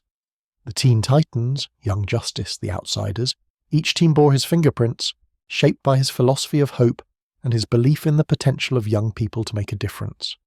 His reputation was unique among heroes. Superman was respected, Batman was feared, Wonder Woman was admired. Dick Grayson was loved, genuinely loved, by nearly everyone who had worked alongside him. He possessed a gift for connection that transcended the barriers that separated heroes from each other, an ability to find common ground with personalities that seemed to have nothing in common. "You're the glue," Donna Troy told him once. "The rest of us have our corners and our conflicts, but you move between all of them. You're friends with everyone, trusted by everyone, welcome everywhere. I don't know how you do it." "I just like people," Dick replied, as if it were that simple, and perhaps, for him, it was. The trauma that had closed Bruce off from the world had somehow opened Dick to it, had made him hungry for connection rather than afraid of it. He reached out because reaching out was who he was, and the reaching was reciprocated because people recognized its sincerity. The hero community called him their heart, and the designation was not metaphorical. He provided emotional circulation, moving between isolated individuals and connecting them to each other. He remembered birthdays and checked in after difficult missions and showed up when people needed support without being asked. He made the superhero life, often lonely, often painful, often defined by sacrifice, feel like something shared rather than endured. The moral compass Dick Grayson carried was positioned precisely between Batman's darkness and Superman's light. Bruce fought crime because trauma had left him no other choice, because the mission had consumed everything else in his life, because stopping was impossible when every night brought new victims who needed saving. His heroism was necessary and admirable, but it was also obsessive, destructive, unsustainable without the support network he often pushed away. Clark fought crime because his power obligated him to, because the gifts he had been given demanded that he use them in service of others, because his Kansas upbringing had instilled values that his Kryptonian abilities allowed him to express on a global scale. His heroism was inspiring but sometimes distant, the actions of someone so powerful that ordinary people could admire him without ever truly relating to him. Dick found the middle ground. He fought crime because he chose to, not because trauma compelled him or power obligated him. He had experienced the darkness that drove Bruce, but he had not been consumed by it. He lacked the godlike abilities that elevated Clark, but he had proven that human-level capabilities were sufficient for genuine heroism. He was accessible in ways that both of his father figures were not, proof that ordinary people could make extraordinary differences through dedication and courage. His refusal to kill was central to this positioning. The line had been tested countless times, by the Joker's provocations, by Blockbuster's war, by villains who specifically targeted his loved ones hoping to push him over the edge. Every test reinforced rather than weakened his commitment. He would not become what he fought. He would not let the darkness win by transforming him into a darker version of himself.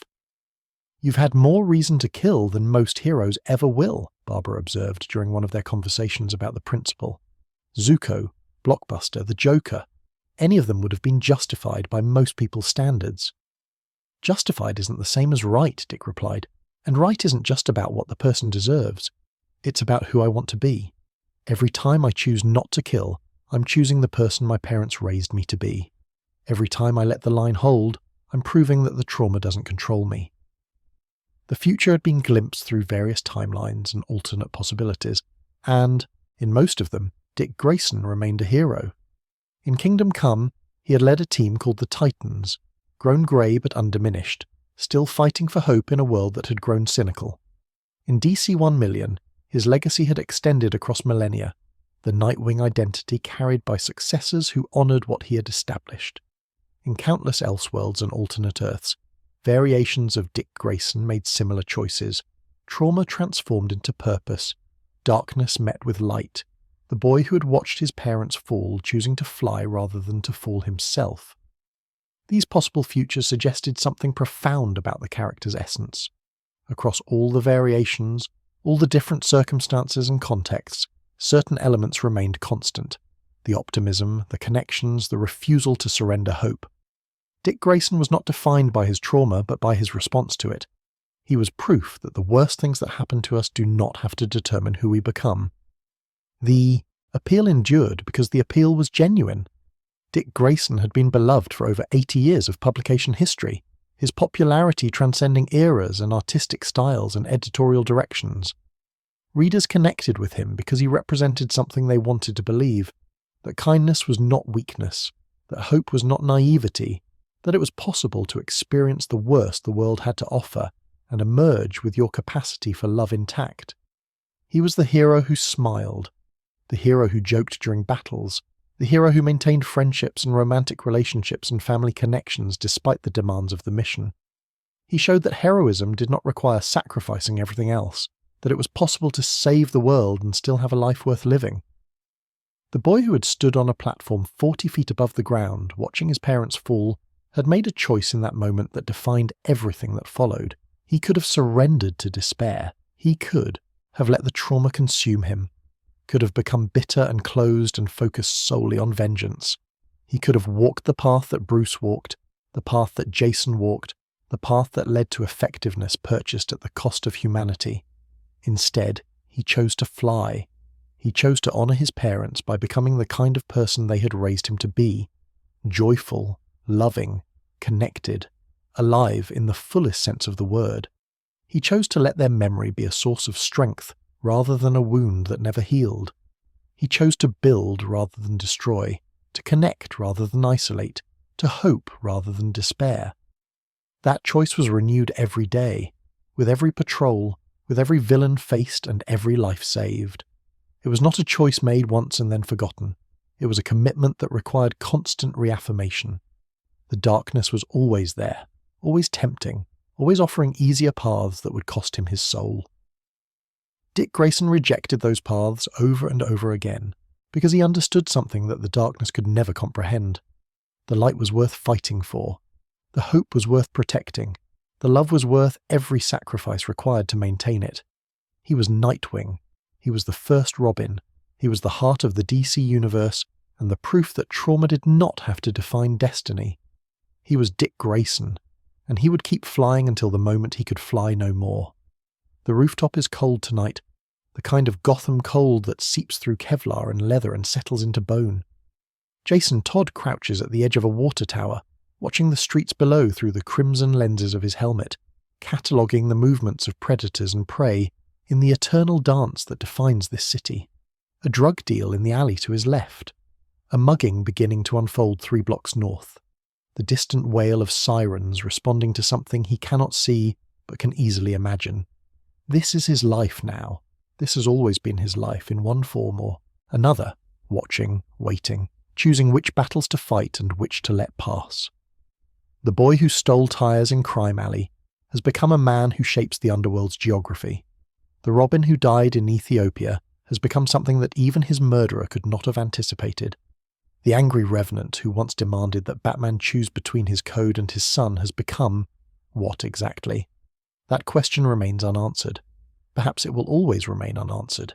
Jason Todd is still being written, still evolving, still discovering what the Red Hood can be when the rage has cooled and the wounds have begun, however slowly, to scar over.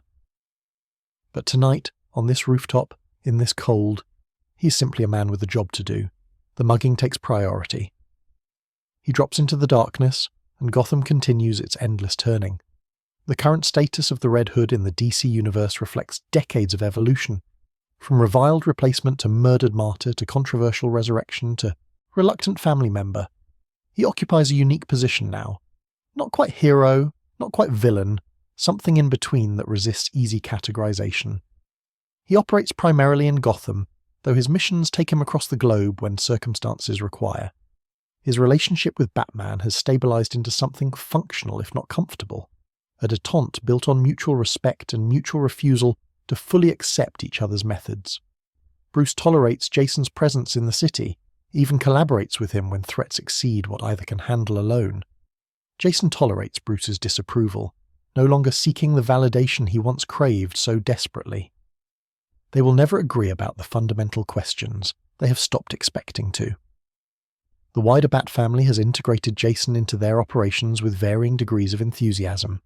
Dick Grayson treats him as a brother, full stop, refusing to qualify the relationship with caveats about methodology or history. Barbara Gordon maintains the connection forged during the Three Jokers investigation, offering technical support and emotional understanding in equal measure. Tim Drake has achieved professional respect, if not personal warmth. Even Damian Wayne, whose competitive instincts make every family relationship adversarial, has accepted Jason's place in the hierarchy. Grudgingly perhaps, but genuinely.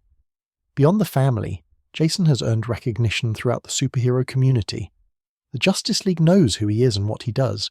They do not approve exactly, but they acknowledge his effectiveness.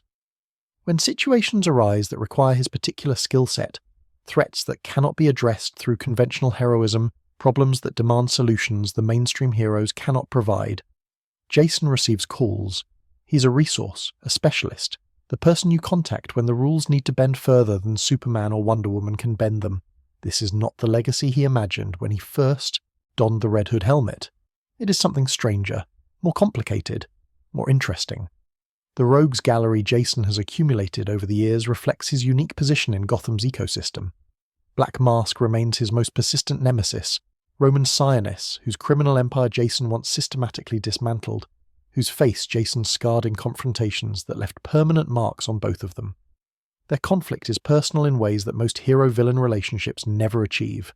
Sionis hates Jason not just as an obstacle but as an insult, a street punk who had the audacity to challenge his dominion and the capability to back up that audacity. The war between them continues, flaring and subsiding but never truly ending. Other enemies have emerged from Jason's various campaigns. Former League of Assassins members who view his departure as betrayal. Criminals whose operations he disrupted, whose colleagues he killed, whose grudges have festered into obsession. Corrupt officials whose profitable arrangements he exposed.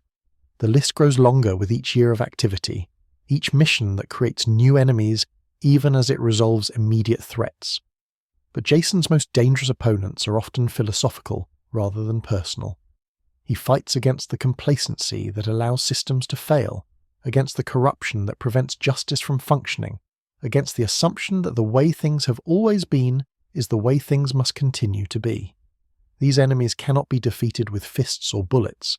They can only be challenged again and again through actions that demonstrate alternative possibilities. The supporting cast that has gathered around Jason reflects his capacity for connection despite his best efforts at isolation. There is the network of informants and allies he has cultivated throughout Gotham's underworld, former criminals who have reformed under his protection, survivors of violence who are found in the Red Hood and unlikely, champion, ordinary people whose paths crossed his and who discovered that the killer in the red helmet was capable of unexpected kindness. These connections are not friendship exactly, but they are something. They are evidence that Jason's presence in Gotham is not purely destructive, that he builds as well as tears down. There are the former outlaws scattered now across the globe, but still bound by the experiences they shared. Roy Harper calls occasionally, his voice carrying the familiar mixture of humour and damage that characterised their partnership. Starfire sends messages through channels that span galaxies, checking on the human who once offered her sanctuary when she had nowhere else to go. Artemis maintains contact as well, the warrior's respect having evolved into something closer to genuine affection. And there is the Bat family itself, complicated and contentious, but undeniably present. Sunday dinners at the Manor, joint operations when Gotham faces threats beyond any single vigilante's capacity, the slow accumulation of shared experiences that transform strangers into siblings, that builds family from the raw material of trauma and choice. Jason has people now. He has connections. He has, against all odds, something resembling a life. The angry boy who expected abandonment from everyone has discovered that expectation can be wrong. The Red Hood identity itself has evolved into something with meaning beyond its origins. When Jason first adopted the name, it was pure provocation, a deliberate appropriation of the Joker's original criminal persona, a declaration that he would transform his murderer's legacy into something new. The red helmet was a challenge thrown in Batman's face, a statement that Jason intended to operate outside the rules Bruce had established, a symbol of defiance as much as disguise. But symbols change. They accumulate meaning through use, through association, through the stories that gather around them like sediment. The Red Hood is no longer simply the Joker's old identity reclaimed. It has become something else entirely, a symbol of second chances, of survival against impossible odds, of the possibility that even death is not necessarily the end. In Gotham's underworld, the Red Hood represents fear of a particular kind. Not the supernatural terror that Batman inspires, but something more personal, more immediate. The Red Hood is the punishment that finds you when you prey on the weak, when you sell poison to children, when you mistake vulnerability for opportunity. He is not justice in the abstract, but justice in the specific, tailored to the crimes of those he pursues. Among the hero community, the Red Hood represents a question that will not go away. What if the rules are wrong? What if conventional heroism is insufficient? What if saving people sometimes requires doing terrible things? Jason's continued operation, his continued effectiveness, his continued refusal to be easily categorized, all of this challenges assumptions that many heroes prefer not to examine too closely. And among ordinary people, the citizens of Gotham who live caught between the criminals and the capes, the Red Hood represents something more ambiguous. He is dangerous, yes. He kills, yes. But he also protects. He also saves. He exists in the moral grey zone that actual life, as opposed to comic book simplicity, often requires. The symbol has grown beyond its creator. It will outlast him eventually, carrying meanings he never intended into futures he cannot imagine. The cultural impact of Jason Todd extends beyond the pages of the comics in which he originated. The Under the Hood storyline, his return, his confrontation with Batman, his demand that Bruce choose between Code and Sun, has been widely acclaimed as one of the finest Batman stories ever told. It tackled questions of trauma and revenge and family dysfunction, with sophistication that elevated the superhero genre, demonstrating that stories about people in costumes could engage with genuine philosophical and emotional complexity. The animated film adaptation, Batman Under the Red Hood, brought this story to audiences who might never have encountered the comics. Jensen Ackles' voice performance captured Jason's wounded fury with precision that resonated beyond the usual animated superhero fare. The film became a touchstone, a reference point, a demonstration of what DC animation could achieve when it trusted its audience to handle mature themes. Video game appearances have further cemented Jason's place in popular culture.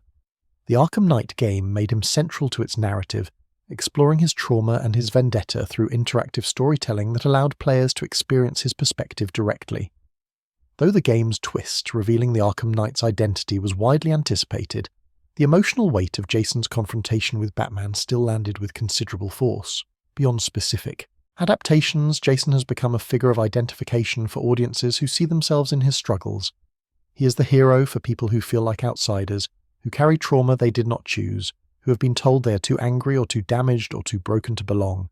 His survival, his continued presence, his gradual healing, his refusal to be defined solely by his worst moments, offers something like hope to people who need it.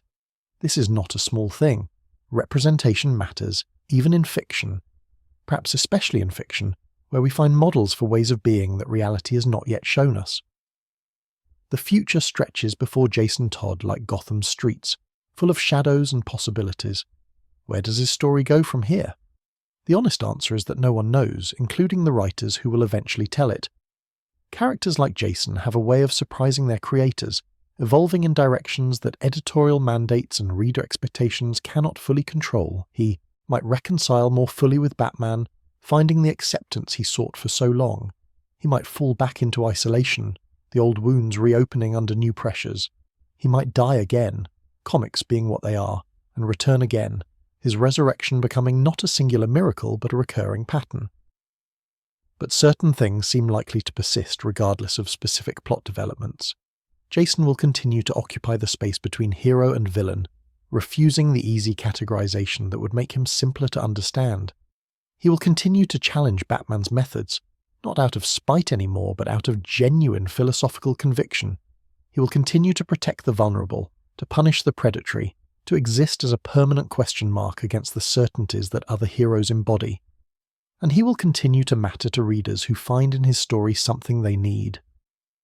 Because Jason Todd is not just a character, he is an argument about trauma and survival, about justice and revenge, about family and abandonment, about whether the broken can be reforged into something strong. His story asks whether second chances are possible, whether damage is destiny, whether the worst thing that happened to you has to define the rest of your existence. These are not abstract questions.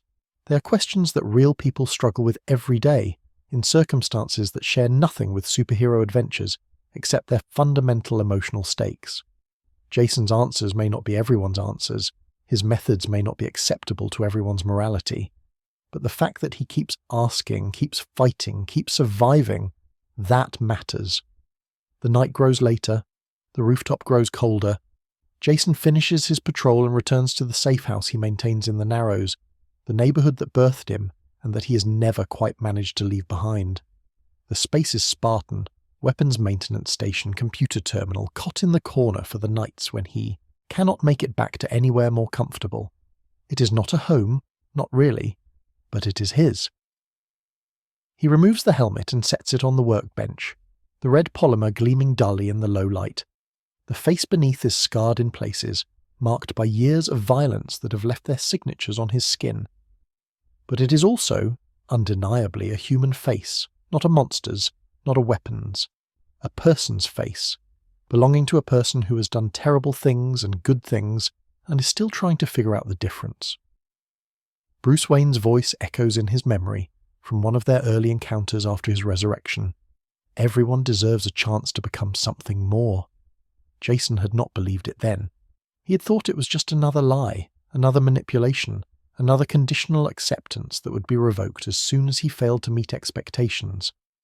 But years have passed, things have changed, and now, standing in this bare room in the broken heart of Gotham, he finds that he might actually believe it. Not completely, not without reservation, but enough to keep going, enough to face tomorrow's battles and next week's challenges and next year's complications, enough to remain present in a world that has given him every reason to retreat into isolation or rage. He is Jason Todd. He was Robin once, a lifetime ago. He was dead once, and came back wrong, or came back different at least, in ways that have taken years to understand. He is killed. He is saved. He has been monster and hero and everything in between. Now he is the Red Hood, and tomorrow when the sun sets over Gotham and the predators emerge to hunt, he will be there to meet them. Not because he has to, not because some cosmic force demands it, but because he chooses to. Because this city, for all its cruelty and corruption and endless capacity for suffering, is his. Because the people who live here, the victims and the survivors, the broken and the healing, deserve someone who will fight for them. Without reservation, without the moral constraints that sometimes make traditional heroes hesitate. He crosses to the window and looks out at the city that made him, that killed him, that watched him rise from the dead to become something it had never seen before. The lights glitter like fallen stars, the sirens wail their endless song, and somewhere out there, in the maze of streets and alleys and rooftops, someone needs help that only he can provide. Jason Todd pulls on his helmet, checks his weapons, and prepares to descend into the night. The story continues.